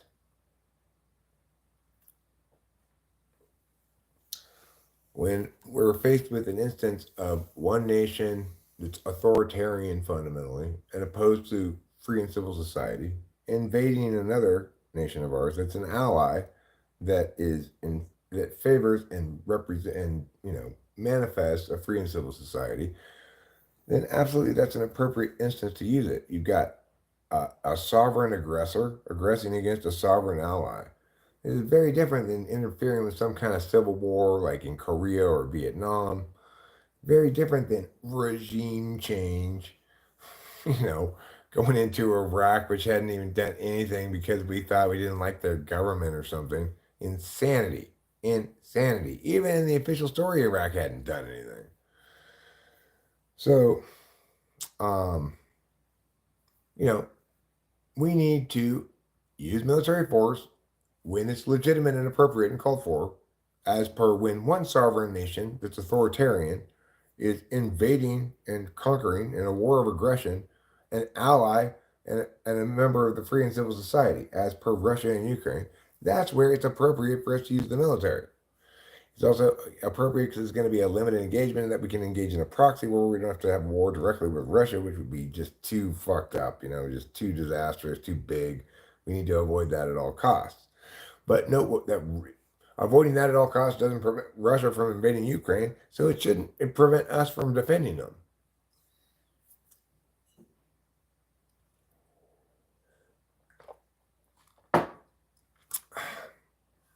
More correctness from Eric, more correctness from me.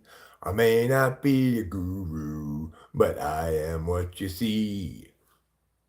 Namely, this guy right here, doing shit, saying shit, making live streams, pulling balls. I'm going to myself some lunch pretty soon. I'm considering maybe a frozen meal of some sort. Considering maybe, I don't know, something else. Could be any number of things. I'm wild like that. That's the kind of wild diversity you're going to find here in terms of content that you see. You could see it's just an endless procession of fascinating moments. Jesse Smith, how many times am I going to be asked this dumbass question? I don't look for anything in a man. I'm not a homosexual. I'm married to my wife. I don't have any problem with homosexuals. However, I am not one, and therefore do not have taste in men accordingly. Okay? What do you look for in a man? I look for men who don't want to hump me. How about that? But why? Why don't you want to be humped by a man? Are you some kind of homophobe? No, I just don't want your penis, okay? Go away. Deal with it, I don't want your dick. Just save it for yourself or whatever. Jesus Christo. Oh, you're saying your dick is risen because it's Easter? I don't care if your dick is risen because it's Easter or because you put yeast on it. It doesn't matter why. I'm not interested in it. I'll tell you what I am interested in, though.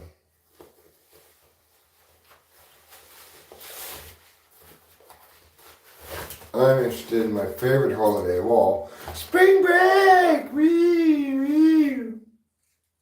Okay, so keep that in mind.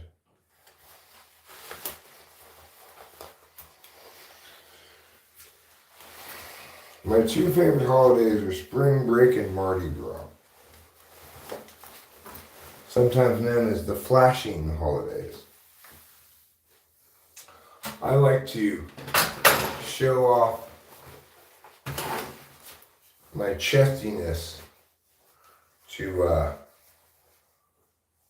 thirsty young males who request that I flash them while passing by in a car, saying things like, "Show me your tits. Let's see them," and other such invocations of shirt lifting.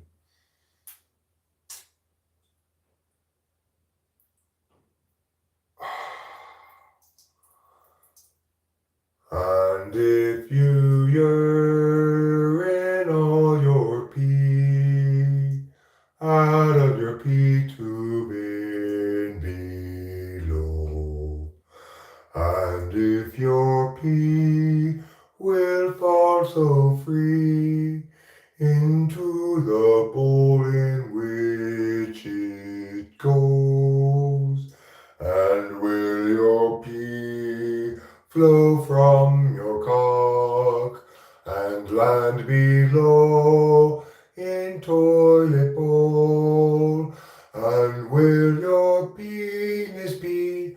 all your pee and leave you free of urine now. That's Benjamin Britten's Jerusalem with urine-themed lyrics. As I believe God intended that song to have.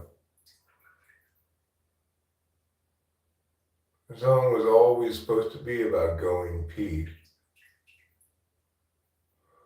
Bring me my toilet seat so wide, lower down my overalls. Sit now upon thine oval throne, and let thy dangle tube alone.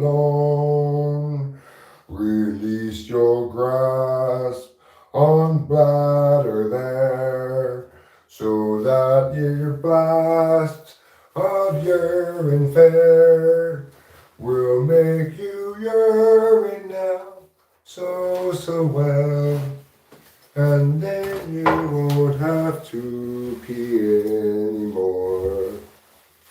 And that's exactly what happened.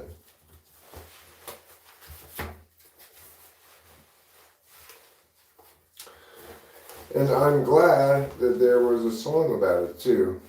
I always have said and do believe that I should have songs that go along with what I'm doing. That just come out of the trees or what. Like the trees and the bushes. Maybe the birds and the squirrels. They should sing songs about what I'm doing. Now Eric's walking over there. Look at him.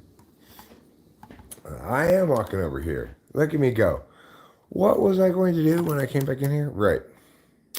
We're turned around the wrong direction. No, not that. Why would I push that, YouTube? Hello from Ukraine. Hi from America, Ev Guinea. J. Hughes notes that Jesus Christ is risen. Good for him. So there's no diplomatic solution because military intervention on this scale only leads to bigger conflict with escalation nobody wants to deal with. I mean, why do you conclude that? You're saying that Russia invading and conquering Ukraine without any opposition is necessarily going to be less war than actual military opposition. Is there no chance it's going to dissuade Russia? They're going to say, you know what, it's not worth it if we have to fight the American military in Ukraine. Let's just give up on Ukraine until a different president comes around who's weaker. What about that possibility? What do you think? It's not like they can justify their annexing of it because they have no legitimate claim to it. So obviously, if somebody actually says, no, sorry, that's illegitimate, we won't allow it, we will fight against you if you insist upon it, they're not going to say, we insist upon it because it's legitimate. They're going to say, well, fuck it. We'll put it off for a while. We'll make a lot of noise, signifying nothing, not actually engage very much. We don't really want this fight that badly. After all, we're just trying to steal Ukraine.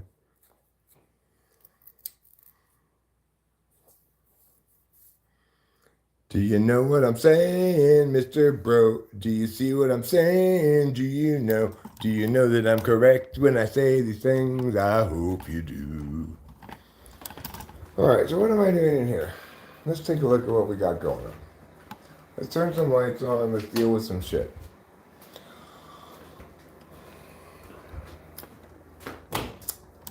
Let's get rid of this old rice, throw it away, and throw out this trash over here. That's one of the chores we can do right now. It won't take very long to do that chore. Just mew the meow, pew the pia, and we're done. Okay. Now, the next thing I want to do is look at these seats.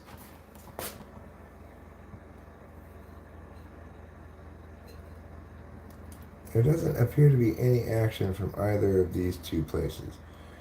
It appears I put 2 seeds in one thing, so I'm expecting only 1 seed maybe to grow from either of these 2 things, but neither of them appear to be doing anything. Why not? Well, it's conceivable 1 out of the 6 seeds didn't germinate, in which case we only have 5 seeds, which is fine. We don't necessarily need 6 seeds.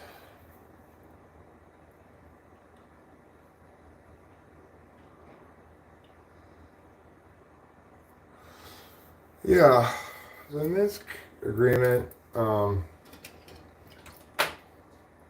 is, I mean, like within the debate community,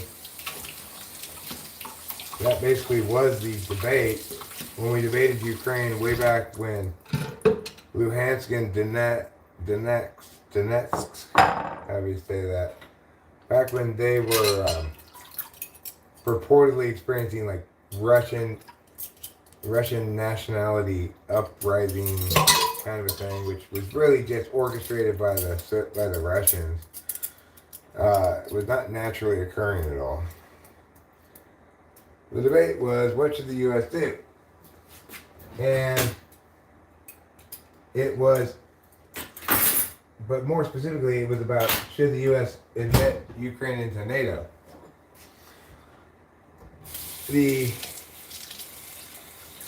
question, the debate rounds always boiled down to the Minsk protocols. The AF saying yes, we should admit them into NATO, was saying the Minsk protocols won't be enough to meaningfully obligate the U.S. to take action. The NEG was saying the Minsk protocols are sufficient, and we don't need any further commitment to Ukraine. Ukraine can't offer anything militarily. It will be a one-sided arrangement. Meow, meow, meow. But the idea that you could even debate the topic without referencing the Minsk protocols at all seems to me crazy. The fact that that's the default is extra crazy.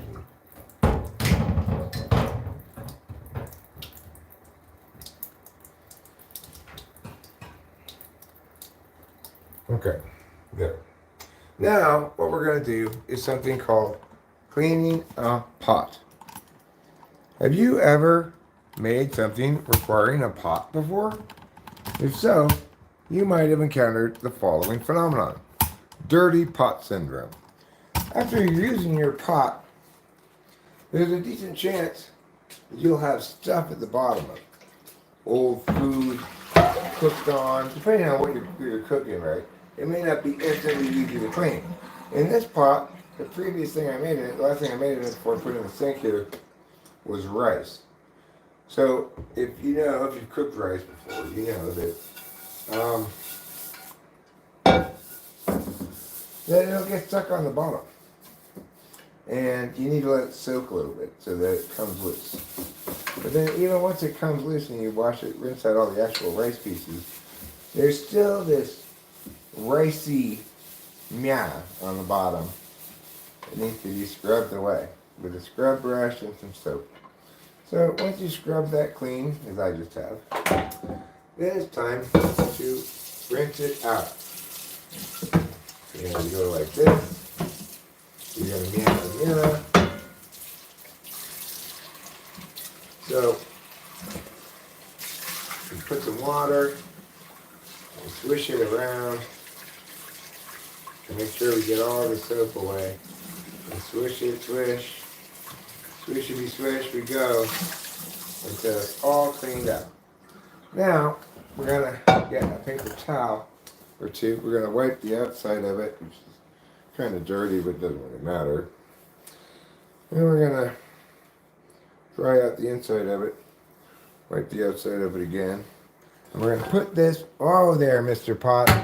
We're going to put this away where it goes down here. There we go.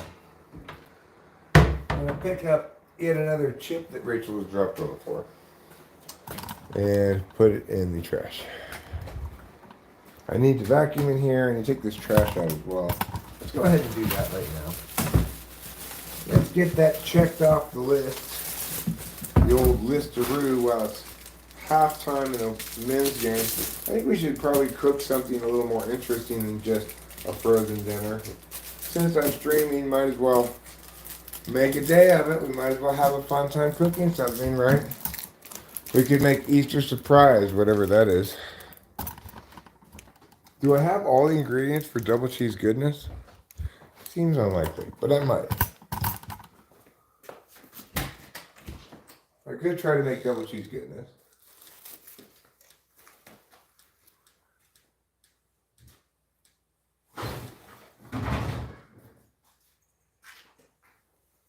Let's get some trashes first, though. Make sure we get all the trash going, because today is trash day. I don't want to leave any full trash cans. Meow, meow, meow, meow, meow. Gotta get this trash. Gonna throw it away. Gonna put it in the can. Just like yesterday. Alright, now we tie this as per map. Once tied, now we carry it to the trash can outside with our carrying hands. We'll pick up another piece of trash we see on the floor, because why not? Put this like here. Open this door. Let's go outside. Hooray some more. No trash. This one is filled with trash. This has one bag. This is filled with trash. This has no trash. So we've got 2 empty trash cans basically and 2 full trash cans. Alright. Of course, it's not sufficient to take out the old bag from the trash can. Completing this chore requires an additional step called replacing it with a new bag. You might say, Eric, you hypocrite. Earlier you said, don't listen to Jordan Peterson, but here you are cleaning your room. Right. Well, what I'm saying is, neither clean your room nor don't clean your room.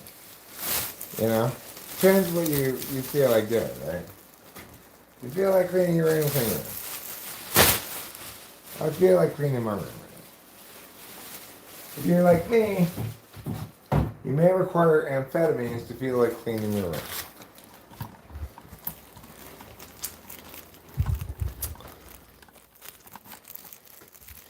But I'm sick of this mess. I'm sick of it, darn it.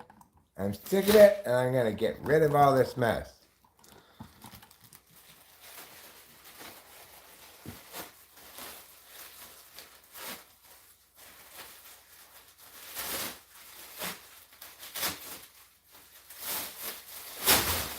Now, what is this? I don't need this. I don't need this. I don't think I really need this.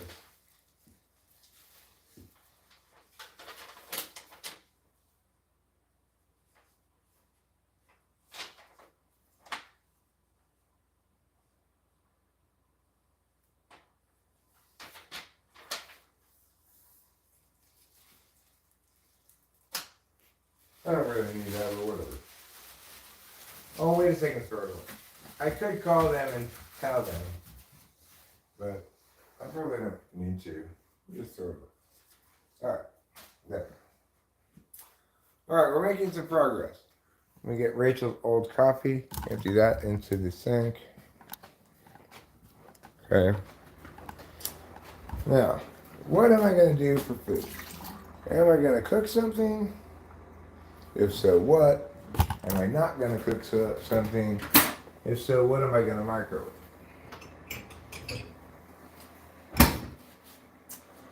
Well, what could I cook? Let me check, see, do I have the ingredients for double cheese goodness?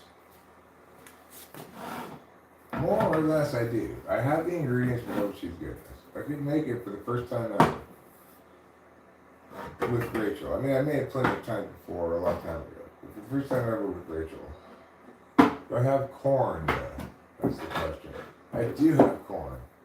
I've got beans, corn, tomatoes, rice, soy sauce, teriyaki sauce kind of stuff. I can indeed make this.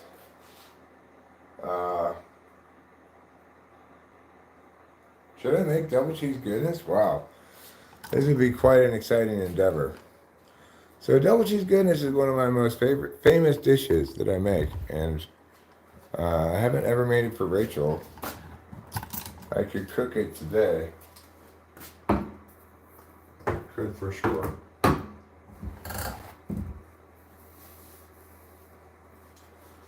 I guess I'll make it as I normally do, even though it seems like a lot. The ingredients call for 2 cups of rice. So let's make this, but let me just have a house tube first. Let me read a little bit of chats.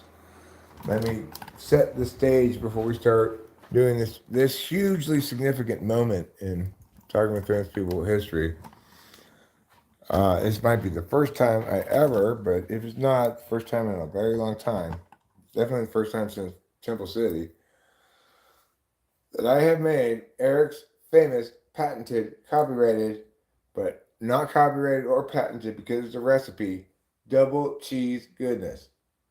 Do I have 2 kinds of cheese? Well, yes, I do actually. So I can make the double cheese goodness. I'm not sure how much of the second kind of cheese I have, but you could make single cheese goodness if you only have 1 kind of cheese. It's not. I have enough of the other kind of cheese to legitimately call it double cheese goodness. So yeah, I have everything I need to make it. I wish I had a big wok. Did I get a wok? Did I buy a wok for the other house? I think I did buy a wok. Did it come?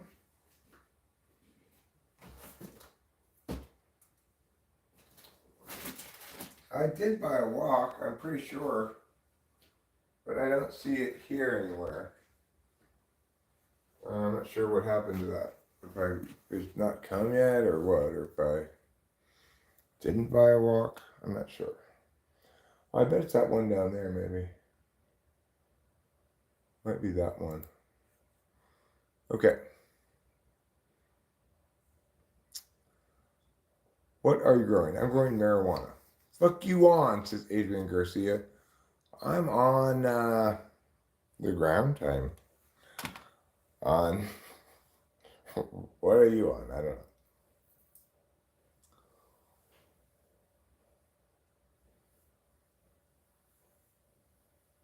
So,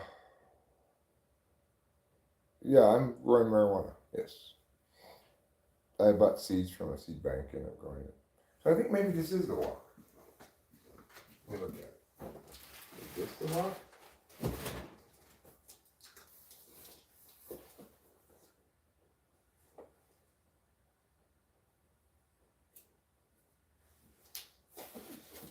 I'm guessing it is. This must be it. Well, I guess I'll just open it and see. Trying to leave things in their boxes until I know what their final destination spot is, you know? Ay, ay, ay. Well, life is what life is. Difficulties all the time, unfortunate realities.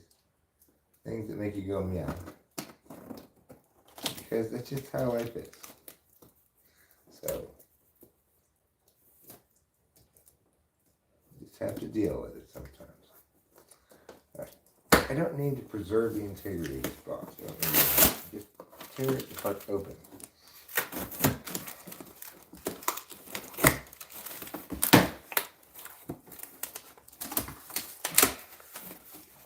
Let's see what we got.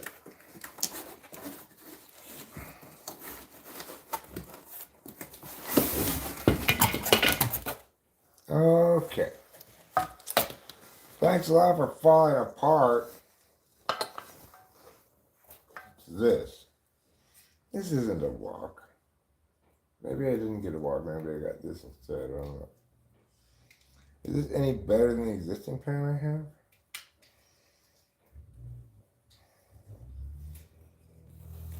I don't know. What's this thing? This is the lid. Makes sense. Okay, so, is this pan any better than the one I currently have? I would say, if anything, it might be a little smaller. Not bigger. But I might need to do the rice if I'm doing 2 cups of it in 2 pans. It's the same size more or less. So this one's curved and this one's flat. Well, that doesn't do me any good. But if I need to use 2 pans, I could. That's fine. I kind of like this pan. This pan's fine too, though. Alright, well, still no walk. Let's go outside and have a health tube and set the stage for this. What was your pizza trick? Right. Instead of putting whatever kind of sauce, like meow sauce, you just use this. Tomato paste. And you put a thin layer of just straight tomato paste down. That's the best sauce for pizza. Yeah, we will be doing a cooking stream here. I'm not becoming an ENTJ. I've decided that no, I don't want to be an ENTJ.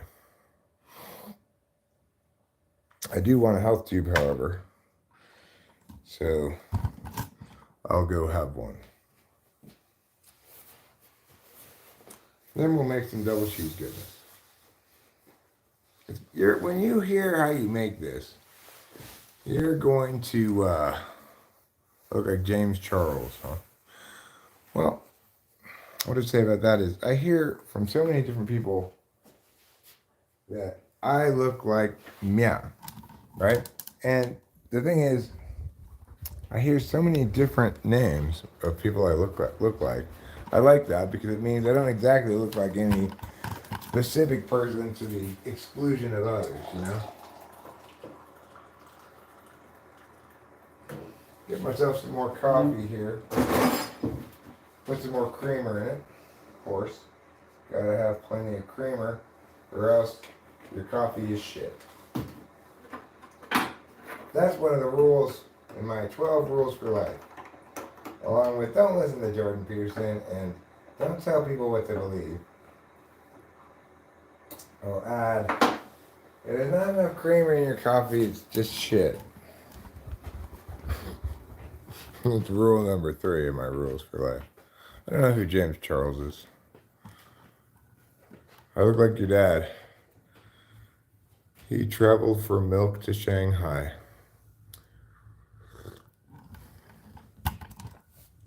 Elaine, your dad is not the brightest man in the world. Dairy is something you want to get locally because it does have a limited shelf life unless you get that ultra pasteurized. Don't need to refrigerate milk. Regardless, it's not something you need to travel all the way to Shanghai to get. And I want you to ask yourself this. Maybe your dad was lying to you. Maybe he was having an affair or something. When he said, I got to go to Shanghai to get some milk, what he really meant was he had to go hump a Chinese woman that he had on the side. I think we figured out a lot here now.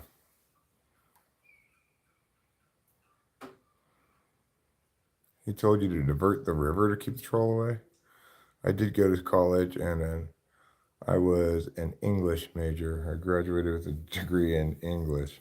Then the language I naturally speak, my native tongue. So, you know, not a very ambitious academic career, you might say. But it did get me the bachelor's degree that I needed to qualify for certain jobs, you know. So I guess it was a necessary evil.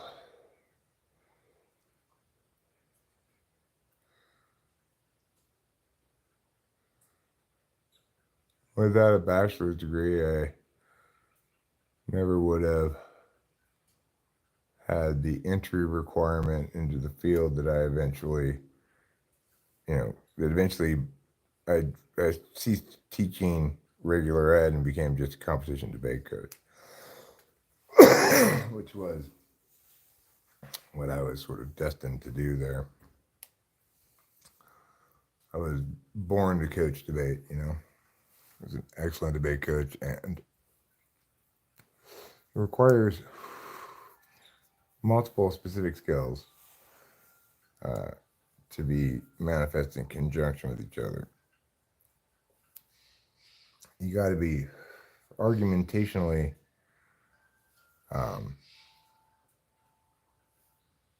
clean. Like you got to understand where contradictions lie, stuff like that. You got to be argumentationally creative.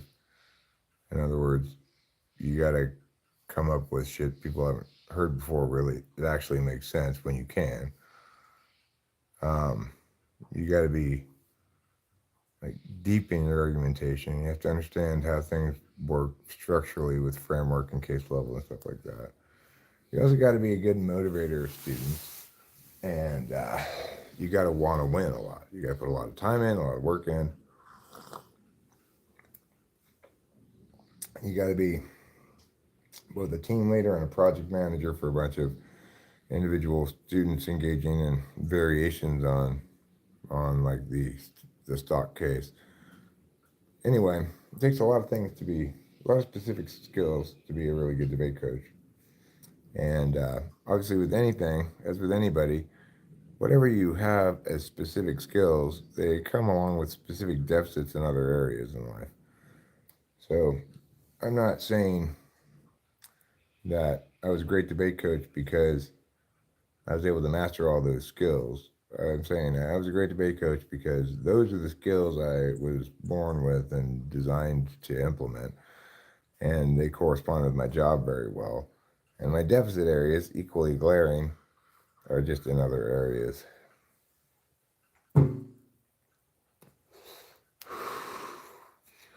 Like, I wouldn't necessarily be bad at being like a logistics person if I put my mind to it and was motivated enough to apply myself to it for some stretch of time. I could do a good job, but it's not for me, right? There's no, I don't feel any satisfaction doing that kind of stuff. That was a part of the job I hated as director of kudos was keeping track of all these people doing meow, meow, meow, logistics stuff.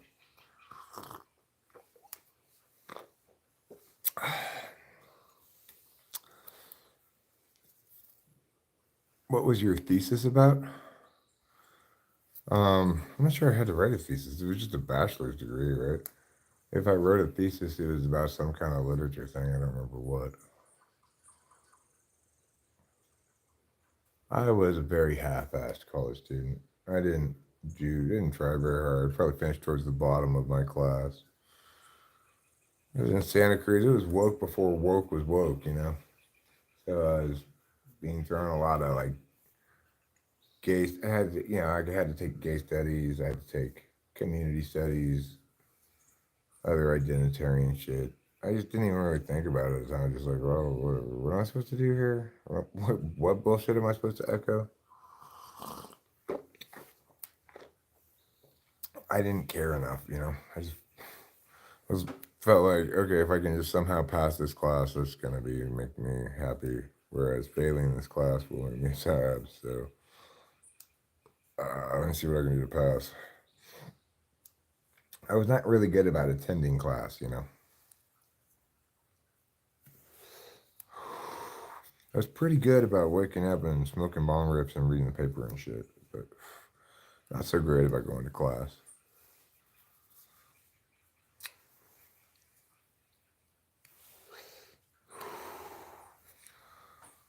In fact, you could say that my approach can be summed up as college schmallage.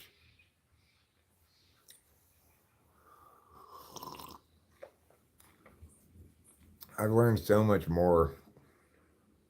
I learned so much more debating in high school and coaching debate after college later on than I ever learned in college by a million times. Like the actual, I guess, rate of attainment of new information and knowledge and skills provided by college was so slow that all 4 years of it couldn't pack into in terms of learning the amount of learning that I would do just prepping one debate topic. The amount of actual interestingly useful information, right? Sure, I read a fair amount of books in college, I guess. Many of them terrible. But, fuck college. I didn't like it. I didn't make friends easily. I was kind of lonely. I was kind of isolated. Certainly didn't have any luck with the chicks, you know. Didn't even try. I had a weak self concept.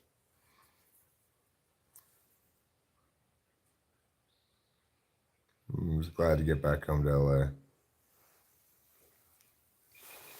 where I had an established group of friends, etc. You know, and in fact, once I got back to LA, I had a great time in my 20s, sort of living a post college life of the sort one imagines one might live in college, I guess, except without the chicks still. One imagines when one goes to college, oh man, I'm going to hump all these chicks. It doesn't work that way for me at all. I like the way Eric talks. He makes words pop the meaning. Is that the right expression? I hope so. I hope I do that. It means I make them validate on introverted intuition. Oh man, if you could pass on one bit of advice about love and life to the youth of today to help them be happy, what would it be? Uh, in a real loving relationship, your goal is for the other person to be happy. You don't want them to be what you want them to be. You want them to be what they are. And the other piece of advice I think universalizes is criticism kills love. Don't criticize the people you love. Criticize people you don't love, fine. I criticize people all the time. I don't criticize Rachel. I don't criticize Delilah, my daughter. What was your dream career when you wanted to just run away and lead a quiet life? Mine is glasswork. I met people who said flower shop, breeding rabbits, etc. I never really had that notion, but I had notions of living someplace off away from other people, but I didn't really think about what I was going to do when I was there, you know. And I kind of realized that vision. We are in a neighborhood with neighbors and stuff nearby, but this neighborhood is rather isolated, and it's like blessedly free of sirens and helicopters and other horrible sounds of urban life. I don't know anything about Tantra and my Vishnu, but I do know that, I'm a big believer in Namaste. And I've got a number of yoga positions I could share with you if you want. One of my favorite yoga positions, I call this one INFP.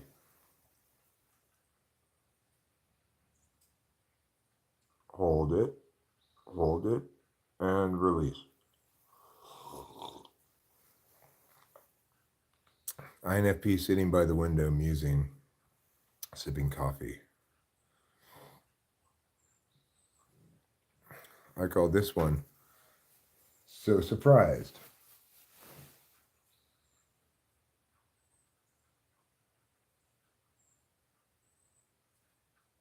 Hold it. I don't want to be cooler than Alexandre Ibralides. I smoke to prevent myself from getting too cool, you know. If I reach that level of cool, then I might just freeze in place. It'd be like 0 degrees Kelvin all the time. I mean, you don't want that, do you? You don't want to be stuck in infinitely suspended animation at 0 degrees Kelvin, do you? I don't think you want that. That's the risk you're running by giving wanton, irresponsible, unsolicited advice like that. You're really running a big risk there. You could cause World War III. The war that's fought over who's the coolest.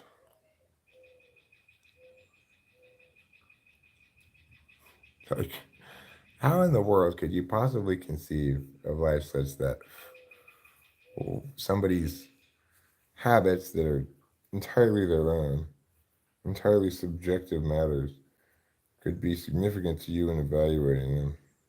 Certainly, it's not a matter of character. Certainly, it's not relevant to the quality of the content, whether it's good or bad here. So, what silliness. I hereby gently, Alexandre Ebraulides, wag my finger at you. Rethink that tendency.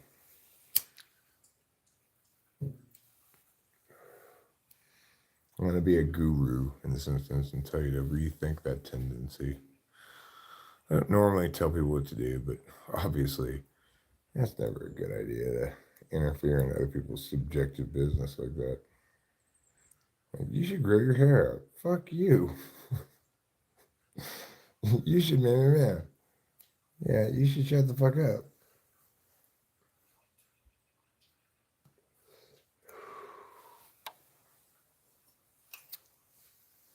That's called being a guru. Let's see. Of course, whether I am or am not a guru depends on what the poll says. Currently, I'm not a guru, but it's not a landslide. Almost half of the people think I am a guru. What kind of guru do they think I am?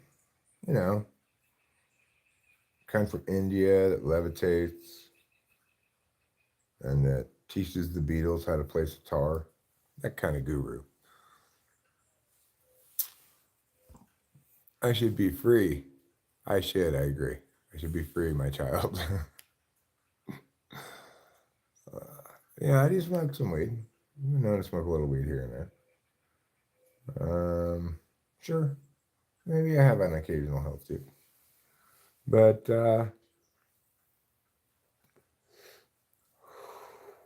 that's just the way I am. Well, we're getting face flies now. It's that time of year. Get these little gnats come around and bother us, fly in our face. They're not bothering me right now though, but it's still pretty cold. I woke up this morning, looked out the kitchen window at the car. I thought it had snowed last night because there was all this apparent snow on the car and on the ground and stuff. When I actually went outside and looked at it, it was not snow. It hailed so much last night that it looked like there was snow all over the ground.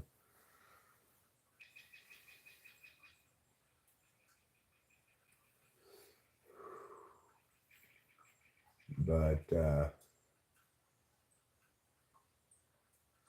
I still do have kind of likely to be unrealized notions of going skiing at the nearby Yosemite ski place, which is either called Badger Creek, Badger Pass, Beaver Creek, Beaver Pass, something like that.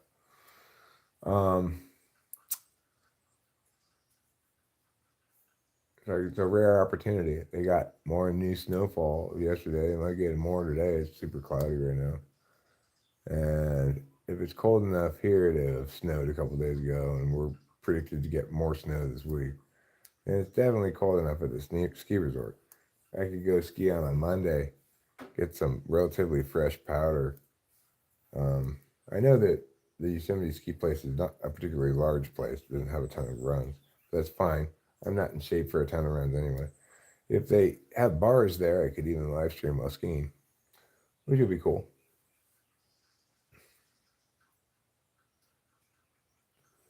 You might say, Eric, do you really have the clothes for skiing?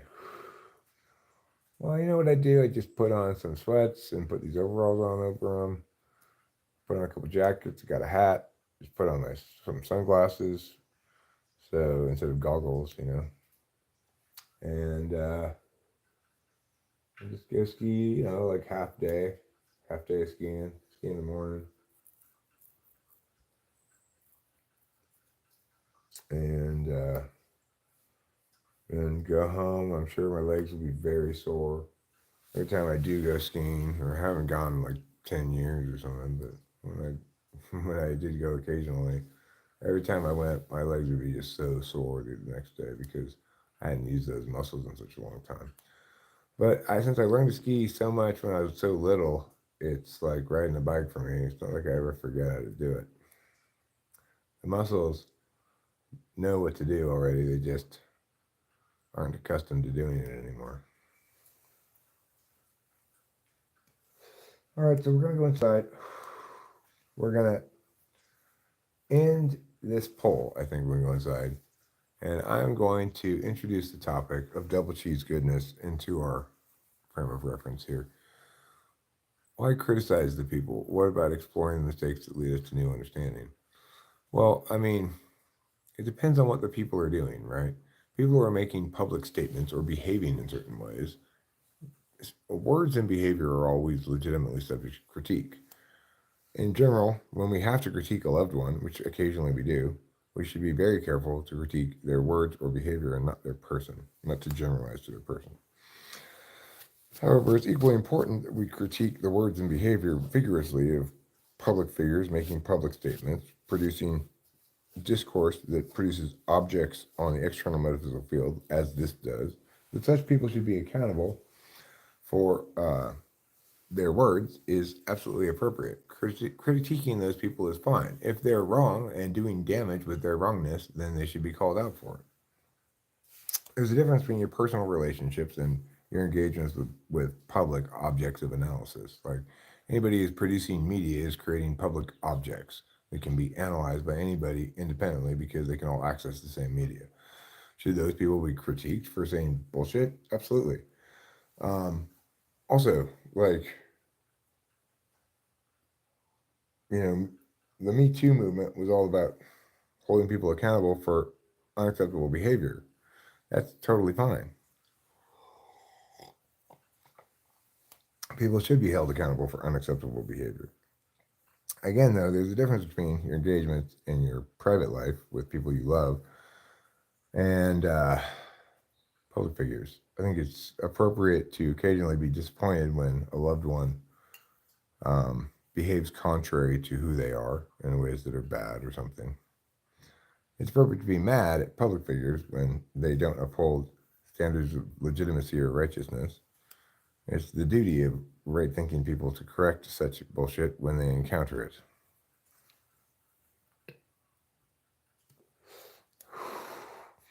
I don't need to understand why you're wrong. You need to understand that you're wrong. That's the disconnect here that we're having.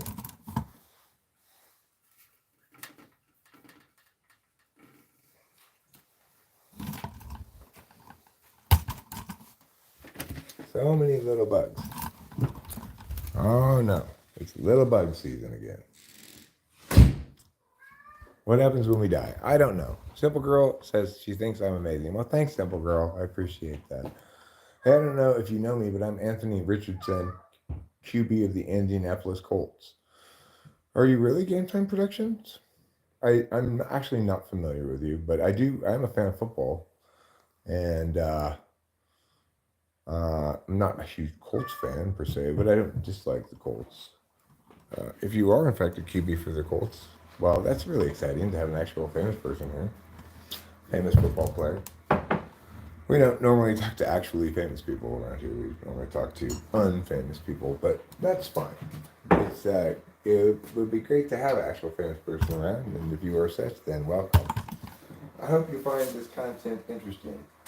Earlier, I was actually doing sports content when I was kind of calling / commenting upon the Oregon State South Carolina women's basketball tournament game. Obviously, I was rooting for Oregon State. Kitty, get out of there. You do not belong in it. Beat it. But unfortunately, and unsurprisingly, South Carolina, with their absolute dominance on the boards, won the game. And I was sad. In the men's tournament, of course, Tennessee is currently playing against number 1 seed Purdue. Tennessee's losing at the moment by a little bit, but not by a lot. I think it's still halftime. All right, now, to make double cheese goodness, this classic Eric dish. Now, this is a dish I invented in college, okay? It's designed to provide you a lot of food that lasts a couple of days. You're supposed to just cut a square out of the food from the fridge, put it on a plate, put some paste pecani sauce on it, and eat it. I believe we even have something like salsa or paste pecani sauce. So, we are good to go here. We've got all the ingredients. Technically, this calls for a can of pork and beans. I just have baked beans. That's fine. It'll do. We don't need the pork and the beans. It's okay. So, we're going to start with 2 cups of rice. Because this is a casserole we're making, okay? You're going to think, this is a strange dish, or the ingredients don't seem to really go together. Well, they might not seem to, but the final result with double cheese goodness is going to be delicious, I promise you. 1 cup of rice, and here is a 2nd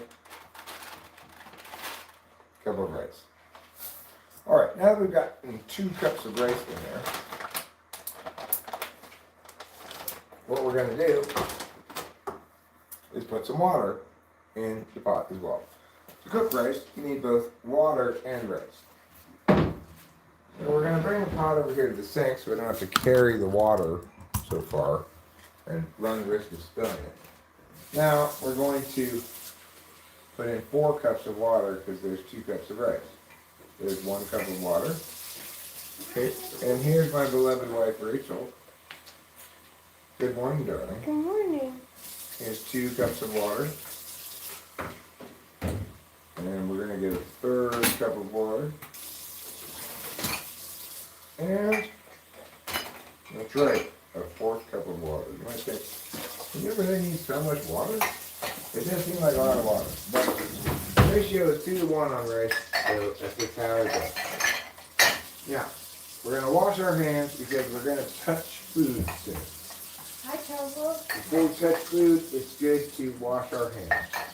So Rachel, I don't know if you've heard, possibly just got up and haven't heard yet, but I am making something I've never made for you before, but I've talked about many times. We have all the ingredients for it. Double cheese goodness. Oh, I'm so excited. Yeah, it's pretty exciting stuff. Now here's the rice jostling portion of the cooking thing. You gotta jostle your rice a bit.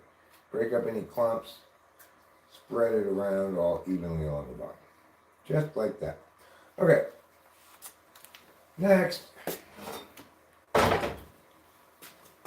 you're going to bring this over here and you're going to put it on high heat.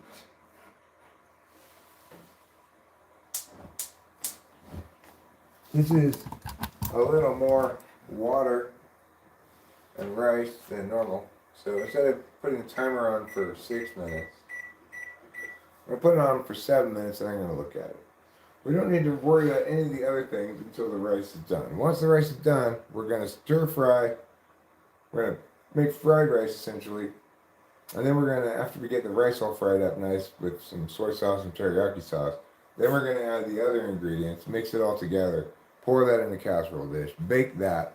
Then we're going to put cheese on top. But we're going to put in a casserole dish, put cheese on top of it, bake that, then it'll be done. So it's not a huge process, but it does have a few different steps.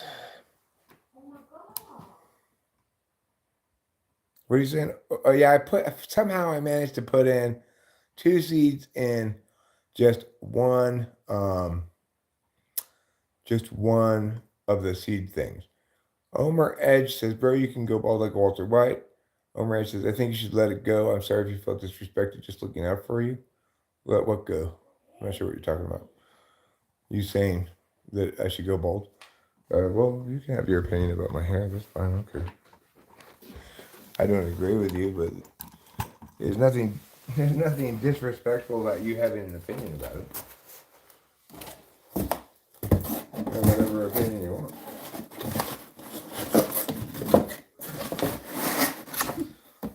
So, keep that in mind.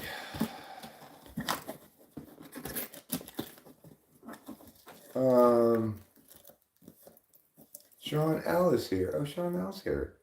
I just added the staple button, but it says that was bitchy.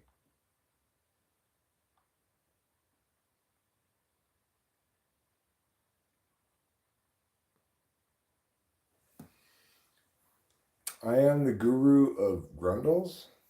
Maybe. I don't think so, but I definitely don't want to be the guru of taints. If we're going to have me be a guru of something, let it be grundles. I think, by and large, we're going to keep as much of this stuff that we got for the other houses as we can, really, because now that we're doing it month to month, it doesn't make sense to put all the stuff in that house necessarily. Sure, we'll try to rent it fully furnished, but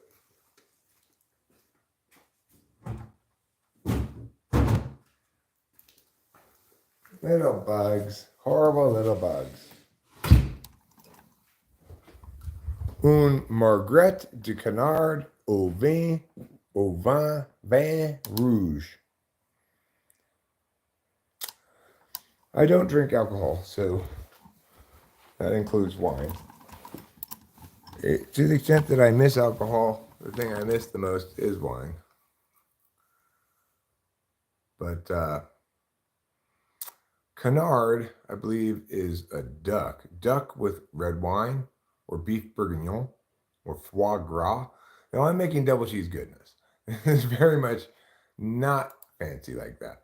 What I'm making is the exact opposite of fancy.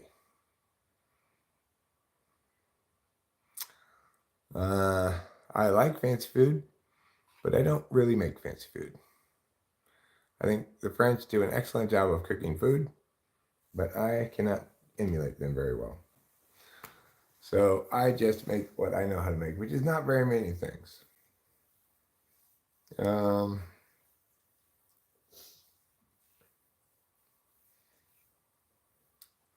going to make a simple poll. Do you celebrate Easter? Let's find out. Personally, I don't really celebrate Easter. Yeah, the French do food very well. The French have many different kinds of cheese, for example. I like their different kinds of breads as well. And their sauces, all that kind of stuff.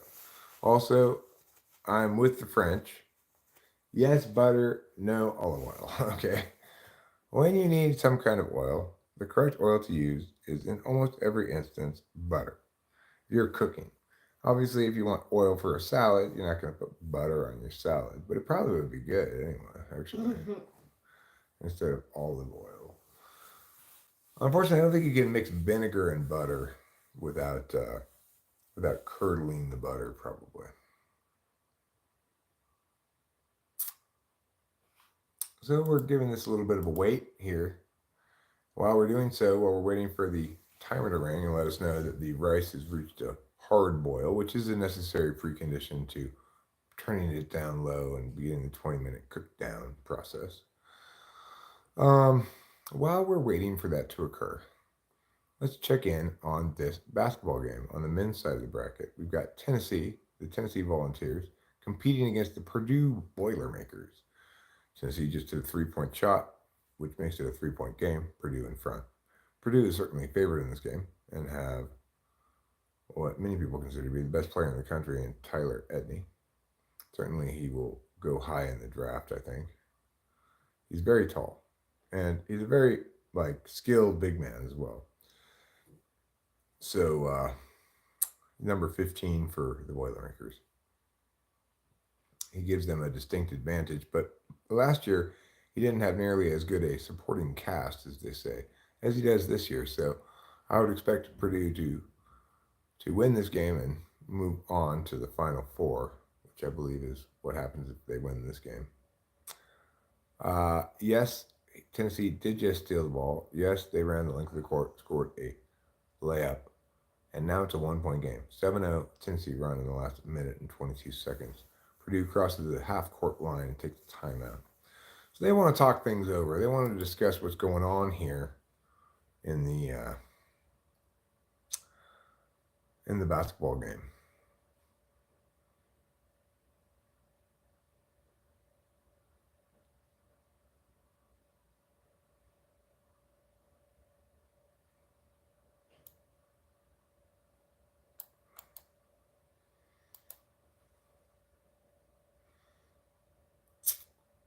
So just for the record, in case that person was actually Anthony Richardson. Anthony Richardson, age 21, is the quarterback for the Indianapolis Colts. He used to play for the Gators, Florida Gators. And I'm not sure if he has actually played any professional games yet or not, if he was just drafted. Okay, I'm coming. He was drafted in the 2023 draft, round 1, pick number 4. Wow. He's highly drafted quarterback. All right, this is not quite ready yet. This is not a hard boil. So we're going to give this a couple more minutes. Maybe 3 more minutes. We'll see if that's finished. It might just need 2. It might even need just 1. Let it go for a bit and see what happens. Let's push it a little bit this way, maybe. I don't know, maybe, yeah. We want to try to get the fire heating it up over here more, see. Come on now, fire. You can do it. Oh, it's getting there. It's getting pretty close. I'm about ready to turn it down. But I wanted it a little bit of a harder boil than that. Come on. Boil all the way. Stop being a boil shy. Stop being a watched pot. Watched pot boil shy, shy to boil. A watched pot boil shy, so shy to boil. A watched pot a boil shy, shy in the boil. A boil all the way, boil, boil, boil, boil. Is that hard enough of a boil? Probably. It's probably good enough. I didn't seem to want to get all of it boiling for some reason. I don't know why. Come on. You can boil a little bit better than that. Come on. Part of the issue is, of course, being at elevation. We're not that high up, but it does make a difference. Even 4,000 feet, it's going to take a little longer to come to a boil and such. This one's ready to go, though. All right, let's put the lid on and drop the heat. We're going to drop it. We're going to drop it like it's hot. Drop it like it's hot. That seems fine. Okay, now we're going to wait for this timer to end, I guess. And then we'll put on the timer for 19 minutes. Because we have to wait a minute for the timer to end. And then in 19 minutes, our rice will be done being cooked. And we can begin the next stage of the process, which involves frying the rice, mixing in the stewed tomatoes, the corn, and the can of baked beans. Now, I will confess the following thing. I really need to just use half that can of corn, because the recipe calls for the small size can of corn, not the big size can of corn. So I'm going to probably just end up throwing away half that corn. And that's just something we're going to have to deal with. We're going to have to be okay with that. A little bit of waste sometimes is unavoidable. Alright, now the timer's ended. I'm going to put this on for 19 minutes. Just stop beeping. Stop. Thank you.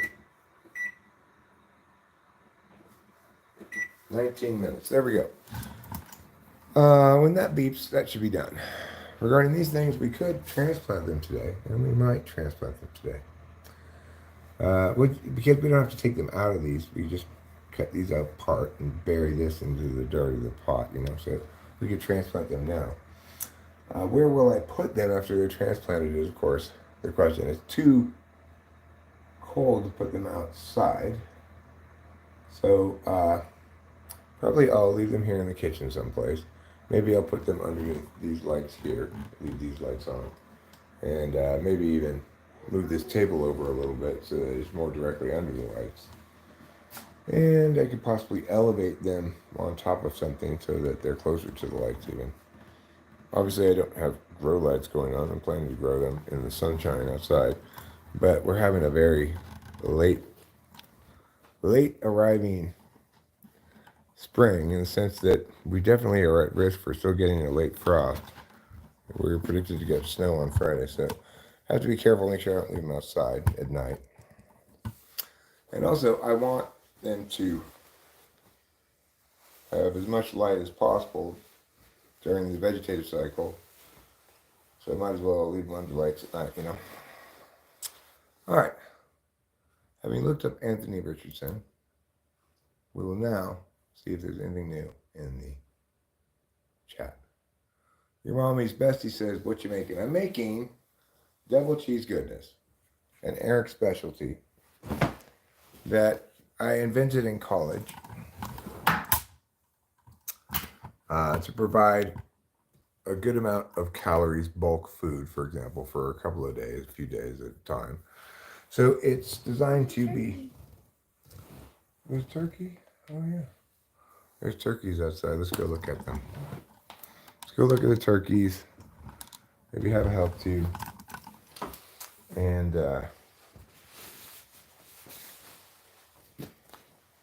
feel like, hey, that's pretty special.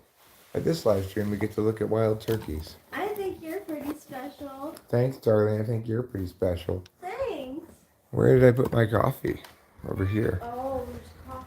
Yeah, it's fresh coffee. I made new coffee this morning, so Thank you. it's, I think, quite good. All right, let's go see if we can see the turkeys. Let's go look at them. Are they here? What are they doing? Why are they doing it?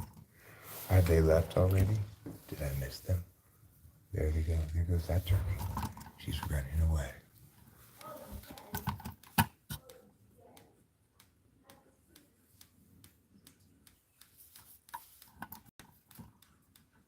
See the turkey? There's the turkey. Yeah. A real wild turkey. Just like in the movies.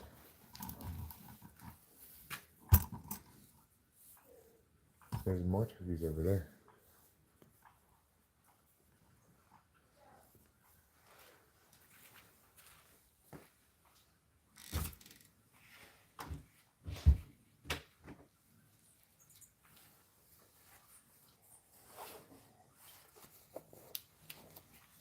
Oh, you turkeys. I'm not here to bother you. You don't have to worry. I'm not going to shoot you. I know I could, but I'm not going to.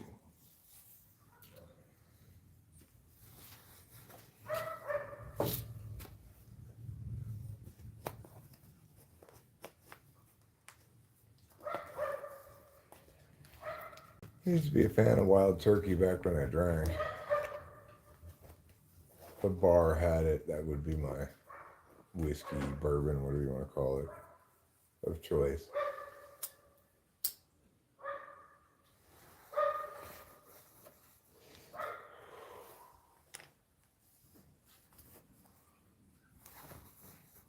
After that, I'd go Jim Beam, probably. You know, I didn't necessarily want to get like Maker's Mark. I'm sure they really had Maker's Mark that much when I was drinking. I didn't like Jack Daniels.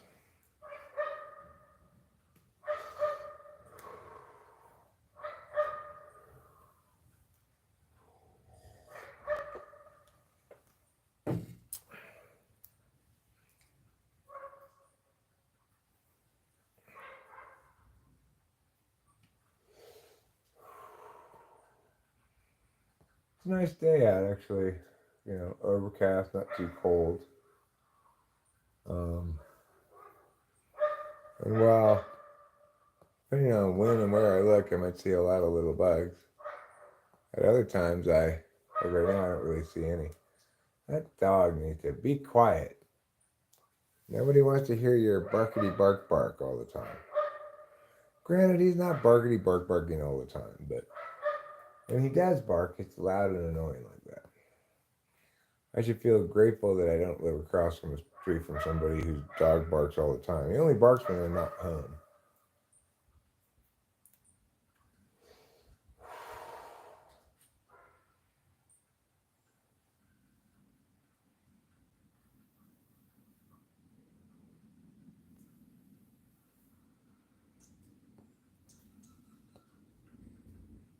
Well, you know, 5 of the 6 seeds germinated. That's fine. I don't need 100% germination rate. 5 of 6 is good enough. If that other one just kind of slow germinating, I'm going to keep it under the lights for a bit. Give it a few more days, see if that last seed germinates. But if they don't, then I'll maybe just go with 5. Maybe I will plant another seed. We'll see.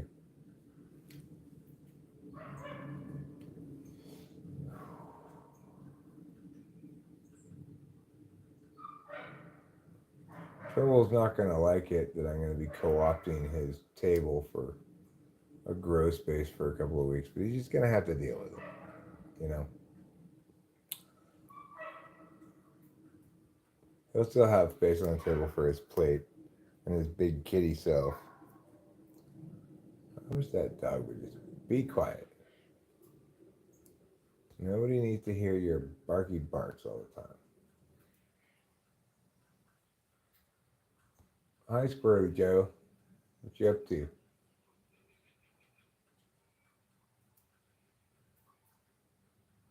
You enjoying some sunflower seeds?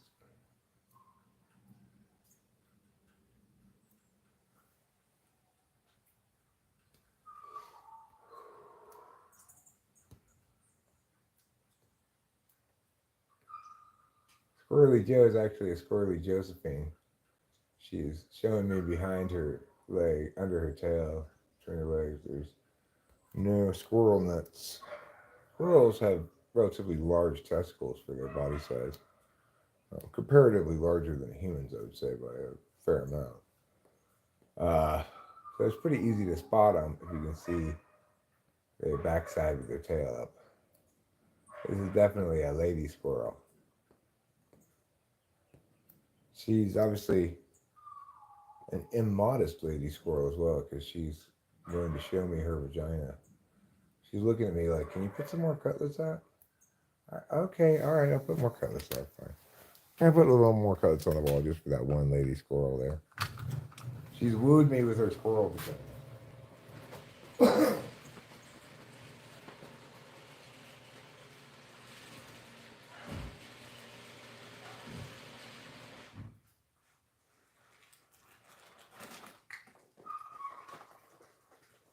Here you go. Yes, more cutlets for you. Oh, look at you. What a brave squirrel you are.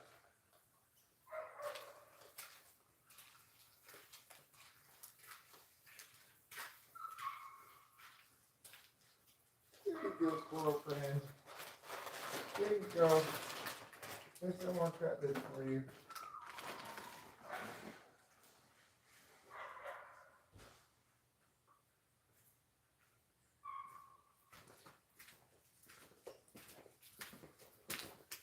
All right, so we got some more cutlets for our squirrel friend. I will show you what she actually was running away while the garage door is closing, but I'll show you the exciting squirrel action when she comes back down. Here she comes.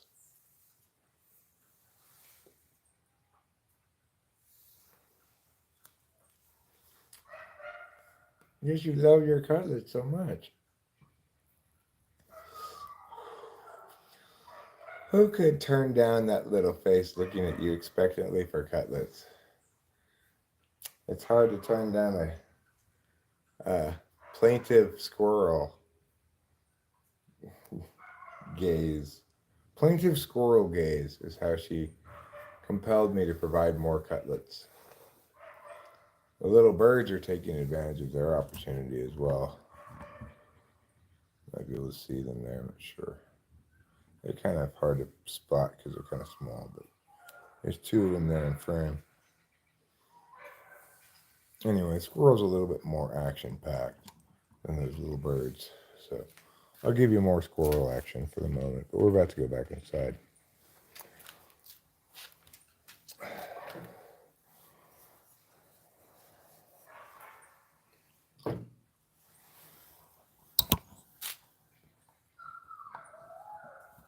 There. Get away from this barkity barks and his ceaseless, pointless, unnecessary barking. Hi, Mr. McCartoffel.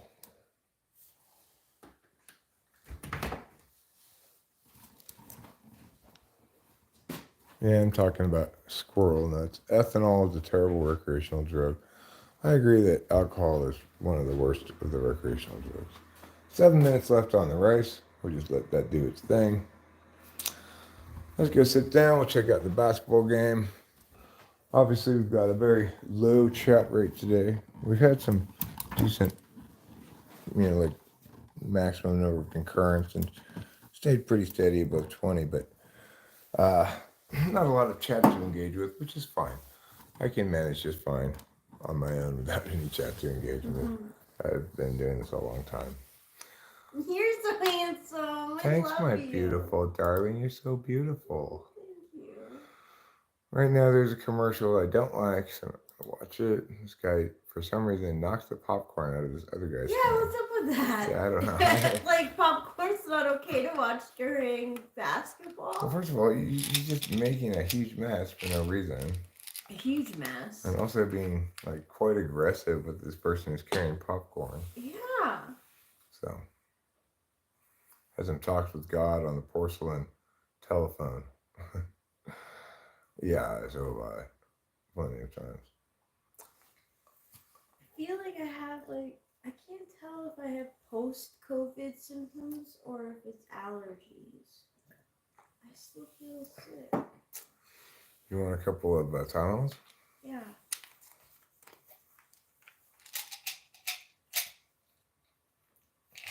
Thank you.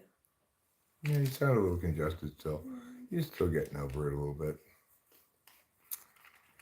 And we also have over there antihistamines. You want me to get you a couple of Benadryls? It'll put you to sleep probably, but I don't know if you want to go sleep more or not. So it's 55% of people responding, in fact, do uh, celebrate Easter. Let's see what's going on here. Mine still says that you are a guru. What? Mine still says Change it to live chat or something. Okay. A little update. Probably stuck. Oh, there it is. Yeah. I used to drink bourbon called Wild Turkey. Same man. They're cute. We don't have them here. What's the difference between bourbon and whiskey? We were some wild turkeys, you and I. Yeah, Bob, I enjoyed my wild turkey, I guess. And when I enjoyed it. Bourbon is made from corn mostly and has to be from Kentucky. When I was rowdy, I would drink Crown and Coors Light. Now I can't put my lips to it. I recently started drinking whiskey and bourbon either straight or with some ice, and I think I like bourbon better. Well, Rachel says, hi, happy Easter.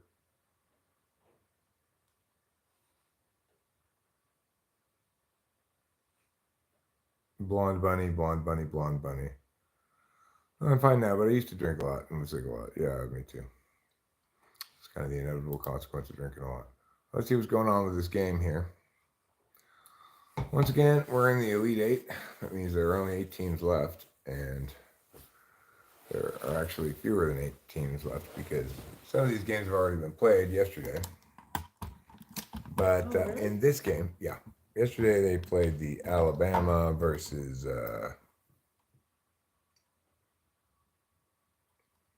Clemson game. I don't remember who won that one.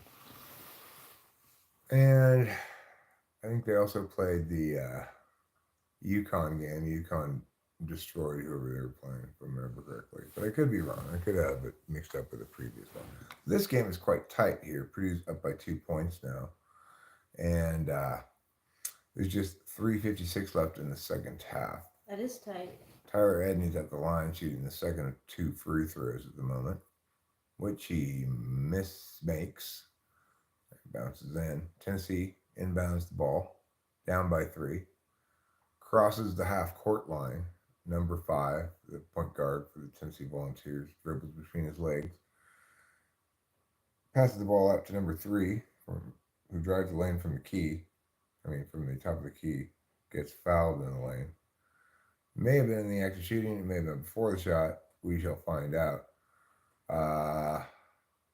Regardless, Tennessee is not in the bonus, so if in fact it was on the floor, they'll just take it out of bounds. It appears that he's shooting though, so that it means they must have called it in the act of shooting.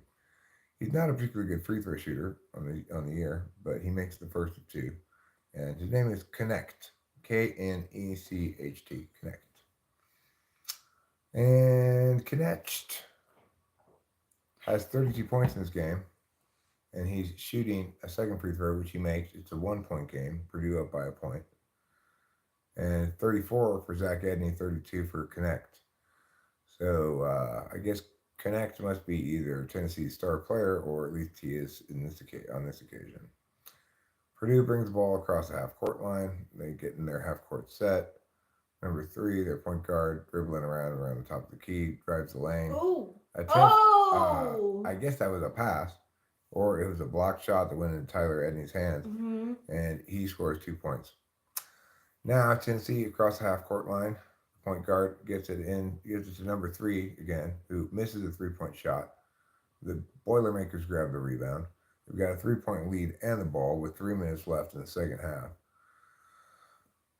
Number 3 for the Boilermakers, the point guard brings it across the half-court line, calls over a teammate to set a screen, which he takes advantage of to drive the ball, but is brought up short as he is double teamed by the Volunteers. Now he's got the ball again, and he's trying to drive around. He kicks the ball out to a 3-point shooter for Purdue, who makes the 3-point shot, extending their lead to 6.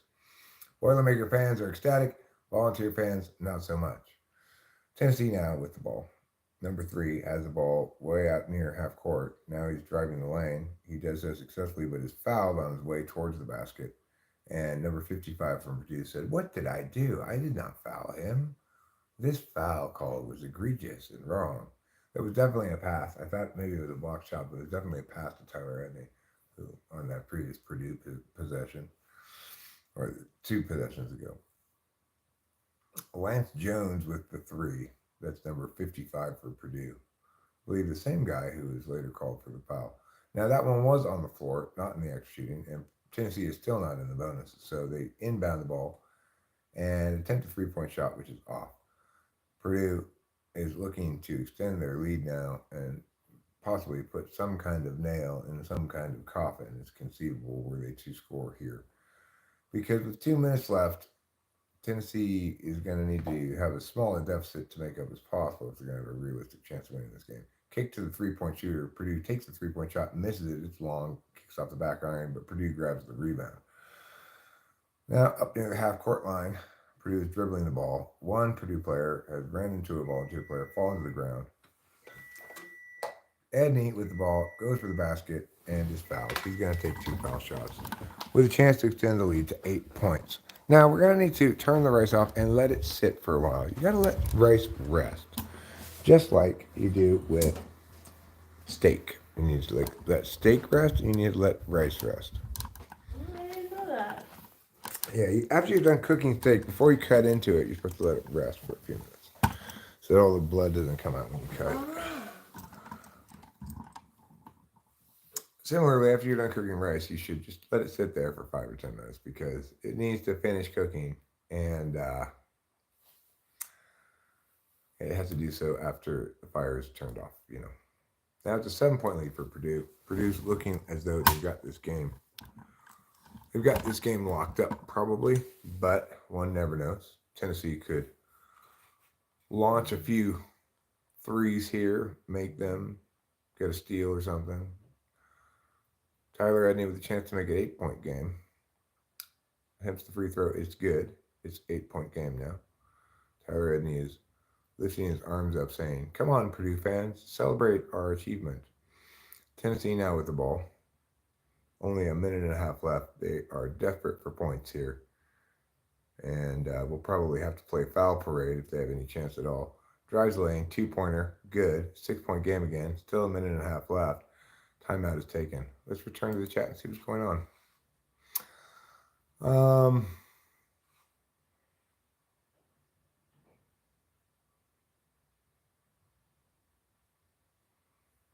Simple Girl says, "I'm glad you're making better choices now." I am too. I've seen plenty of people lose their life due to alcohol. It's a tough drug, Why are you spamming Blonde Bunny here, Elena? What's going on? Yeah, what is that? What's that all about? Hey, that's not nice, Tug Samperno. Directed energy weapons are real, people. Wake up. Okay. I will try to. Hello, you stupid. Thank you, Tiga Samperno, for that wonderful greeting. Akzaro, hello, how are you? Are the Longhorns still in it? Let me check the brackets I have here and see what's going on. On the men's side, Rachel's bracket is the best currently. She has Purdue as national champion. She needs Purdue to win this game. So I don't think Texas made the tournament on the men's side, did they? No, they didn't, I don't think. Oh, yeah, they did. Number 7 seed Texas. They lost to Tennessee in the second round. I do believe, however, Texas is maybe still in it in the women's bracket. Let me see.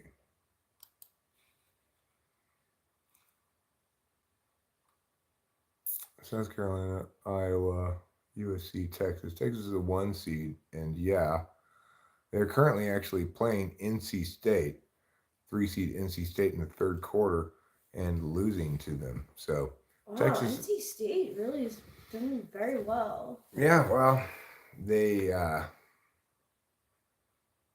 for a brief time had both their men and women's teams alive, as does UConn. But I think the NC State men's team lost. Oh.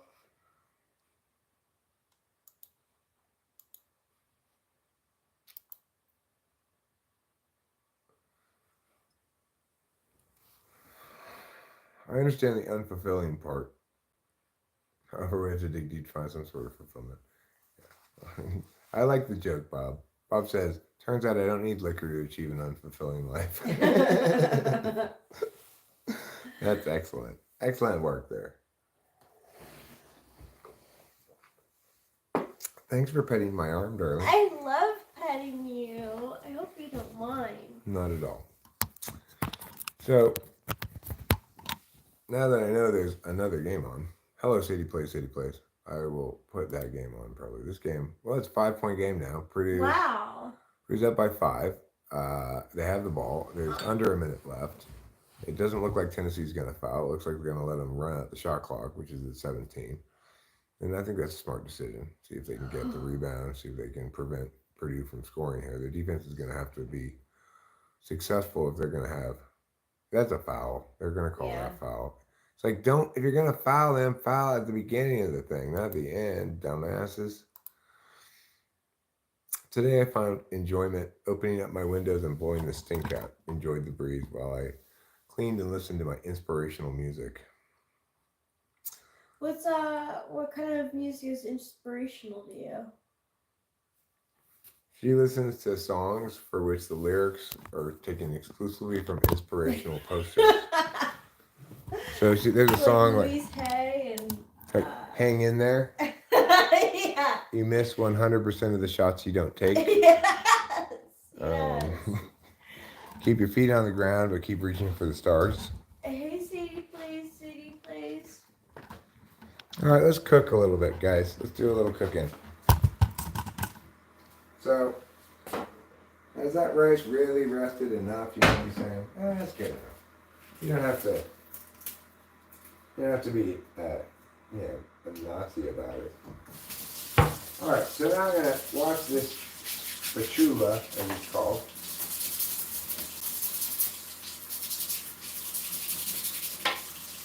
Get some of the last rice that I had in there off of it.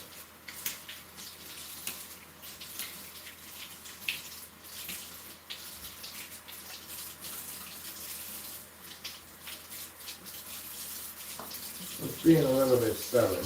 Should have soaked it. You always soak things with rice on it so it'll stick to it, like cereal. Whatever, good enough. Alright. So now what we're going to do, let me see if I have my rice scoop, boys. I do. Here's my rice scooper. This is a good way to get rice from one thing to another thing. Let's see how the rice looks. Looks fine. Looks done-ish, Alright, so we're going to move the rice over here. We're going to put the pan in here. And move this here. Alright, now, get these bits of cold rice out of here. Alright. Put this here. And then what I'm going to do is get out some sauces that I need. I do not need Worcestershire sauce. Didn't we get some teriyaki sauce too? No? Yeah, we did. Where is it? Did it not make it Might in? be in the pantry. Maybe it's in the pantry? Yeah, maybe it is in the pantry. That makes sense. Kitty on the table. Alright.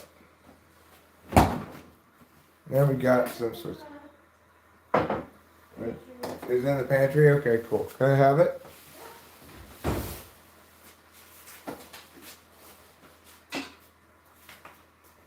Thanks. Welcome.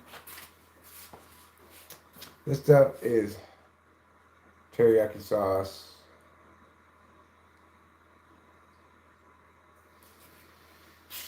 All right. Now,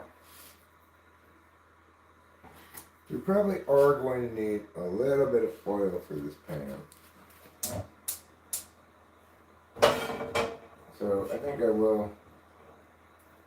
You know, I know earlier I disavowed olive oil. And I put a little bit of olive oil. Alright. Well, let that heat up a little bit. I'm also going to start with a bit of soy sauce in here too. We'll add more along with the teriyaki. You know, I think it's probably safe to begin putting rice in here.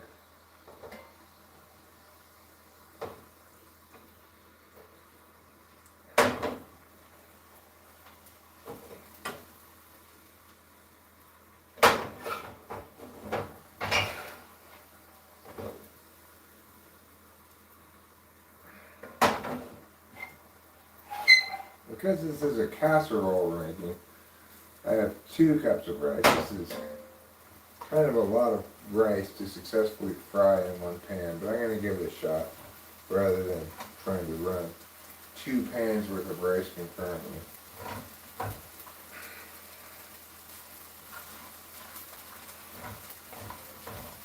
Scoop out all the rice from here. Alright, now with this rice pot with the rice will soak in the sink. We're going to do that for ease of cleaning later on. Hopefully I'll clean that before I'm done with all of this process too. I don't want to leave it in the sink. Even though I often do, but I plan to not leave it in the sink this time. Alright, let's add a little more soy sauce now. Touch of that there, okay. And then we're going to add some of this teriyaki sauce as well. As per, well, we're going to need to take this off first. Snip, snip, snip.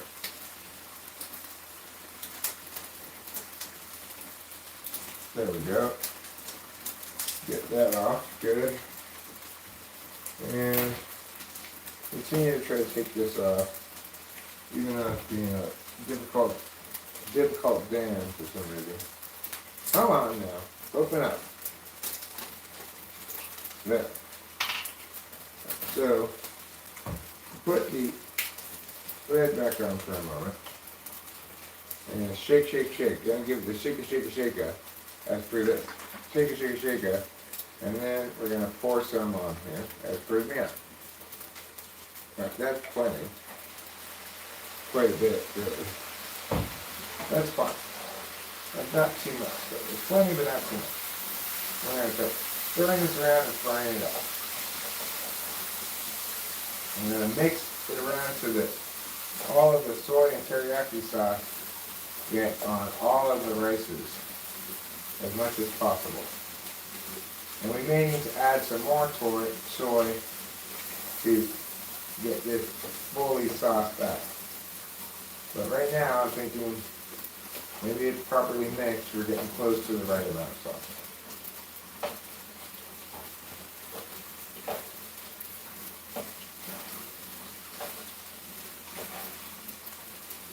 So we mix, mix, and stir. Stir, stir, and mix. Spreading the sauce around like cornstarch with bigot. Okay. This does need a little bit more saucing, but not a lot. I'm going to just dabble a bit more soy sauce on it. And we're going to stir, stir, stir to make sure it's spread all around nicely. This is 2 cups of rice, so it does take quite a bit of saucing. You can see I've still got white parts of rice in here. And it also takes a fair amount of stirring. It might even need a little more saucing. I think it does. So, put a little bit more of this teriyaki in. Just give it a little bit of splash right there. There. That's fine. Let's stir that up. I'm going to stir till our stirs away. Okay? Stir. Mix. Turn. There we go. We're getting a nice mixture on the saucing. It seems to be properly sauced. It seems about right for double cheese goodness. Now, let's start preparing the other ingredients to put in here. What are the other ingredients? Well, we are going to add 1 can of baked beans. I know you're saying, Eric, what are you talking about? That doesn't go with this at all. Well, this is the magic of double cheese goodness. Just accept it. So we're going to open that bean can, then we're going to stir so it doesn't get burnt, okay? Stir. We do want it to get a little brown on the bottom. We don't want it to burn. So, we just give it a quick stir. Spread it around again. Wipe the rice off like that. Yeah. Okay, here we go. Now we're going to open up this can of tomatoes. This can of tomatoes will go in here as well, but unlike the beans, with the tomatoes, we need to squeeze out all of the juice. Okay? So, we're going to take this over to the sink, like so. And we're just going to squeeze out all of the juice.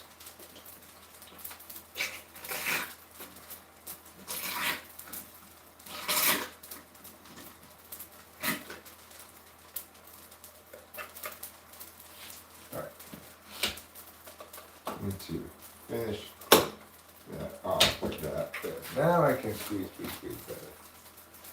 Squeeze all the juice out. Now we've got these tomatoes. We're going to do a stir. Make sure we don't burn anything. Rinse those tomatoes out like that. Okay. Let's take a look at the rice. Here we go. Let's take a stir. As you see, we're getting some browning on the bottom of the rice. That is, in fact, what we want to see. I can tell, looking at this, that it wouldn't be harmed at all by just another dabbling of soy sauce in here. Bring out. Yeah. So this could use another little dabbling of it. And there you go. Give it another quick stir around. Let those delicious flavors do their work, right? Okay. Put that, get this rice up here. Okay. Now, we've got a third can to open, and that's corn. This also requires us to squeeze out the juice.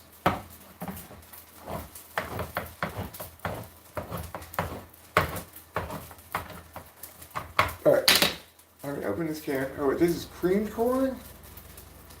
Creamed corn? No. It's not supposed to be creamed corn. It's supposed to be corn niblets. Well, I'll just put in a little bit of creamed corn. I'm not going to put very much of it in. And deal with that accordingly. So, all right, now let's return to the rice, the pan. Let's start mixing in our other ingredients here.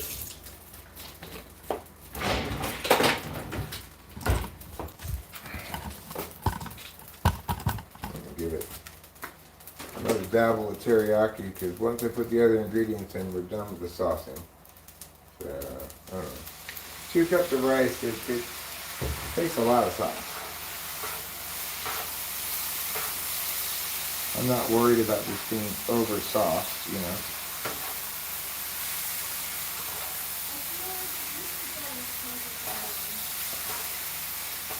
feel like the Easter Bunny what? I told the town was always special, easy business. Yeah, right. Well, this is our Easter feast. This is our spiral ham, okay? Okay. Iron lines it looks good, not gonna lie. Okay.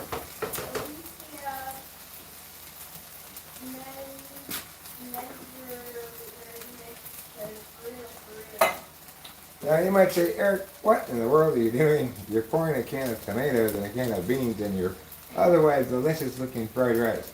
I know it sounds strange, but you're just going to have to trust me on this. This is the way of double cheese goodness, the way and the truth. Now, I'm only going to put in a little bit of these creamed corns because it's not supposed to be creamed corn, it's supposed to be corn nickels. I'm just going to end up throwing the rest of the can of corn away. And the corn industry is just going to have to be okay with that. Now, I'm going to mix all of this together in this pan. I'm going to try to maybe cut these tomatoes into some smaller pieces with my spatula here. Spread them around a little bit more.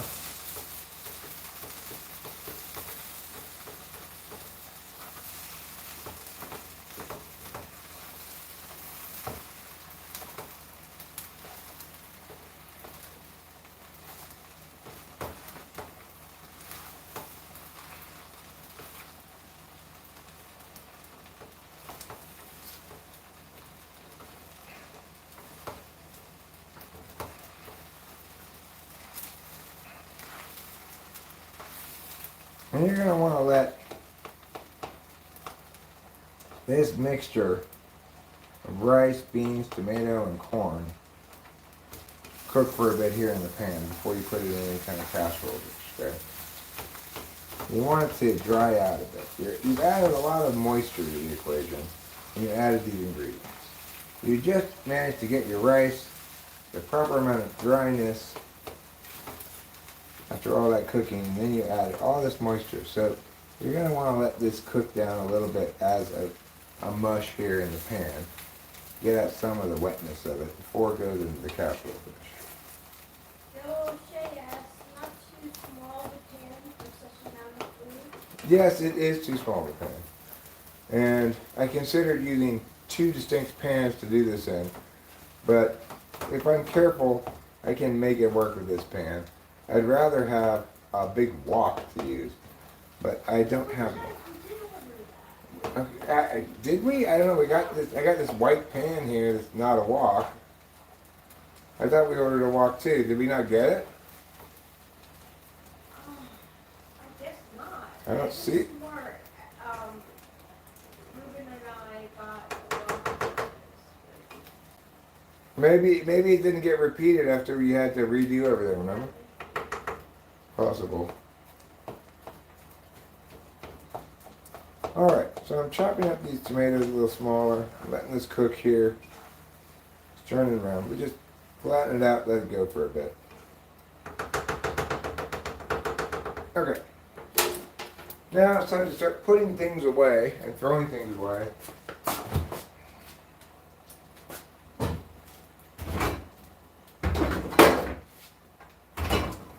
Got some trash here. This gets thrown away.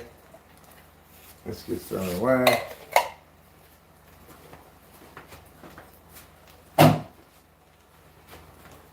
And I put this pan. Here's I'll put this pan under here, maybe. Fit? No, it doesn't fit there. All right, pan. I guess. Where do you go? You can go under here. Do you fit? There. That new pan go there. That's fine. These scissors go back over here. This goes under here. And we're going to stir. All right. Coming together. It's almost ready to go in the casserole dish. Now, at this point in the process, you felt like adding a little extra pizzazz or whatever, that'd be fine. I think I'm gonna add a little extra pizzazz with some dried onions here.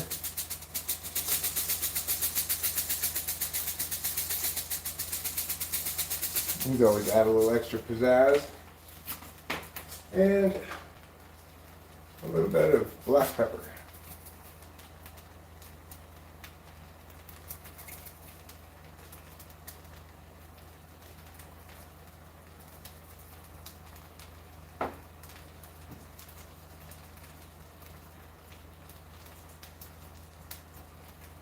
Okay, that's good. Now, stir that around a little bit.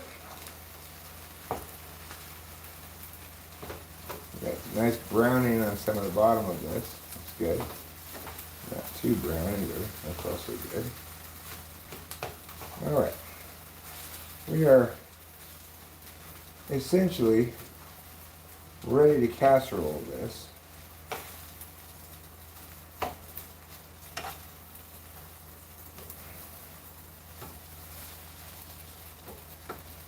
Okay.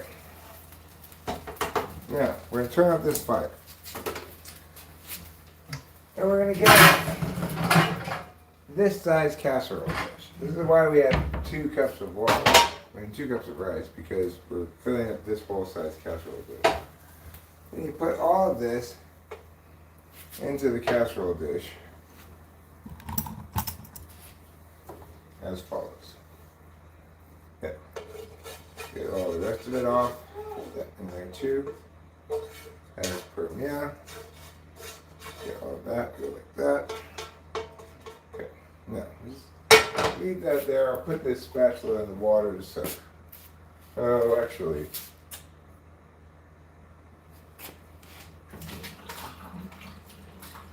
Let's rinse off this spatula here.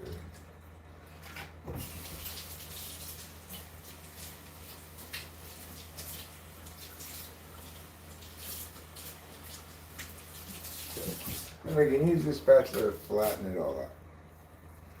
So we're going to flatten it all out until it goes to all the edges of the casserole dish. Flatten, flatten, flatten. As you see, it fills up this size casserole dish perfectly if you do 2 cups of rice and the various ingredients I articulated. Now that that's done, we flatten that down. Time for the last ingredient in double cheese goodness. You can probably guess what that ingredient is.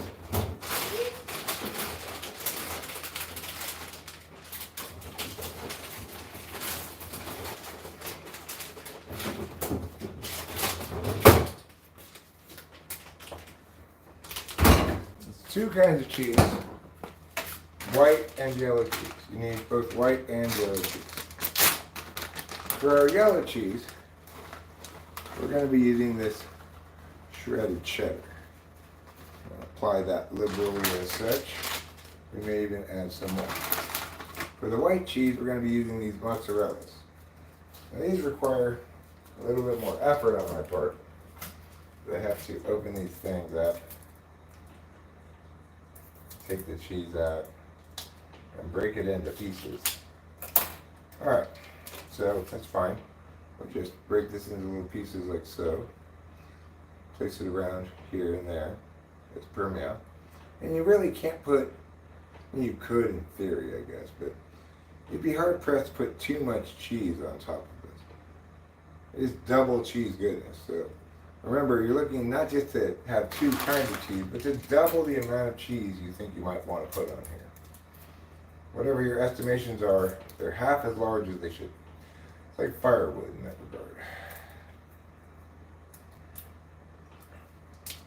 Get as much firewood as you need, then multiply that by 5.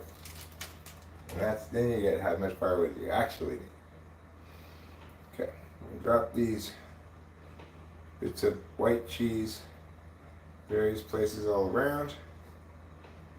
And make sure that really you want like every bite of it to have some white cheese and some yellow cheese. cut that, cut that, cut that. Open this as Premiere.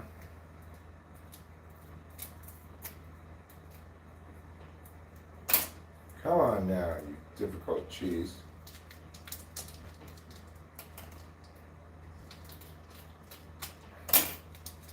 Okay. Another white cheese out. Put some cheese there. Put some cheese there. Put some cheese there. Cheese there. There. There, there. There. There. There, there. Get this cheese as well. Chop the ends off of this one.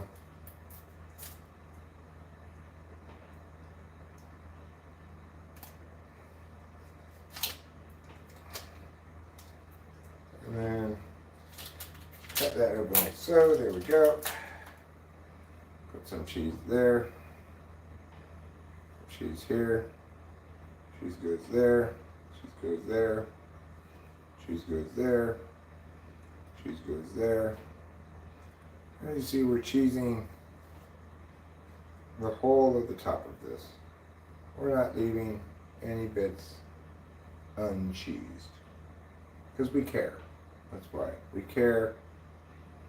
And we care about things. And we got one more white cheese. And we'll put some more yellow cheese and we'll call it adequately cheese.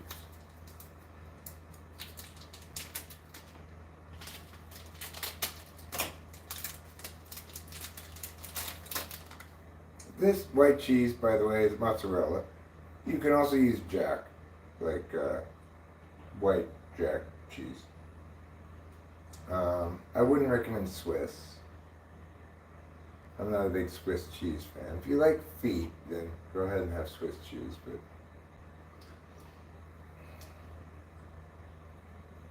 okay, so this is well covered now in pieces of white cheese. There aren't any huge deficit areas anywhere. Let's put a little bit more yellow cheese on it now.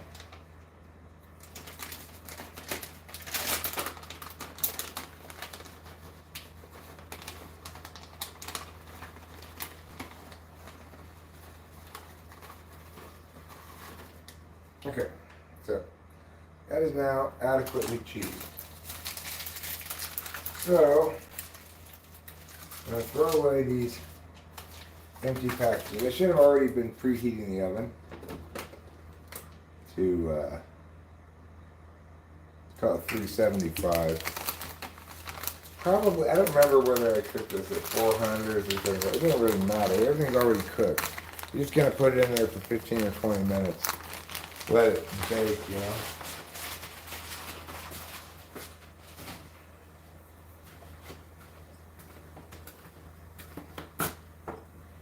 So, we'll let that preheating happen.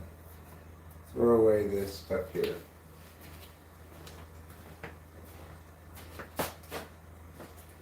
Put the pepper back. And now, something I said I wanted to do before I was done with this cooking process. Let's go ahead and clean the rice pot. So, there are certain things that I don't put in the dishwasher. This rice scooper is one of them because I need it too often, so I just wash it instead of putting it in the dishwasher. I'm going to do the same with this spatula since it's already here. And we'll just get a little soap.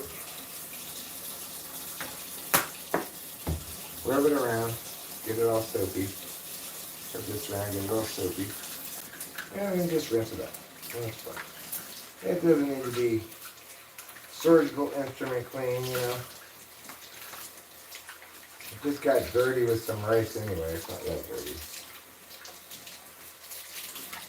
So we got about 8 minutes left on the preheat. Ample time, certainly, to clean this pot. However, I will say, it hasn't had a lot of time to soak. So it's a little difficult here on the bottom. It's being a little sticky. I think I can get that with the brush here. hopefully get all of that off without too much scrubbing.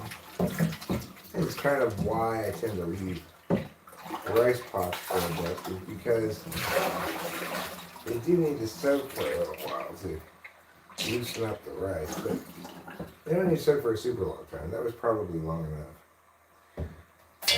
Not everything comes instantly off, but it doesn't require a lot of effort to get it off. A little scraping with the back end of the brush should be fine. Just soap all that up like so. Get it all sudsy. And then we will rinse out the pot as per now.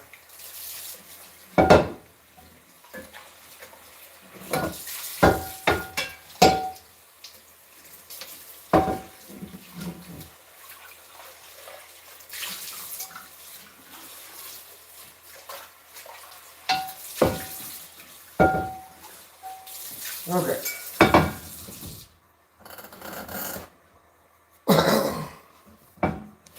Dry off this pot, I'll put it back where it goes.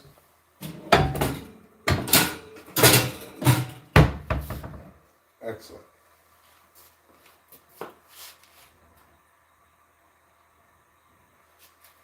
I'll keep these moist. A little bit of water.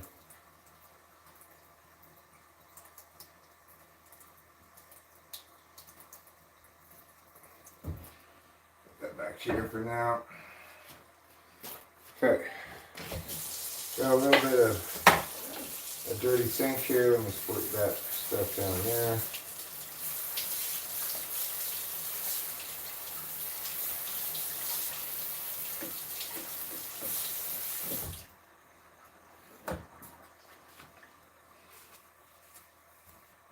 Okay. Okay. Okay.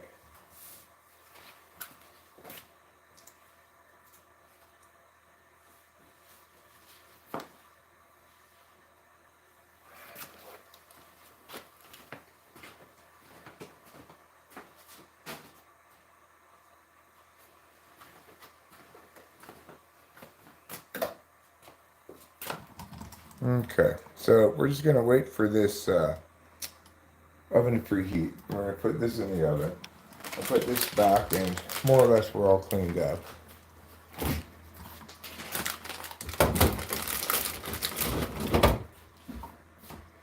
think I'll get one of these Heineken Zeros as a beverage here. And we will be eating soon enough. We're going to be feasting on double cheese goodness.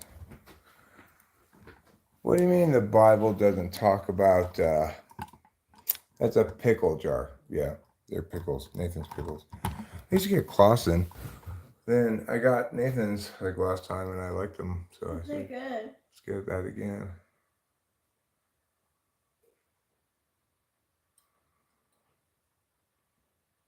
As I'm making double cheese goodness. It's always spring break somewhere. That's what they say. It's always spring break somewhere. So, my double cheese goodness is what you would call college food, okay? I invented this recipe in college. It's cheap. It requires stuff that comes in cans. 3 cans plus rice plus soy sauce plus cheese, you know?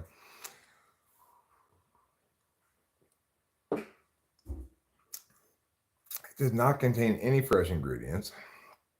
Absolutely not.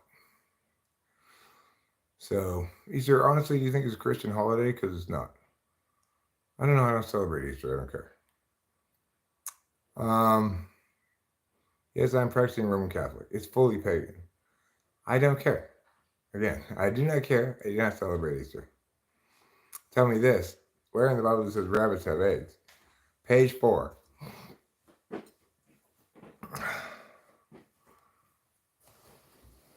Why celebrate Easter the way the world does then? Because it's a kids' holiday, Iron Lion. Duh. It's about giving kids candy and helping them find hidden eggs and stuff like that. Just because you've never had a kid and don't want to have fun with your kid doesn't mean it's a dumb holiday. I celebrated when I was a kid. I celebrated when Delilah was a kid. It's a kid's holiday, okay? So just Yeah, it is. get over it, Iron Lion. Jeez.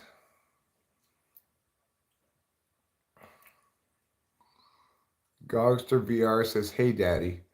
While I am not your daddy, I will reply with a hello." Vending Machines Man says, "Can you do a ghost?" Yes, I can. Ooh, I'm a spooky ghost. Were you terrified? Does Spooky Ghost get spring break too? Yeah. And obviously, Spooky Ghost wants to show Spooky Ghost's boobs on during spring break. Oh. Because that's what one does during spring break. Uh-oh. Oh no.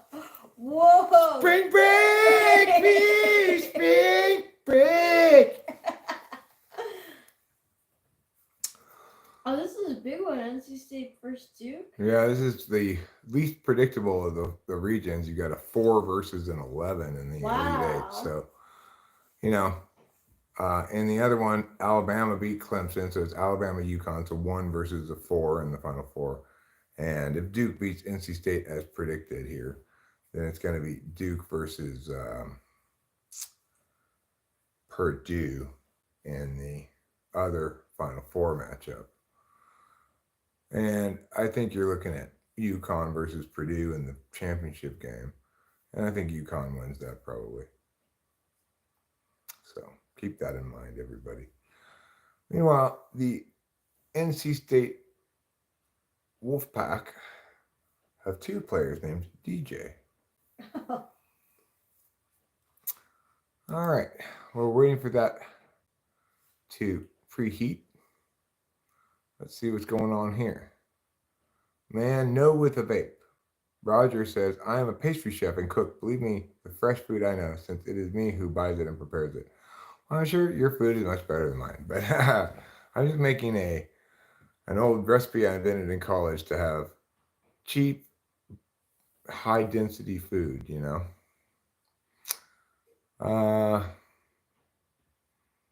JG says, "I lived in the mountains of North Carolina for a couple years, and they called your nifty overalls bibs. Is there a term you're partial to?" I call them overalls, but this is actually the first pair of overalls I've had in a long ass time. I decided to get them after many years figuring out what the problem is with pants with me. The problem with pants is my hips are too high up. So they were always falling down because I couldn't wear them around my hips without, like, you know, without G-stringing my crotch.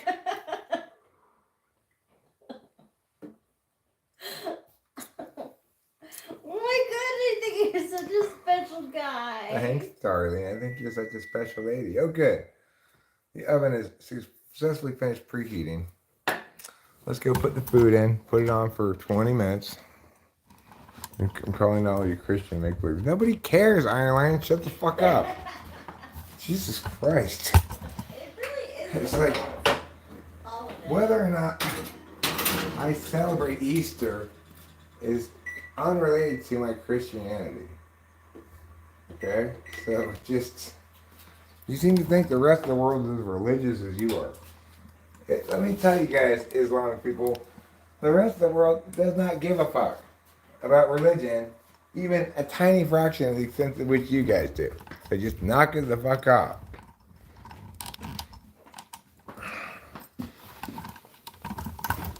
Iron Lion's not trolling. Iron Lion's a Muslim who, like a lot of Islamic people, seems to think religion needs to be central to your life or something. It doesn't. It shouldn't. That's it. So just knock it off.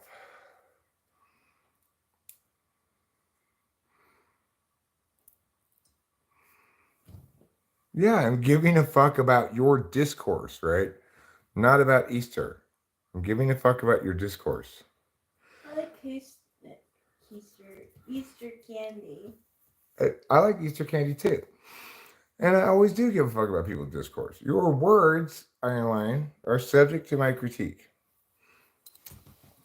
It doesn't mean I give a fuck about Easter. It means I give a fuck about what you're saying. Which I should, because after all, that's what I do. I say things and care about what other people say. Thanks, JG, who says I look snappy. You go ahead and borrow as many pages as you like. These overalls were, in fact, recommended to me by Lou. Otherwise, I wouldn't have known what overalls to get. These are great overalls. They're called Carhartt? Carhartt overalls. So I like the brown too. Did you choose that color? Or was that... I did choose brown. Yeah, they had gray, brown, blue, and black, I think. They might have had light brown as well as dark brown too. Oh. Yeah, exactly. Whatever helps you get through your life is fine with me.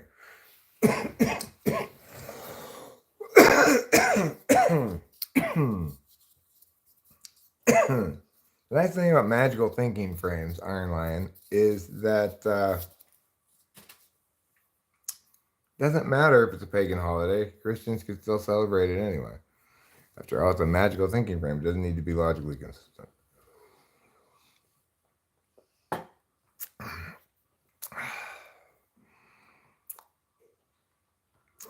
What do we do on Easter?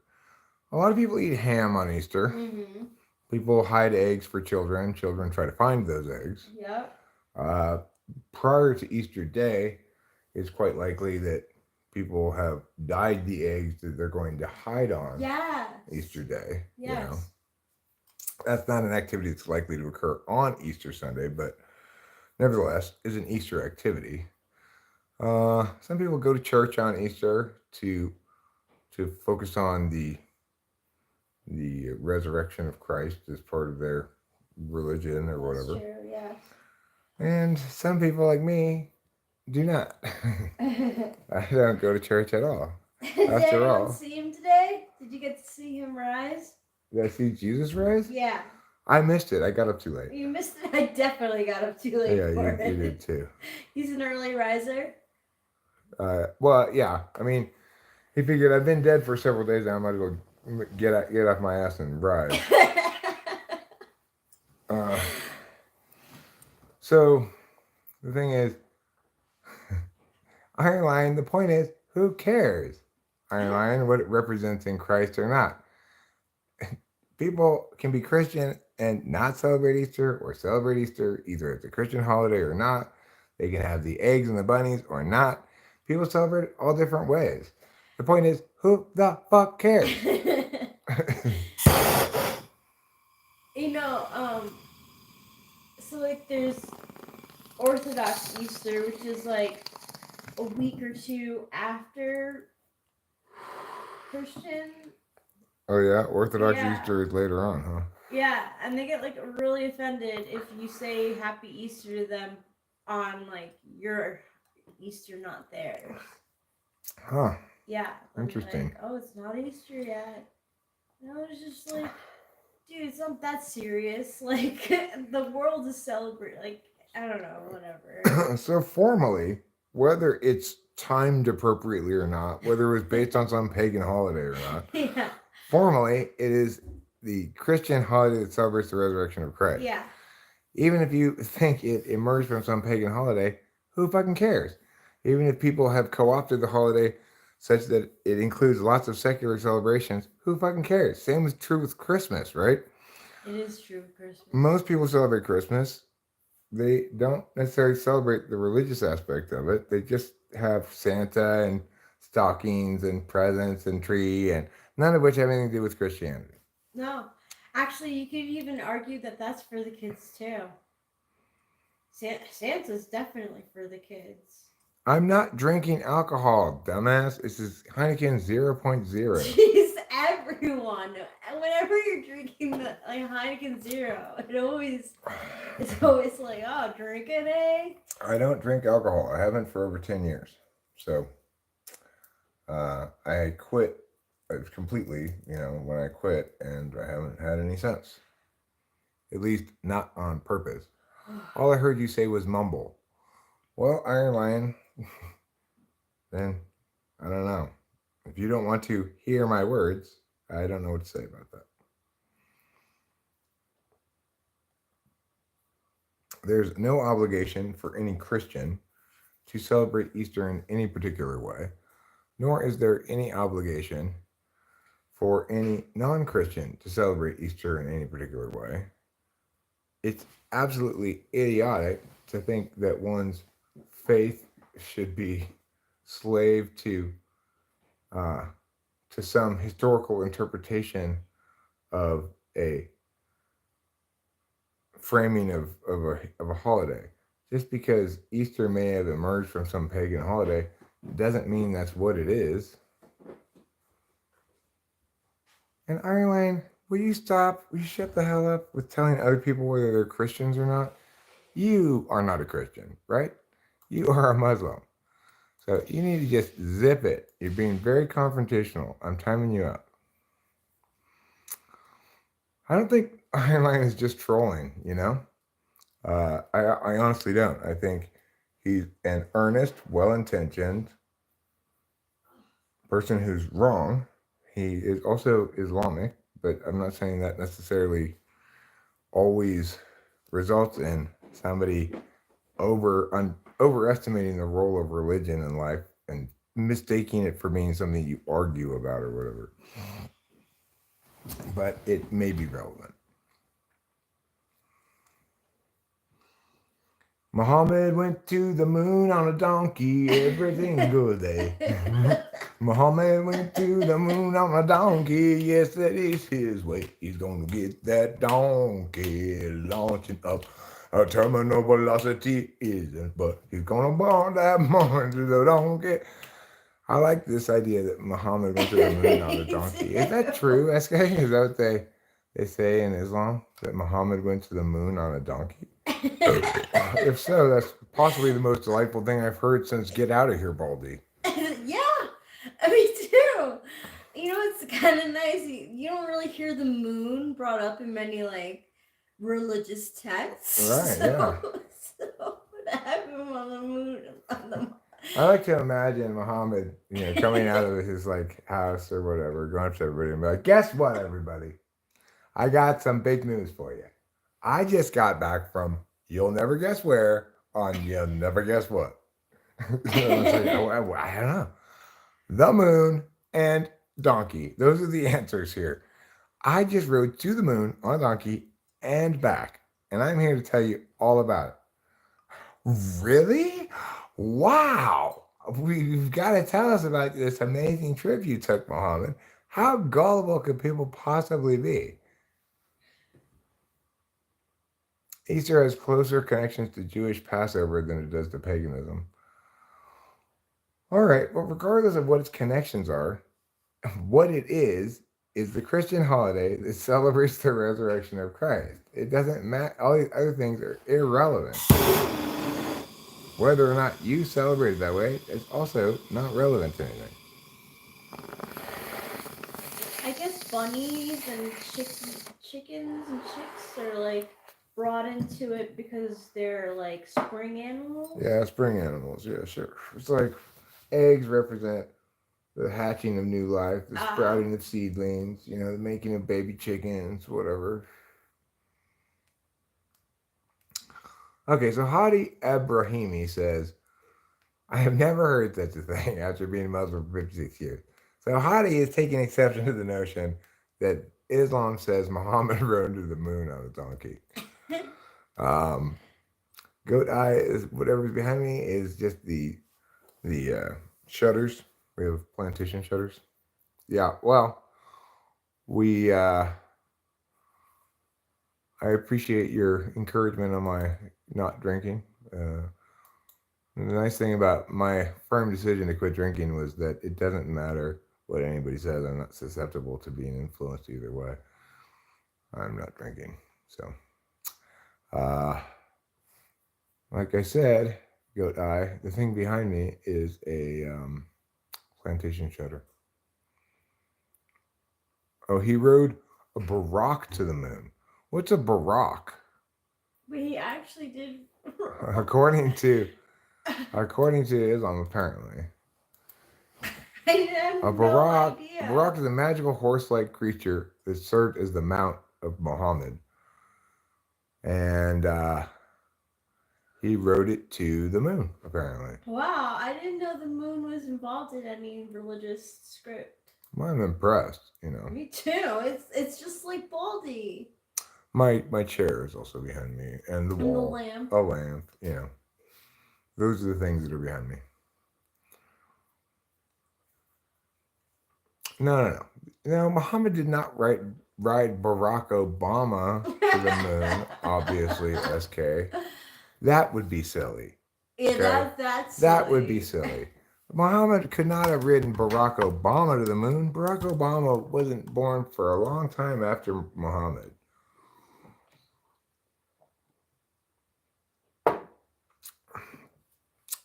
Thanks, Gogster VR. I like the way that it prevents my regular face from showing. I think that's a big advantage. Helps me to have kind of a square jaw, be less pointy. If you read the Book of Mormon right to left, it says Joseph Smith drove a 1967 Volkswagen bus to Pluto. I wouldn't be shocked. I would not be shocked.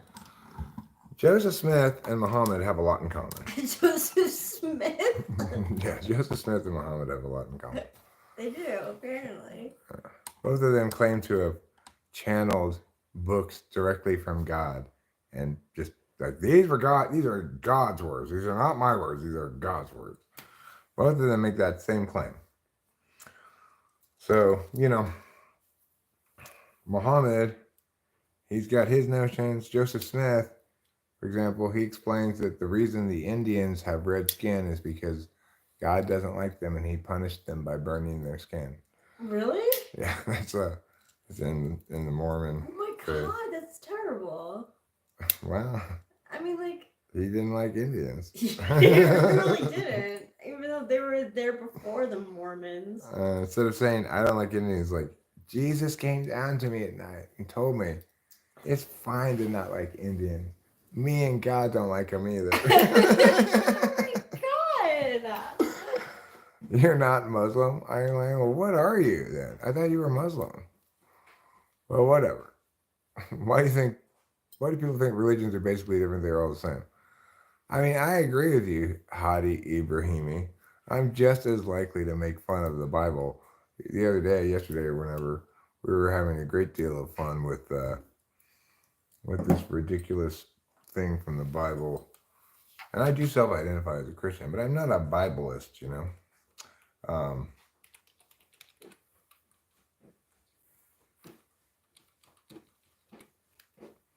Anyway, I'm super fond of this quote. I thank Sean L. so much for introducing it to me. This is Kings 2:23 through 25. From there, Elisha went to Bethel. As he was walking along the road, some boys came out of the town and jeered at him. Get out of here, Baldy, they said. Get out of here, Baldy. He turned around, looked at them, and called down a curse on them in the name of the Lord.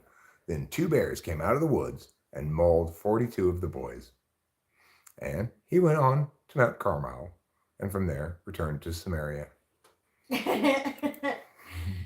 How wonderful. How wonderful.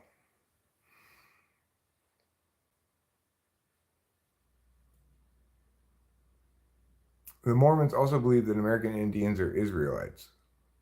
They're Israelites who had their skin burned by God because they were bad, right? Is that how it works? I don't know. Shujinko the Weeb says, hey, he's back. Just want to say, hi, you're awesome and the usual. I'm going to watch some anime. Good job with that. Keep up the good work, bro. Fire, fire, fire. I identify with your desire to watch anime. I will warn you, there's nothing good coming out today except for Shangri-La Frontier, which I have not watched yet, but the current season of Crunchyroll ended basically last Sunday through this week, through Saturday, and it hadn't yet started the new season yet. So there's nothing good coming out today except one episode of Shangri-La Frontier. It's going to last you 22 minutes, Shinjinko, and you're going to be like, oh, that's it. That's all there is left. Unless you still have a backlog of anime to watch, in which case I am jealous of you. Regardless, I highly and fully support his decision to go watch anime. I feel like I'm out of the loop. Like I'm losing my edge because I don't watch anime. Oh, it's okay. It's kind of a niche subculture. It may have broadened somewhat, but still, the amount of people out there who call themselves either weebs, as Shujinko does, or who call themselves otakus like me. I prefer to call myself an otaku. You're All definitely more an see you later, otaku. Shijenko the weeb. SK is like, what do you, Ryan, you were just being completely provocative for absolutely no reason. I don't know what you're up to, but you're going on timeout again. Again? Yeah. I don't know why he wants to be all provocative and difficult. Attributing to SK like some. SK's not even talking to me, right? He's talking to you, dumbass. How could he be kissing my ass? My goodness. SK is just trying to not engage in this ridiculous slap fight that you're trying to initiate. That's all. Mormons are very nice people. I'm not critiquing Mormons for being bad people. I'm just including them in my survey of ridiculousnesses of religion. Your dad used to talk about Mormons a lot. I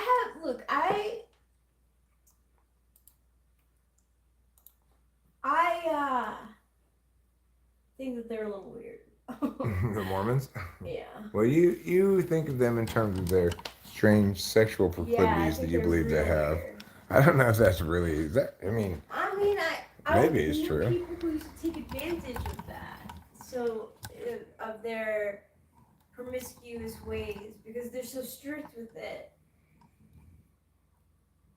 Well, The teens act out and they're like, oh, well, we don't, we can't have vaginal sex, but like.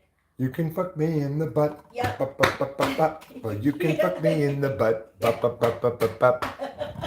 Like that. Exactly. Is that part of the Book of Mormon's musical soundtrack? I've got to plug this in. Yes, we'll run out of electricity. I just wouldn't want Eric to be around any teenage girl Mormons because they're gonna want to jump on him.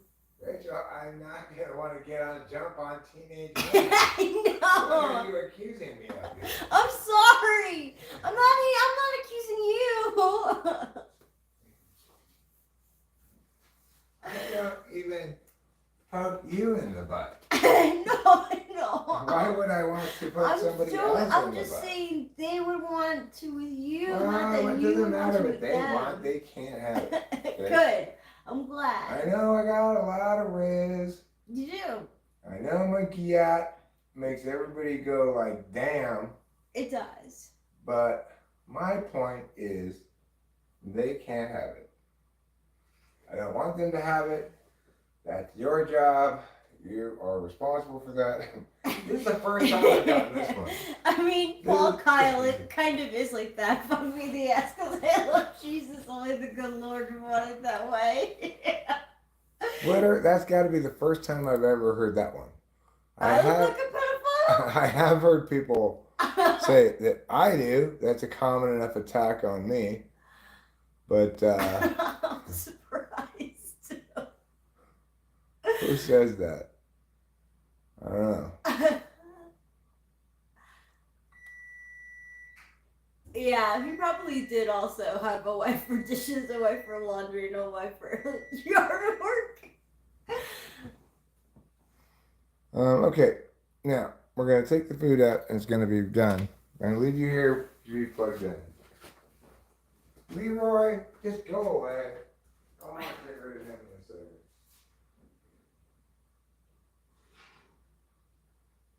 Is it done, Daddy, done? I think it actually needs a couple more minutes. Right. Maybe 3 more minutes. I'd like to see the cheese a little bit browned, but it's not yet. So I'm going to give it a few more minutes. Okay. Cheese is fully melted, but not browned. Yeah. Agnieszka Morawiecki. Oh my God, a big fan. Me, a big fan. Really? I've never seen you before. But that's fine. Thanks. Scientology is also a hoot. Yeah, Scientology is also a hoot. And I'm concerned about Leroy's wife, who's easily terrified. She's subject to like panicking over the least little thing. Oh my God, There's a guy talking at you too. Freak out. Or, there's a moth. Burn down the house. No. Okay. No, he has overalls because he has high hips and his pants, his jeans fall down even with the belt on. And most importantly, Leroy, where did you get the idea that wearing overalls correlates with murder? Yeah. Most people would say like farming, maybe construction work. Eric, that's Rachel. Yes, that's Rachel. Did I miss your Rachel. cooking joke? Cooking a la snack bar? It's kind of a silly pun, I guess. I do understand it. All right, that's it for you. You're done. We were making totally unsubstantiated, unwarranted, unjustified accusations about me, defaming me in that fashion. Of course, you are going to get hidden. Iron Lion.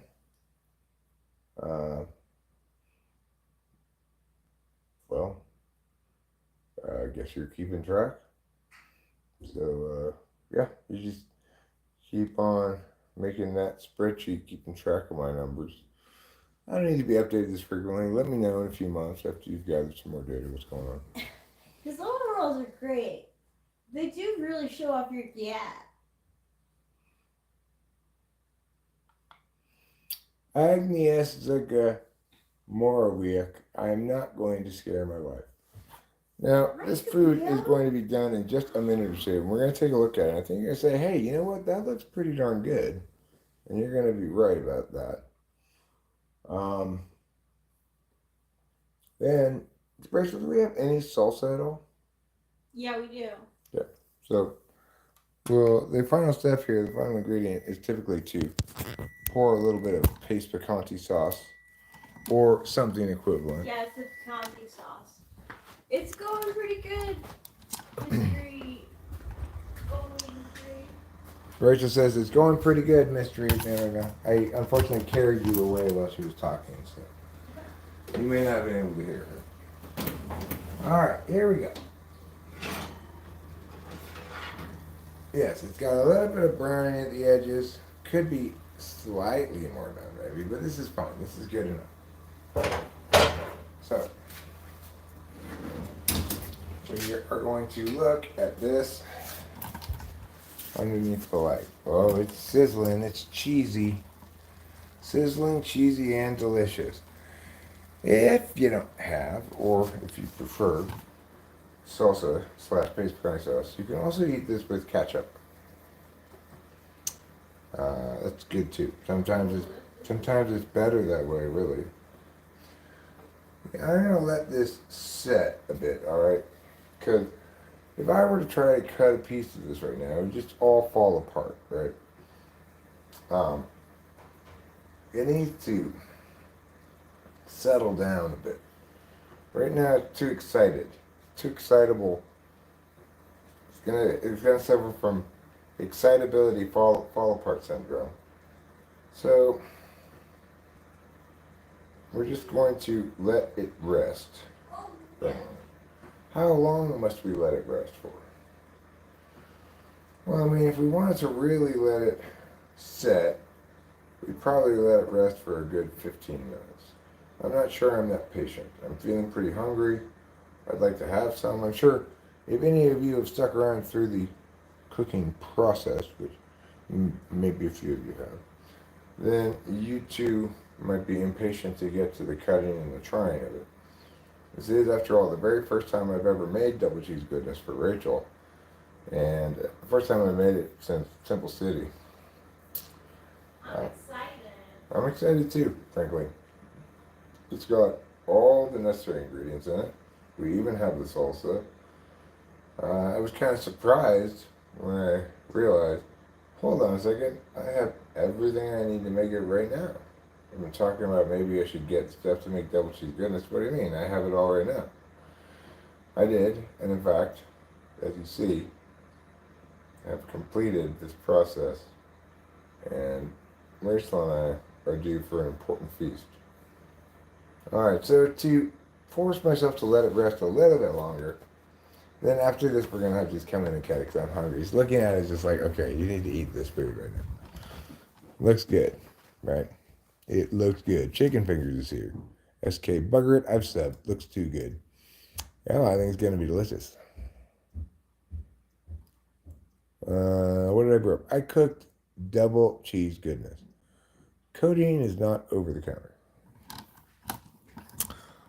Usually you can reliably be expected to say correct things about drugs, Bob UFO. On this instance, however, you have said something incorrect.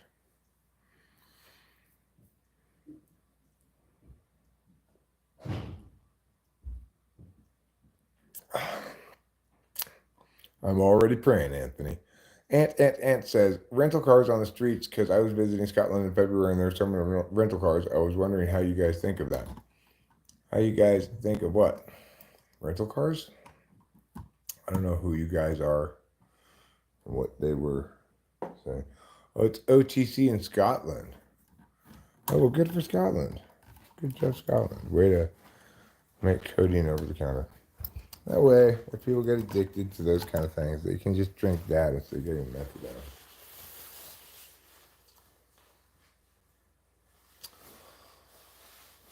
Anthony's daughter's hamster has recently been diagnosed with old age COVID. I think we should all be praying for this hamster. It's important that we save lives all the time, no matter what. Stay home, save lives, triple mask, wear a hat that holds in all of your breath. It is daytime right now, City Plays. It's the middle of the afternoon, I would say. Oh, I forgot. I am on limited electricity here. Well, what am I going to do, you might say. You know what I'm going to do? I'm going to bring this with me. Let's go.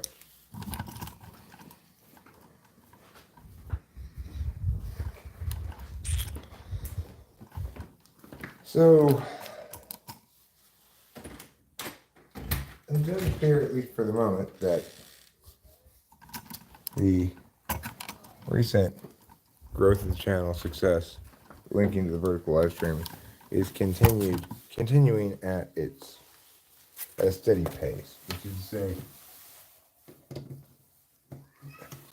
for the moment at least, about 100 new subs a day, which I find to be great. You know, obviously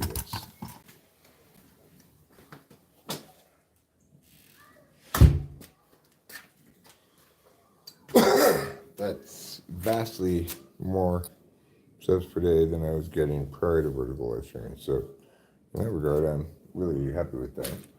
Some titles, some streams get better action than others. But I'm not as yet seeing any clear dropping off of that about 100 subs a day rate.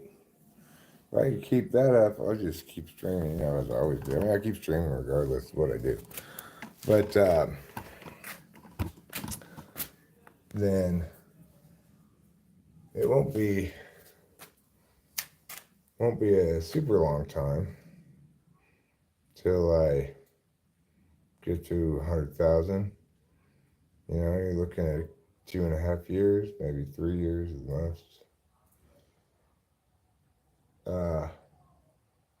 That's not a super long time.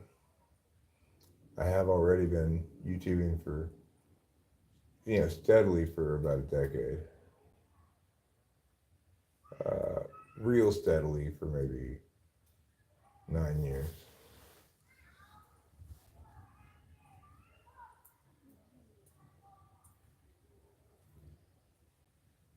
So, if I can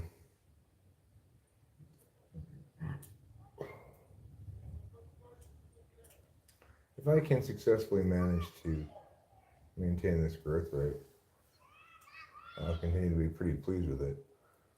And it'll be interesting to see if and how, um, say, chat rate, maximum number of concurrent viewers, and other such stats, how those change as the channel has more subs. I think as far as a channel having subs go, I think subs here are perhaps a little bit more likely to be repeat viewers for more authentically desirable reasons than, say, that drunk lady I was looking at earlier. She had like 45,000 subs, but I'm not sure how she got them or whatever, but she also had like 40 to 50 people watching her live stream.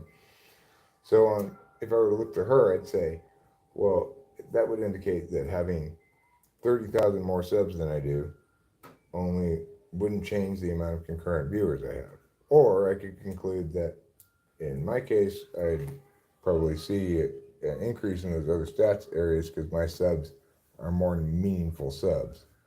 They actually subscribe to the content that I regularly make, presumably because they find it interesting or they like to engage in the chat here or whatever, um, rather than simply as a spectacle of, the spectacle of a train wreck or something like that. Which I don't know what people exactly were getting out of her live stream.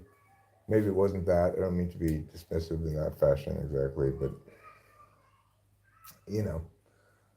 I'm just talking about the disparity in terms of subs versus the relative lack of disparity in terms of concurrent viewers. And what meaning I'm going to go to that. So as soon as I'm done with this health tube, we will go back inside. We will cut ourselves up some pieces of double cheese goodness, and we will give it a try. We'll taste the sensation of flavor in our mouths. After that, I think we'll probably wrap up the stream. We'll play a couple songs, wrap up the stream, and I can see a nap in my future. I could see some virtual intercourse with my bride in my future.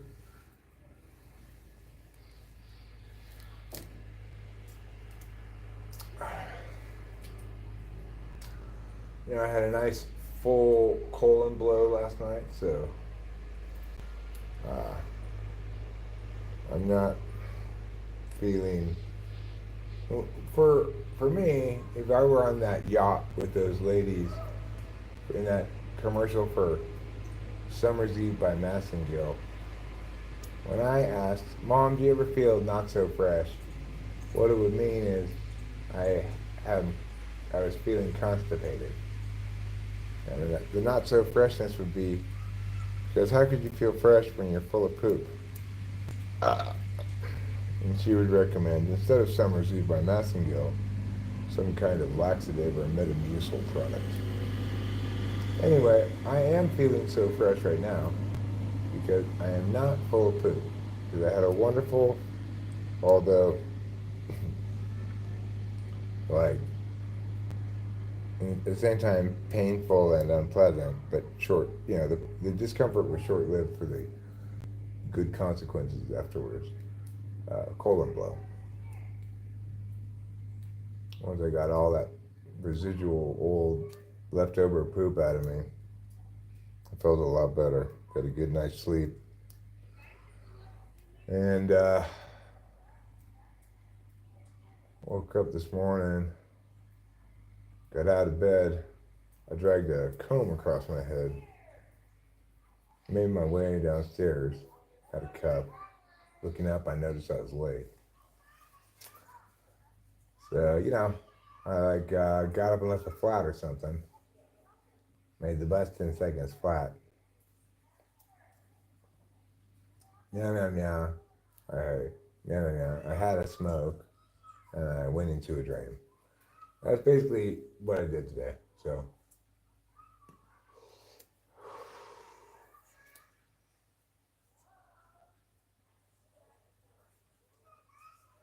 come to think of it, It sounds a lot like a day one of the Beatles had one time. Maybe it was Paul McCartney. Remarkably similar, actually. Now that I think about it, that's why people have deja vu, because sometimes they live exactly the same day that Paul McCartney did, for example. I know I've heard this before somewhere.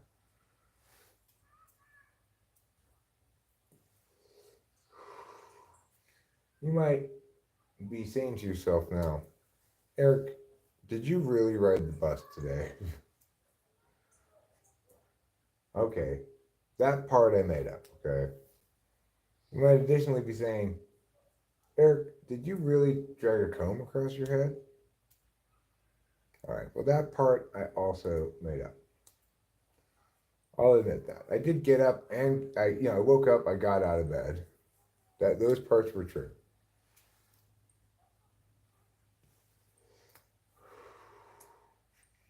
I did have a cup of coffee. I did have a smoke. Those parts were also true. Some of the other parts, I was just taking a little artistic liberty, okay? When the artist paints with his brush, let no man stand aside and critique, for his is the liberty of the human soul.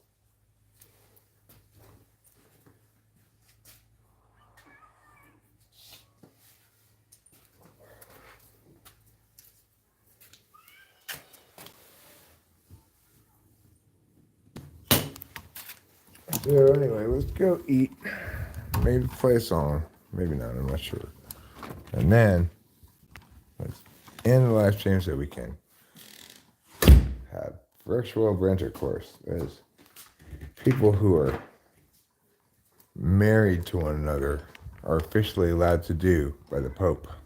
The Pope says it's okay. The Pope says it's okay to hump your wife as part of a Easter celebration. But you have to be married, okay? Otherwise, you're going to get in trouble with the Pope. He's going to send the Catholic sex police over to your house, and they're going to say, no, no, no. Well, I mean, I only do that when we're married and find out that the person is bringing a donkey to the moon. well, unfortunately, Rachel, I hope that's not what you're looking for, man, because I have, in fact, not ridden the donkey to the moon. You haven't? No, I haven't. In fact, I've not ridden anything to the moon. Nothing? Nothing at all. Not even a star? No, not even a star. I have stayed right here on Earth for the entirety of my life. Well, that makes you unique. Yeah, I know. Most people have visited the moon at least once, but not me. I'm going to get one of this kind of bowl. I think these kind of bowls are a little too small. I changed my mind. Let's get these bowls. These are bigger bowls. You can see them here. Let me put them down here so you can see. Let me move the camera. All right, we've got two bowls set out here. We're going to retrieve the salsa from the fridge.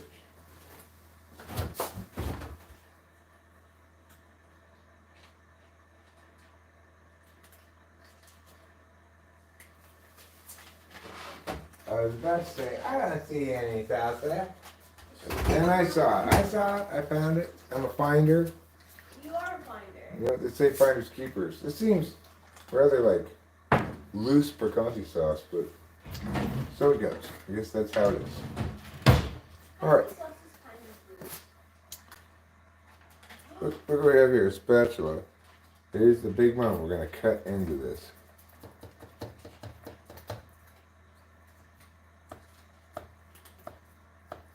Okay, we're going to cut a line like that.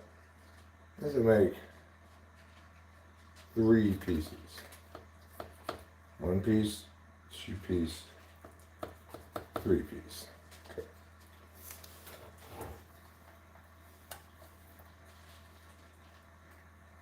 We'll put 1 piece there, and 1 piece right here. We'll get this little extra scoop here, put it here. All right. Now I'll need to put some aluminum foil or saran wrap or something over this and put it in the fridge. But I'm just gonna leave it out for right now until after we eat. Oh wait, let me turn the light on. Shake out this picante sauce. We're gonna pour a little bit of it over the top, just like that.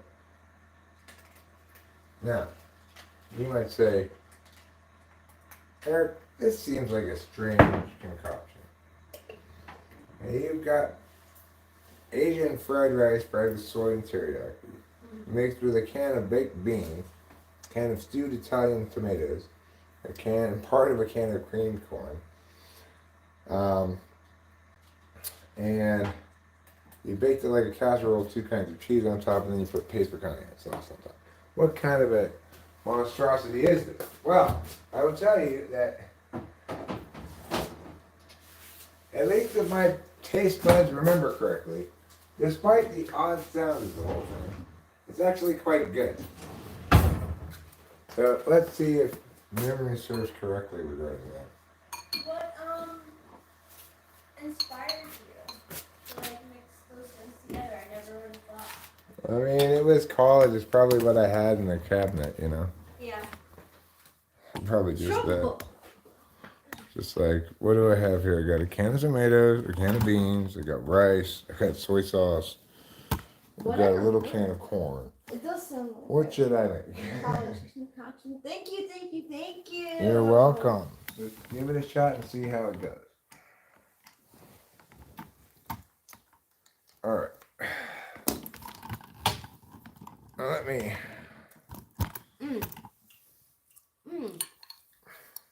It's delicious.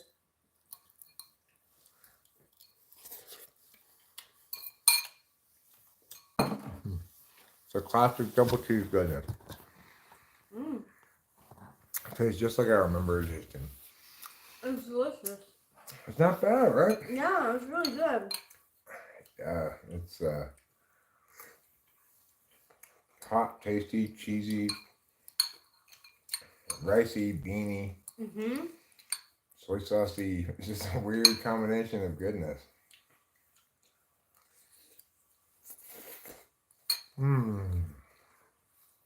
It has paste picante sauce on it. We get mild, but if you like things a little bit more saucy than that in terms of heat, then you could get medium or hot, you know.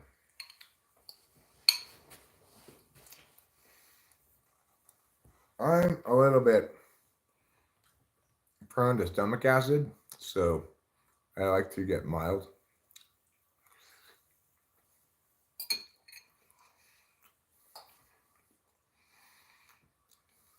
No.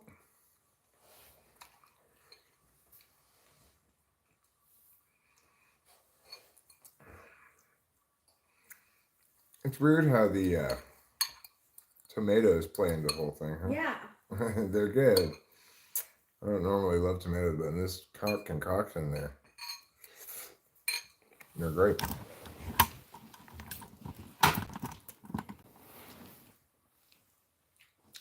Thank you so much. Oh, okay. Hi.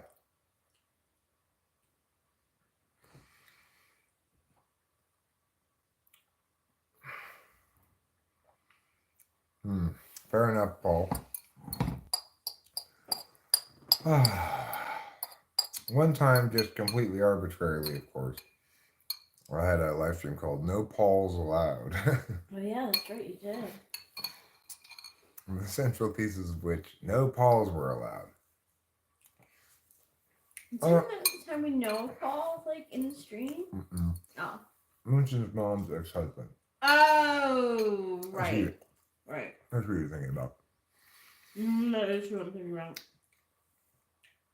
Man, that was really good. I think I want another square of it.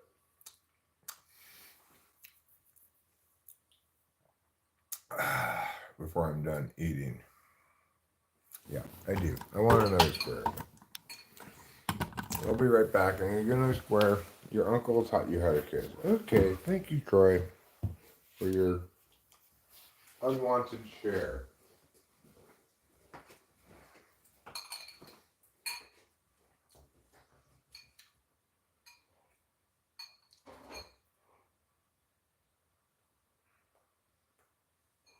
So I can tell you, back in college, this was popular with my housemates too. You know? Yeah, I put it in the fridge after I made it, and it would go quickly. that's so great. Because it is a very convenient food.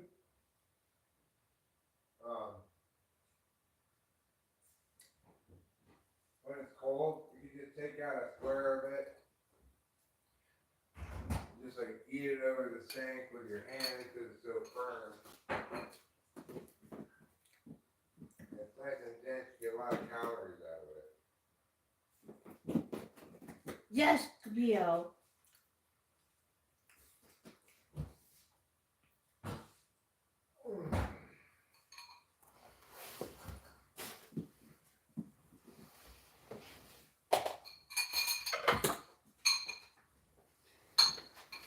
That was delicious. Thank you so much, Eric. Mm-hmm.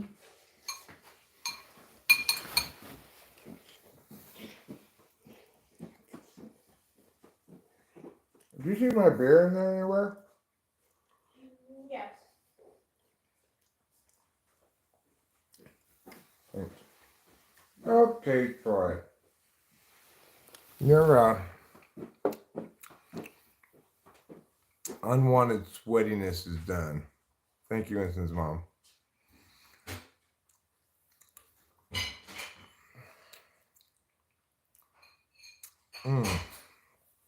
Wow, this is filling like a filling station. I can see myself, eating it in the middle of the night. I just really like it better cold. Let's see how the Duke NC State game is going. Yeah. Well, they're 9 for 9 from the free throw line, so that certainly doesn't hurt their cause. Looks like it's just coming back after halftime.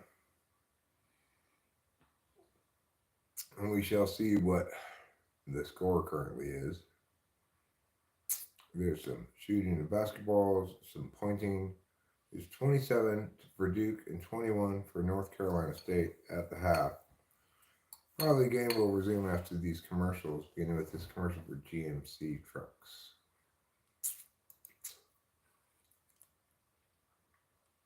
Two kitties that don't like each other. Did I take a dookie on stream yet today? No, I actually had a real solid and exhaustive colon blow last night where I emptied my whole body of poops. So I haven't felt the need to poop yet today. Probably I will after eating this. This is very dense food, so. It's good. It's a good day for this kind of food. See you later, SK. Have a great day. Thanks for subbing.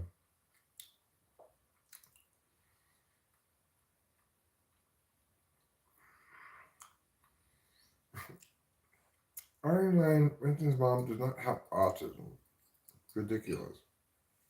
You are in quite a fuzzy mood today, aren't you? I'm eating double cheese goodness. The Champions Casserole is sometimes called. Yeah, I think so. I think it's the Champions Casserole. It's so good. Happy Easter to you too, Brian. Is that your job? Wow, that sounds like a terrible job.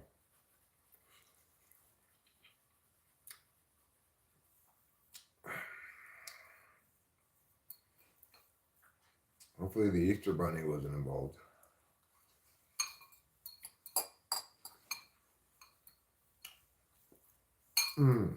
Okay. That's what I call a hearty lunch. Yeah.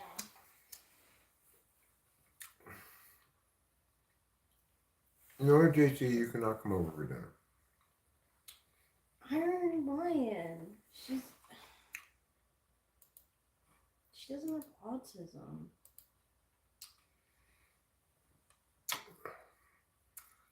I'm unfond of your dumbass shit, Iron Man. So knock it off. I would like to pet you with my foot trouble.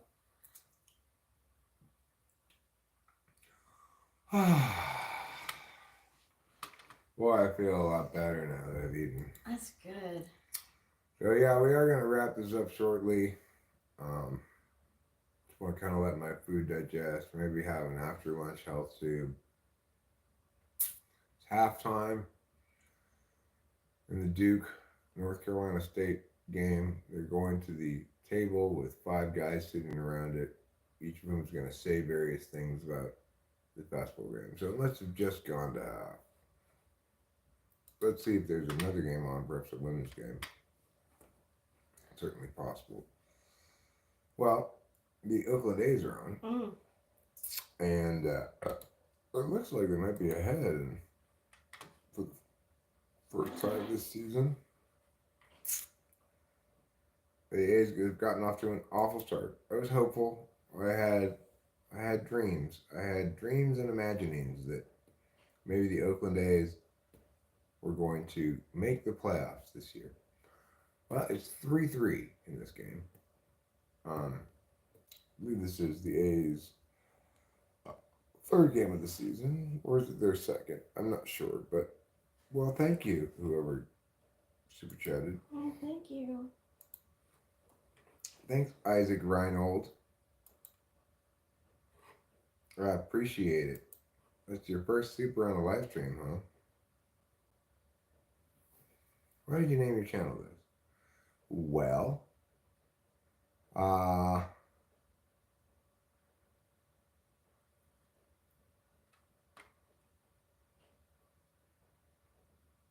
my wife. What do I look for in a woman? Right there. That's what I look for in a woman. I'm glad I'm what you look for in a woman. Yeah. All right, SK. I will F your life if you want me to. I can't F you, but I could F your life. Just sort of verbally. I hereby F it. See you later, JC. See you later, Eric and Rachel, especially Rachel. Whenever I know it's not the same thing, but when I see hamsters, it makes me think of guinea pigs. Yeah, watching that guinea pig Olympics thing. Yeah, it's so fucking cute. There's such like, how could they even survive at all in the world with having such few like defensive mechanisms? They can't even like jump over a stick that's like this high off the ground. That's why they have so many of them. Let's see if the Oakland pitching staff can get out of this jam here. There's 2 outs. It's the top of the 8th inning. It's 3-3 ball game. 2 on for the Guardians. Tie ball game. Outs. So there are 2 outs. This pitcher just needs to get some kind of an out here. There you go. There's a strike. It's 1-1 now. Oh, it's 0-2. Oh, they called that first pitch a strike. Oh, they did? Even though it was high. Yeah. All right, so let's see if the pitcher here can successfully strike out the batter. And yes, he does. So at 3-3, they're going to the bottom of the 8th inning. The Oakland Athletics have a chance to win a game. It'd be wonderful if they didn't get swept in their opening series.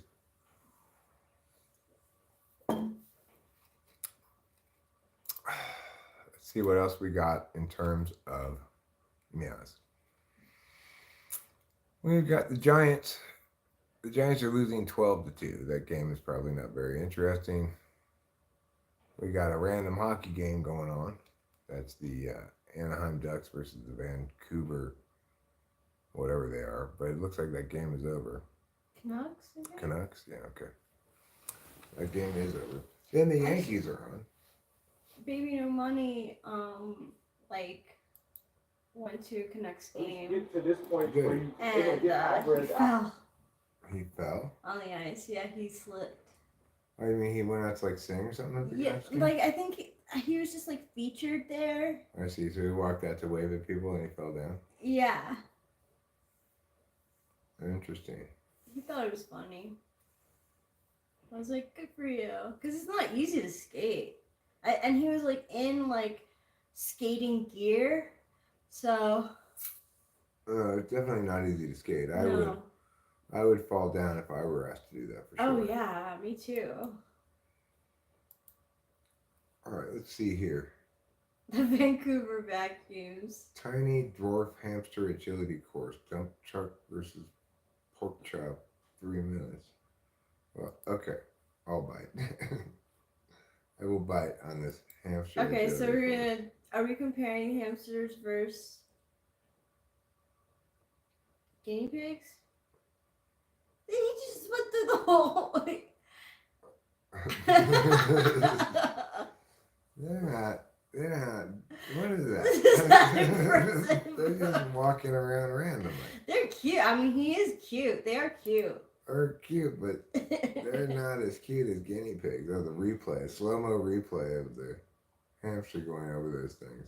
Now it's going to walk up that. Let's see what it does. Walking up this little, like, teeter-totter ladder. Should I get higher up? Or is it too dangerous? Oh, wait, it's tilting. Oh, Oh, not scared. No, he just rode it down to the ground and walked down it. Now through the circles he goes. This hamster's doing a better job than the other one. Yeah, he's going through the circles. Yeah, he made it through both of them. Slow-mo replay from the back. Wow, amazing. I'm sorry, but they are so cute. I love little rodents like that. Like when the kitties bring in field mice, it's so difficult because last time we got him out, you know. Yeah. What would he put on the end of that stick that they want to swallow? It must smell good or something. Looks like it has a little food thing on the end of it. No, not that way. That's not how you go. There we go. There you go. Oh, yeah. Action replay. He's like, I can do this forever. This is silly. I'd rather watch guinea pigs. What about the guinea pigs makes you like them more? I don't know. They're just somehow more ridiculous. Yeah, they are more ridiculous. They definitely are. Guinea pigs are a bit bigger too, aren't they? Guinea pig Olympics. Here we go.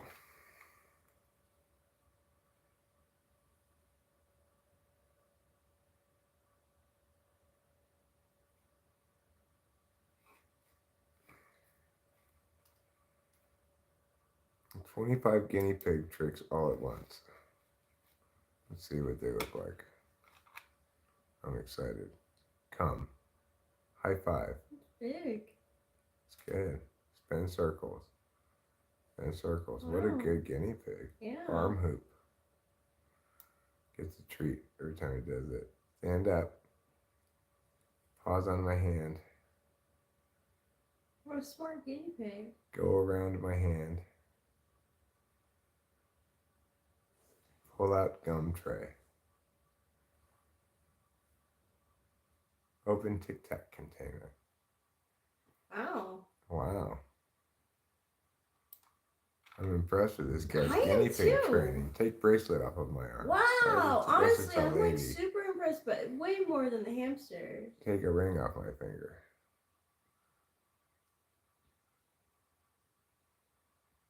Pick a card.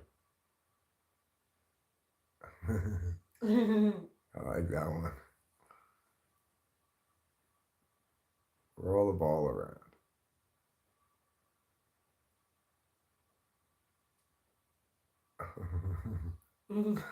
What a well-trained guinea It pig. really is. Follow target stick. I didn't know that they were that smart. Go around an object.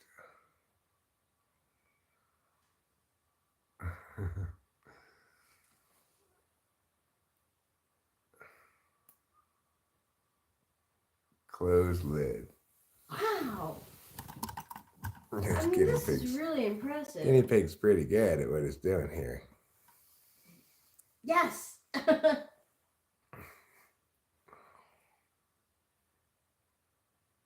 Go through a hoop. Yes. Go through a tunnel.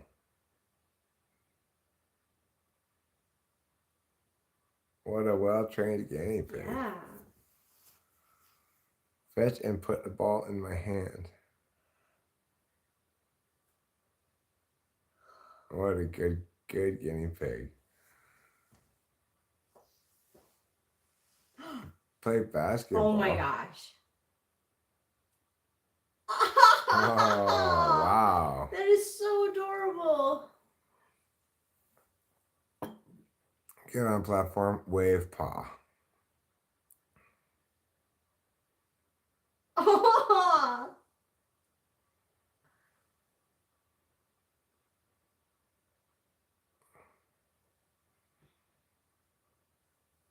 Whatever. I think maybe she's using cocaine to train this guinea pig. He's really into it, whatever it is. Scent work.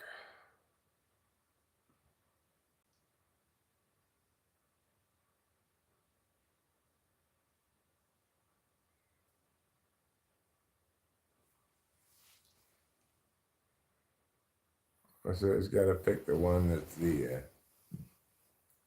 red one, I guess. Must smell different than the other ones, I guess. Rather than using color.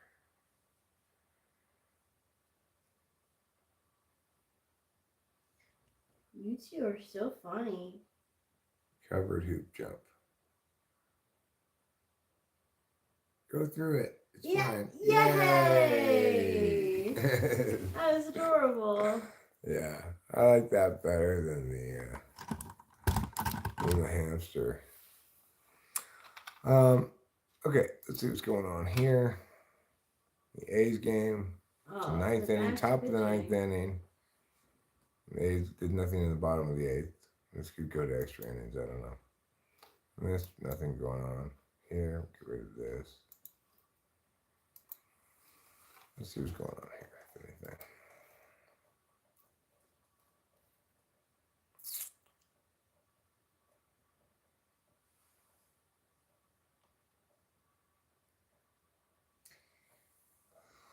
Okay, so I think I'm gonna wrap it up.